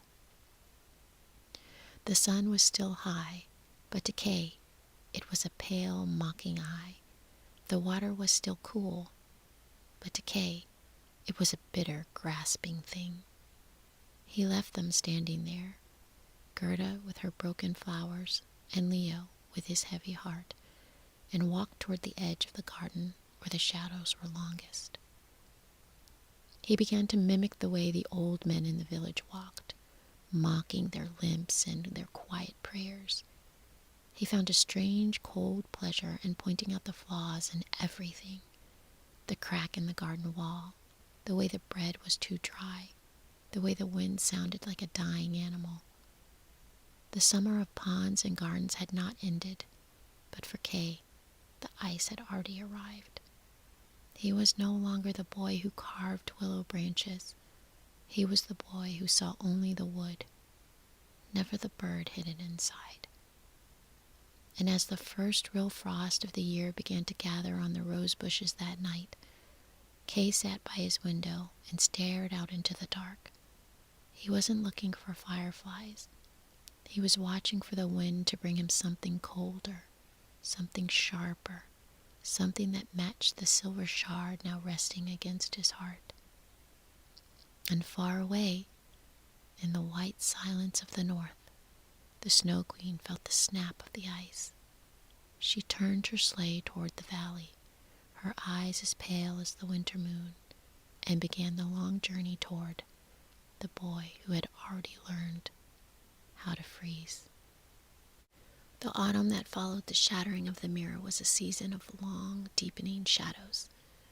The gold of the maples turned to a brittle brown, and the wind began to carry a sharp, metallic edge that tasted of iron and distant snow. In the garden, the sunflowers bowed their heavy heads as if in mourning, and the creek bed, once the sanctuary of the three, grew quiet and skeletal. Kay, Leo, and Gerda were still together, but the air between them had grown thin and cold. Kay no longer looked for the rainbow in the dragonfly's wing. He spoke only of the mechanics of flight. He no longer felt the silt between his toes. He spoke only of the dirt in the water. Then came the night when the first true storm arrived. It wasn't a storm of rain or thunder, but a storm of white silence. The flakes fell large and heavy, like the feathers of a great pale bird. In the village, families huddled close to their hearths, the firelight dancing against the walls. But Kay stood by the window, his forehead pressed against the freezing pane. Through the swirling white, a shape began to form. At first, it seemed like nothing more than a drift of snow caught in a whirlwind, but as it drew closer, the outlines of a great white sleigh emerged. It was pulled by a team of stag whose coats were as white as the frost, and their antlers glittered like 1,000 tiny mirrors. Seated in the sleigh was a woman. She was draped in a cloak of white fur that seemed to be made of 1,000,000 fallen flakes, and her crown was a jagged circle of ice that caught a pale light of the moon.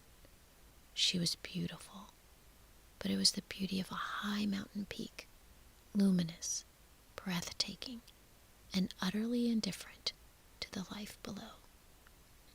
She looked up at the window where Kay stood, and she smiled. It was not a smile of warmth, but a smile of recognition. She saw the shard in his eye, and she felt the ice against his heart. To her, he was a piece of her own kingdom that had wandered too far south. Without a word, Kay stepped out into the night. He didn't call for Gerda, and he didn't look for Leo. He walked toward the gate, his boots crunching in the fresh snow, his breath blooming in the air like white ghosts. The Snow Queen reached out her hand. Her skin was as pale as marble, and when Kay took it, he didn't flinch at the cold. To him, it felt like the only true thing in a world of a messy, fading warmth. "You are cold," she whispered, her voice sounding like the hum of a distant glacier. "But I can give you a world where the cold is a palace. I can give you a world where nothing changes, nothing wilts, and nothing hurts." She lifted him high into the sleigh and wrapped her heavy fur cloak around his shoulders, and as she did, she pressed a kiss to his forehead. It was a kiss that tasted of winter mint and deep sleep. In that moment, the memory of the garden faded. The smell of the tomatoes, the sound of Leo's laughter, and the steady warm heart of Gerda were wiped away like breath on a window pane. Kay looked back at the house one last time, but he didn't recognize it. He only saw a dark box in a white field. The queen snapped the reins, and the stags leapt into the sky. They flew over the village, over the frozen pond, and over the woods where the three had once built their moss houses. They flew north, toward the land of the midnight sun, where the shadows never end and the heart forgets how to beat. Inside the house, Gerda and Leo woke to a world that was perfectly white and perfectly empty. The third chair at the table was cold. The sun was no longer high. The water was no longer cool. And for the first time in their lives, the three were no longer together. The morning that followed the great white storm was a morning of terrible, shimmering clarity. The sun rose cold and pale, a lemon-colored light that offered no warmth to the valley. Every branch of the willow tree was encased in a sleeve of ice, and the garden where the three had lived was nothing but a field of smooth, unblemished mounds. Gerda and Leo stood in the center of that silence. They looked for Kay's boot prints, but the wind had already swept the world clean, as if trying to erase the very memory of his departure. And the house felt different. The kitchen, once filled with the scent of bread and music of three voices, was now a place of long, echoing shadows. The third chair at the table stayed tucked in, its wooden back looking skeletal and stiff. They waited for the sound of his laughter, for the frantic scraping of his wood-carving knife, but the only sound was the rhythmic ticking of the clock, marking a time that Kay was no longer a part of. Gerda sat by the hearth, her hands folded in her lap, looking at the place where Kay had once sat. To her, the pain was sharp, physical thing, like a thorn pressed against her ribs. She remembered the smell of the garden and the way Kay's eyes used to catch the light. She didn't want to numb the ache. She wanted to follow it until it led her back to him. Leo stood by the window, his gaze fixed on the northern horizon. Being the observer, he felt the absence differently. To Leo, the world felt out of balance, as if a vital piece of the earth's machinery had been removed. He understood, in his quiet way, that Kay had not just been taken.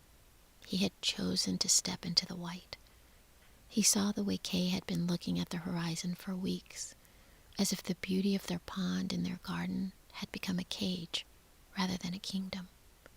He went to the place where the light doesn't reach, Leo said, his voice low and grounded, though it trembled slightly. He went looking for a world that doesn't hurt. But he doesn't realize that a world without pain is a world without us. They didn't have a map, and they didn't have a plan. They only had a memory of the warmth and the certainty that they could not remain in the garden while the third was lost in the frost. Gerda stood and wrapped herself in her heaviest wool cloak, the color of a deep winter red. She put on her thickest boots, the ones that had walked the muddy creek bed 1,000 times.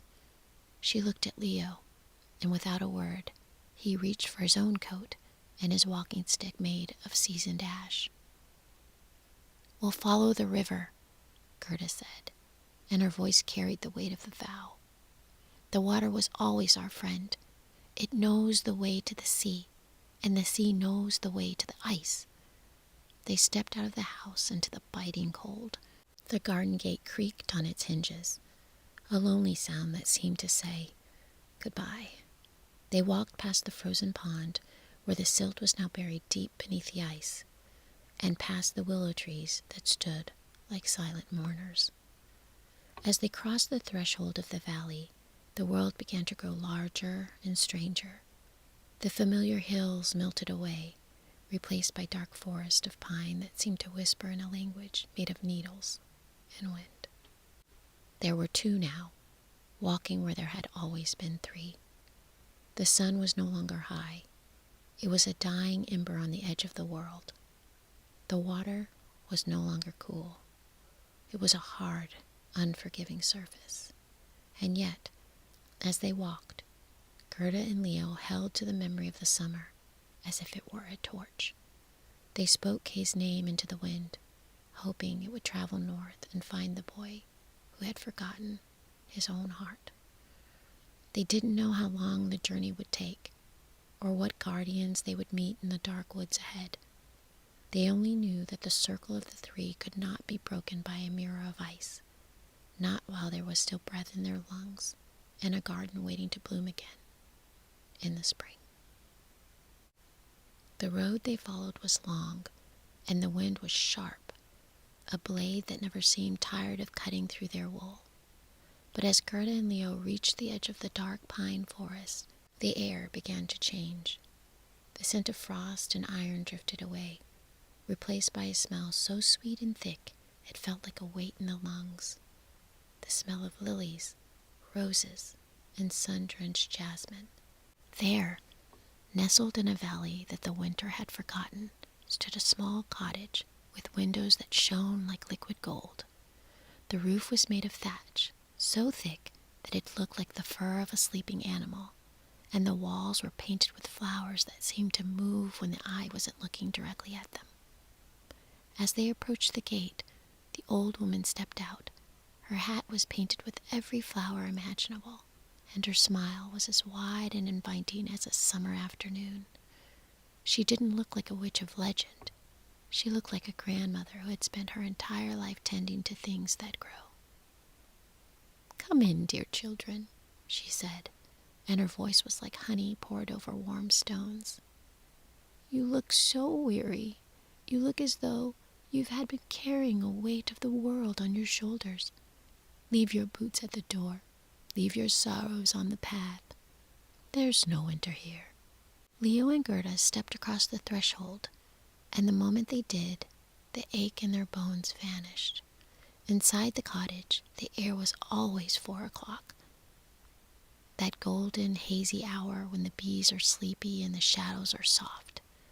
The woman gave them bowls of cherries that tasted like concentrated sunlight and cake that melted on the tongue like sweet mist. As they ate, she combed their hair with comb made of sandalwood. With every stroke of the comb, the memory of the journey faded. With every bite of the fruit, the image of Kay grew dim. They forgot about the shard of ice. They forgot about the Snow Queen's sleigh. They even began to forget the summer of ponds and gardens. For why should one remember a garden that was gone when they were standing in one that never ended? For days, or perhaps it was weeks, for time had no meaning in this cottage. Gerda and Leo played in the woman's garden. It was a place of impossible beauty. There were flowers from every corner of the earth, blooming all at once. There were blue poppies that whispered secrets and red roses that smelled like deep velvet. Leo sat by a fountain that spilled crystal clear water, watching the goldfish swim in endless shimmering circles. He found himself drifting into a quiet, peaceful state where he no longer felt the need to observe the world. He only wanted to be a part of the blur. Gerda wandered among the lilies, her heart feeling light and hollow, like a bird's bone. The pain that had been her constant companion was gone, replaced by a pleasant, heavy warmth. They were safe, they were fed, and they were warm. But the memory of the earth is a stubborn thing. And one afternoon, while the old woman slept in her rocking chair, Gerda sat near a patch of earth where the woman had tried to hide the roses. The woman had buried them deep beneath the soil because she knew that roses always reminded people of the world outside, of the thorns that protect and the seasons that pass. A single tear from Gerda's eye fell onto the dark dirt. There was a tear she didn't even know she was crying, a small, salt-heavy remnant of a heart that refused to be completely numb. The tear soaked into the ground, and where it touched, a rose bush shot upward, blooming in an instant. The scent hit Gerda like a physical blow. It was the smell of their garden. It was the smell of the marigolds that they had pinched together. It was the smell of the sun on Kay's neck. "Leo," she cried, her voice breaking the golden spell of the cottage. "Leo, look!" Leo looked up from the fountain, and his eyes met the deep red of the rose. The fog in his mind cleared. He remembered the plink of the fishing line. He remembered the silty mud. He remembered the boy who was lost in the cold because he had tried to numb himself just as they were doing now. "We have stayed too long," Leo said, his voice regaining its grounding strength. "The beauty here is a lie, because it never dies. And if it never dies, it never truly lives." They didn't say goodbye to the woman of the perpetual summer. They did not take any more of her cherries. They grabbed their cloaks and their walking sticks and ran toward the gate. As they stepped out of the valley, the cold hit them with a ferocity that made them gasp. The sky was gray, the wind was howling, and the pine needles were sharp. But as they looked at one another, their faces were bright with a terrible, beautiful purpose. The sun was hidden behind the clouds. The water was frozen solid. But the two were together again, and in their memories, and for the first time since they had left home, they knew exactly where they were going. The road beyond the Garden of Forgetfulness was a jagged path of stone and shadow. Gerda and Leo walked until their boots were thin and their breaths came in short, frost-bitten gasps. The forest here was not made of gentle willows. It was a forest of iron oaks and thorns that clutched at their wool cloaks like desperate fingers. It was the deepest part of this thicket that the darkness began to move. Suddenly, the woods were alive with the orange flare of torches and the harsh, rhythmic clatter of steel.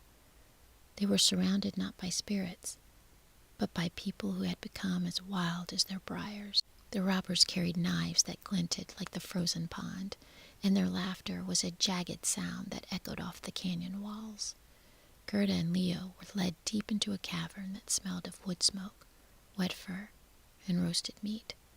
And at the heart of the cave, sitting on a throne of mismatched saddles, was the robber girl. She was a creature of fire and grit. Her hair was a tangled thicket of black curls, and she carried a dagger tucked into her belt as if it were a part of her own body. Her eyes were bright and restless, eyes that had seen too much of the world's coldness and had decided to strike back. "What have we here?" she demanded, her voice echoing through the damp stone hall. "Two little birds far from their nest. Do you have gold? Do you have secrets?" Leo stood tall, his ash walking stick planted firmly in the dirt. "We have a friend," he said, his voice grounded and steady even in the face of the knives. "He is lost in the north, in the palace of the Snow Queen. We are the only ones who remember his name." The robber girl paused, her hand hovering over the hilt of her blade. She looked at Gerda's red cloak and Leo's weathered boots. For a moment, a flicker of something, perhaps a memory of a time before the caves, crossed her face, but she hardened her expression quickly. "Everyone is lost," she snapped. "But in my cave, at least you are safe from the wind. Come, I will show you my treasures." She led them to a corner of the cavern where the walls were lined with cages made of twisted iron. Inside were dozens of wood pigeons, their feathers dull and their eyes wide in a quiet, persistent fear. And tied to a heavy stone ring was a reindeer, his coat the color of wood ash, and his antlers scarred by the ropes. "These are mine," the robber girl said, and there was a strange possessive hunger in her voice. "I keep them so I'm never alone. I keep them so they can never leave me for the cold."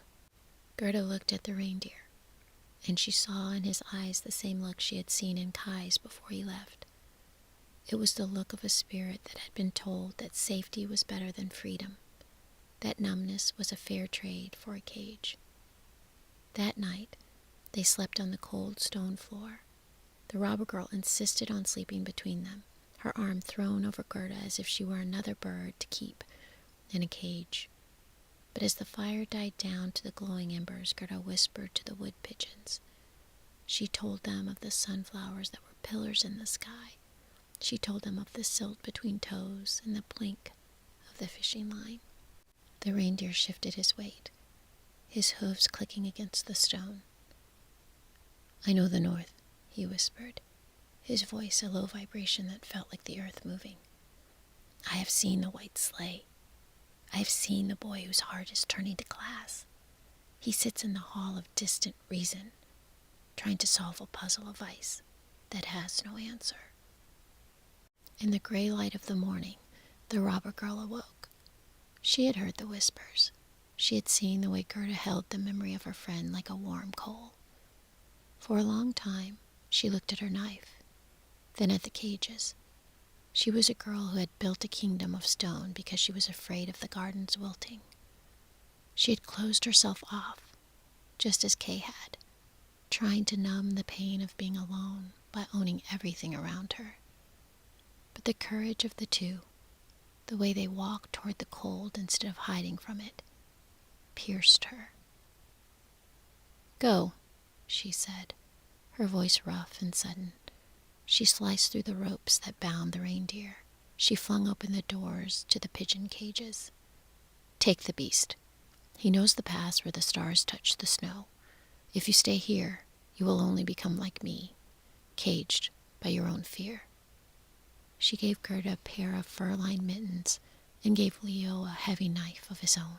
As they mounted the reindeer, the robber girl stood at the mouth of the cave, looking smaller than she had the night before. Don't come back, she called out. Through her eyes shone with a fierce, lonely pride. Go find your boy. Tell him that the world is a dangerous, bleeding thing, but it's better to be a bird in the wind than a bird in the box. The reindeer leapt forward, his hooves finding purchase on the frozen trail. The wind began to howl once more, and the air turned up blinding, brilliant white. The sun was gone. The water was a memory. But the three, the two on the deer and the one in the ice, were drawing closer with every beat of the reindeer's heart. The reindeer ran as if the wind itself were at his heels. Across the jagged iron woods they flew, until the trees stunted and shrank, eventually vanishing altogether. The world became a vast, flat expanse of white, the tundra, where the earth and the sky met in a line so sharp it felt like a razor's edge.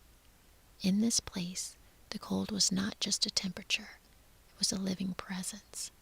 It sought out the gaps in their cloaks. It settled into the marrow of their bones. The sun was no more than a pale ghost, a smudge of light that offered no direction and no hope. Gerda and Leo clung to the back of the reindeer, their hands tucked into the fur-lined mittens of the robber girl had given to them. They did not speak. In the great white silence, words felt too heavy to carry, and breath was too precious to waste. As they pushed further north, the north began to push back. This is the danger of the deep cold. It doesn't just freeze the skin, it tries to freeze the memory. The vast, unchanging whiteness began to work a strange magic on their minds. Leo felt it first. He looked down at his hands, for a second, struggled to remember the feel of the garden trowel. He looked at the horizon and could not quite recall the specific shade of green the willow trees wore in August. The north was whispering to them, a low, hypnotic hum in the wind. It is easier to let it go, the wind sighed. It is simpler to be like the snow, perfect, quiet, and empty of the messy pain of longing. Forget the pond, forget the garden, forget the boy who left you. But Leo tightened his grip on his ash walking stick. He reached back into the archives of his heart and pulled out a single image, Kay's face, not as the ice had made it, but as it was when they were knee-deep in the creek. He held onto the name Kay as if it were a warm stone in a blizzard. He is more than the frost, Leo whispered in the reindeer's ear, the words cackling in the frozen air. He is the boy who carves willow. He is the one who skips stones. I remember him. Gerda, too, fought the numbness. She remembered the smell of the lilies from the cottage of forgetfulness and rejected it. She wanted the smell of the dirt. She wanted the sting of the thorns. She knew that to forget the pain of the search was to forget the love that had started it. Finally, the reindeer halted. There, rising out of the snow like a jagged tooth, stood the palace of the Snow Queen. It was built of 1,000 frozen drifts, its walls shaped by the hollowing winds. The windows were slabs of clear, black ice, and the great hall was so vast that 100 carriage teams could have driven through it without touching the sides. There was no fire in this palace. There was no kitchen. There was no garden. It was a monument to logic, cold, calculated, and perfectly still. The northern lights danced above the towers in ribbons of eerie green and violet, casting a light that showed everything but warmed nothing. At the very center of the hall, on the frozen surface of a lake that the queen had called the Mirror of Reason, sat Kay. He was blue with cold, almost translucent, but he didn't feel it.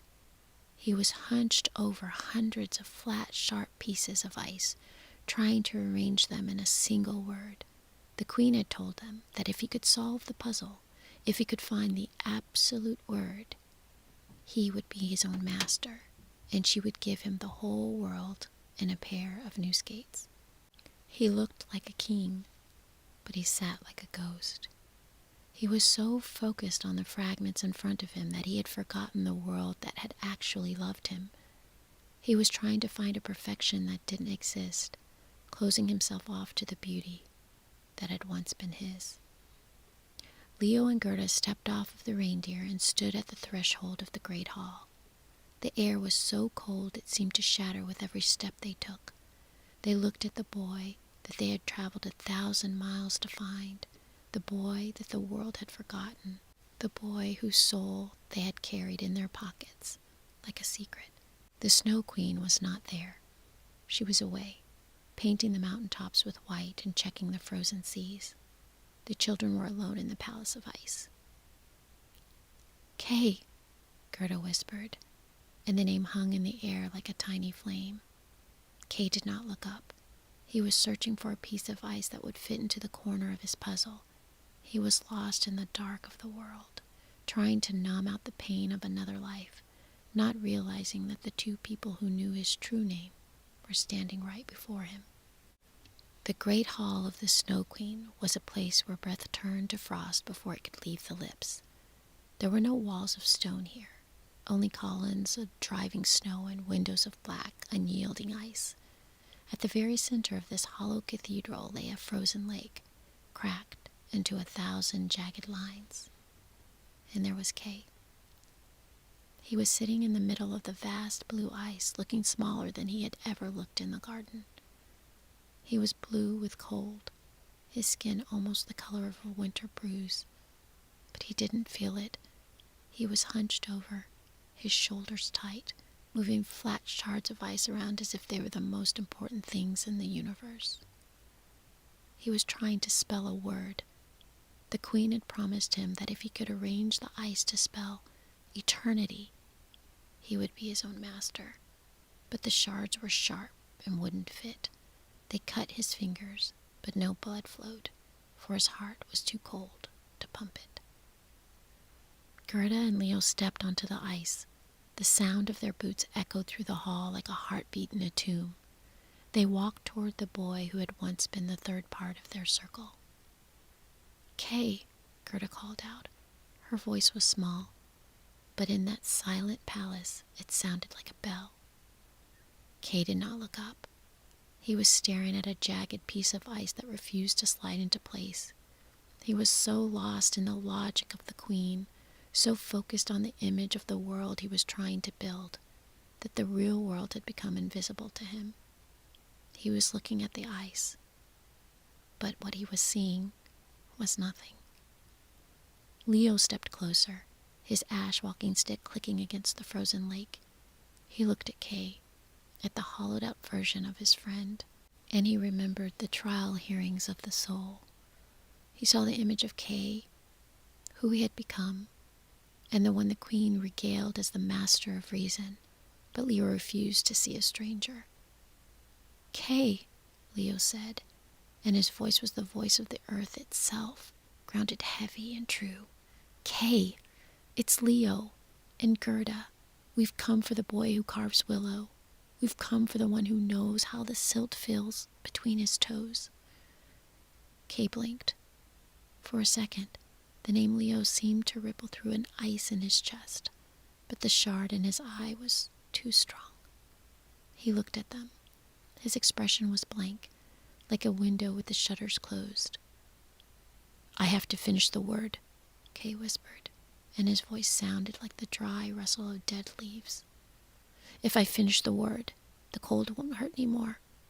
If I finish the word, everything will be perfect." Gerda couldn't bear it. She saw the boy she loved trying to solve a puzzle that had no heart. She ran to him and threw her arms around his cold, stiff neck. She wept, and her tears were not the cold tears of the north, but the hot, salty tears of the garden. They fell onto Kay's chest. They soaked through his thin clothes and touched his skin. And because they were tears of love that refused to forget the soul, they melted the shard of ice against his heart. Kay shivered. A great racking sob broke from his chest, a sound of a world waking up to its own pain. And as he cried, he wept out the shard that was in his eye. The world rushed back in. He looked at Gerda, and he saw the deep red of her cloak. He looked at Leo, and he saw the strength of the boy who had walked through the dark to find him. He looked down at the shards of the ice in his hands and saw them for what they were, just cold, sharp pieces of nothing. "Gerda? Leo?" Kay whispered, and this time the breath was warm. "Where have we been? Why is it so cold?" He looked at the frozen lake, at the mirror of reason, and he remembered the pond. He remembered the sunflowers. He remembered the name Leo had carried for him when he could not carry it himself. The three were together again. The sun was not yet high, and the water was still frozen, but the ice inside the heart had finally begun to break. Leo reached out a hand and pulled Kay to his feet. "We're going home," he said. "The garden is waiting, and we have a lot of work to do to fix what winter has broken." The journey back from the edge of the world was not as fast as the journey there. There were no magic sleighs to carry them, and the north did not give up its grip easily. But as the three friends walked south, the ice began to soften beneath their boots. The air went sharp and iron cold, began to carry the faint, sweet scent of thawing pine and sleeping earth. They traveled past the cave of the robber girl, but the entrance was quiet. Only a single wood pigeon circled overhead, a silver streak against the gray sky. They passed the cottage of the perpetual summer, but they did not stop for cherries. They had no need for a world that never changed, for they had learned that the beauty of the garden lived in its willingness to die and be born again. When they finally reached the hills of their own valley, the sun was beginning to climb higher in the sky. The snow was retreating, leaving behind patches of dark, wet soil that smelled of old leaves and new possibilities. They reached the garden gate, the place where the was met the now. The sunflowers were gone, their stalks brown and bent, and the snapdragons were nothing but skeletons in the mulch. The garden looked like ruin, a map of everything the winter had taken. But as Leo, Gerda, and Kay stood at the edge of the rows, they did not see tragedy. They saw a beginning. Kay knelt in the dirt. He did not wince at the mud, and he didn't look for logic in the weeds. He reached out a hand and touched the cold, damp earth, the same earth that had once stained his knees. "It's still here," he whispered, and his voice carried a wonder that was deeper than the boy who had left. "It's waiting for us." The mending didn't happen in a single afternoon. It was slow, a rhythmic ceremony of the spring. They spent their days clearing the wreckage of the winter. Kay used his carving knife not to solve puzzles of ice, but to prune the dead wood from the willow trees, making space for the new silver-green buds to breathe. Gerda sifted through the soil, finding the hidden seas that had survived the deep freeze, her hands moving with a steady, quiet devotion. And Leo was the anchor. He carried the heavy stones to build the wall that the frost had cracked. He watched over the two, his quiet observation now a shield of protection. He knew that Kay's heart was still tender, like a new shoot in late frost, and he knew that Gerda's strength was the water that kept them all alive. They found their way back to the creek bed. The silt was back, squishing between their toes as they waded through the shallows. The water was cool. The plink of the fishing line returned to the air, and the three were together once more. The world was not the same as it had been before the mirror shattered. They carried the memory of the cold in the way that they tended the roses. They knew now that the garden was fragile, and that the warmth was a gift given gently, as if entrusted rather than owned. But as the July sun rose high once more, the kingdom felt whole. It was a kingdom of three, not of children who didn't know the winter, but of friends who had walked through it and remembered one another's names in the dark. The sun is high, the water is cool, and the three are together. Tonight, we close the chapter of this garden, and we open the quiet, holy one meant just for you. And so, dreamer, this retelling ends in a way that the truest stories always do. Not in a world where winter never comes, but in a heart that refuses to stay frozen. Grace is not always a miracle of light. Sometimes it's the slow, muddy work of mending a garden after a long storm. It's the courage to walk toward the cold, not to become it, but to find the soul hidden beneath the ice. If you ever feel the shadows lengthening, or the world tries to offer you a perfect silence in exchange for your heart, think of the three. Think of the one who was lost, the one who sought, and the one who remembered. Think of the silt, the sunflowers, and the name that was carried for you when you could not carry it yourself. The garden is calm now. The willows are whispering in the summer breeze. The air is warm with the scent of mended things, and the love that brought them home is here with you as well, resting over your heart like a blessing that you don't have to earn. Rest now. Let the night carry what you no longer need to hold. Good night from the garden, from the creek bed, and from the three who found their way back to the sun. Sleep now. You are safe. You are held. And you are loved. You've been listening to Nicki Cozy Stories, written by Nicole T. Woodard. May your dreams be gentle, and your sleep be deep.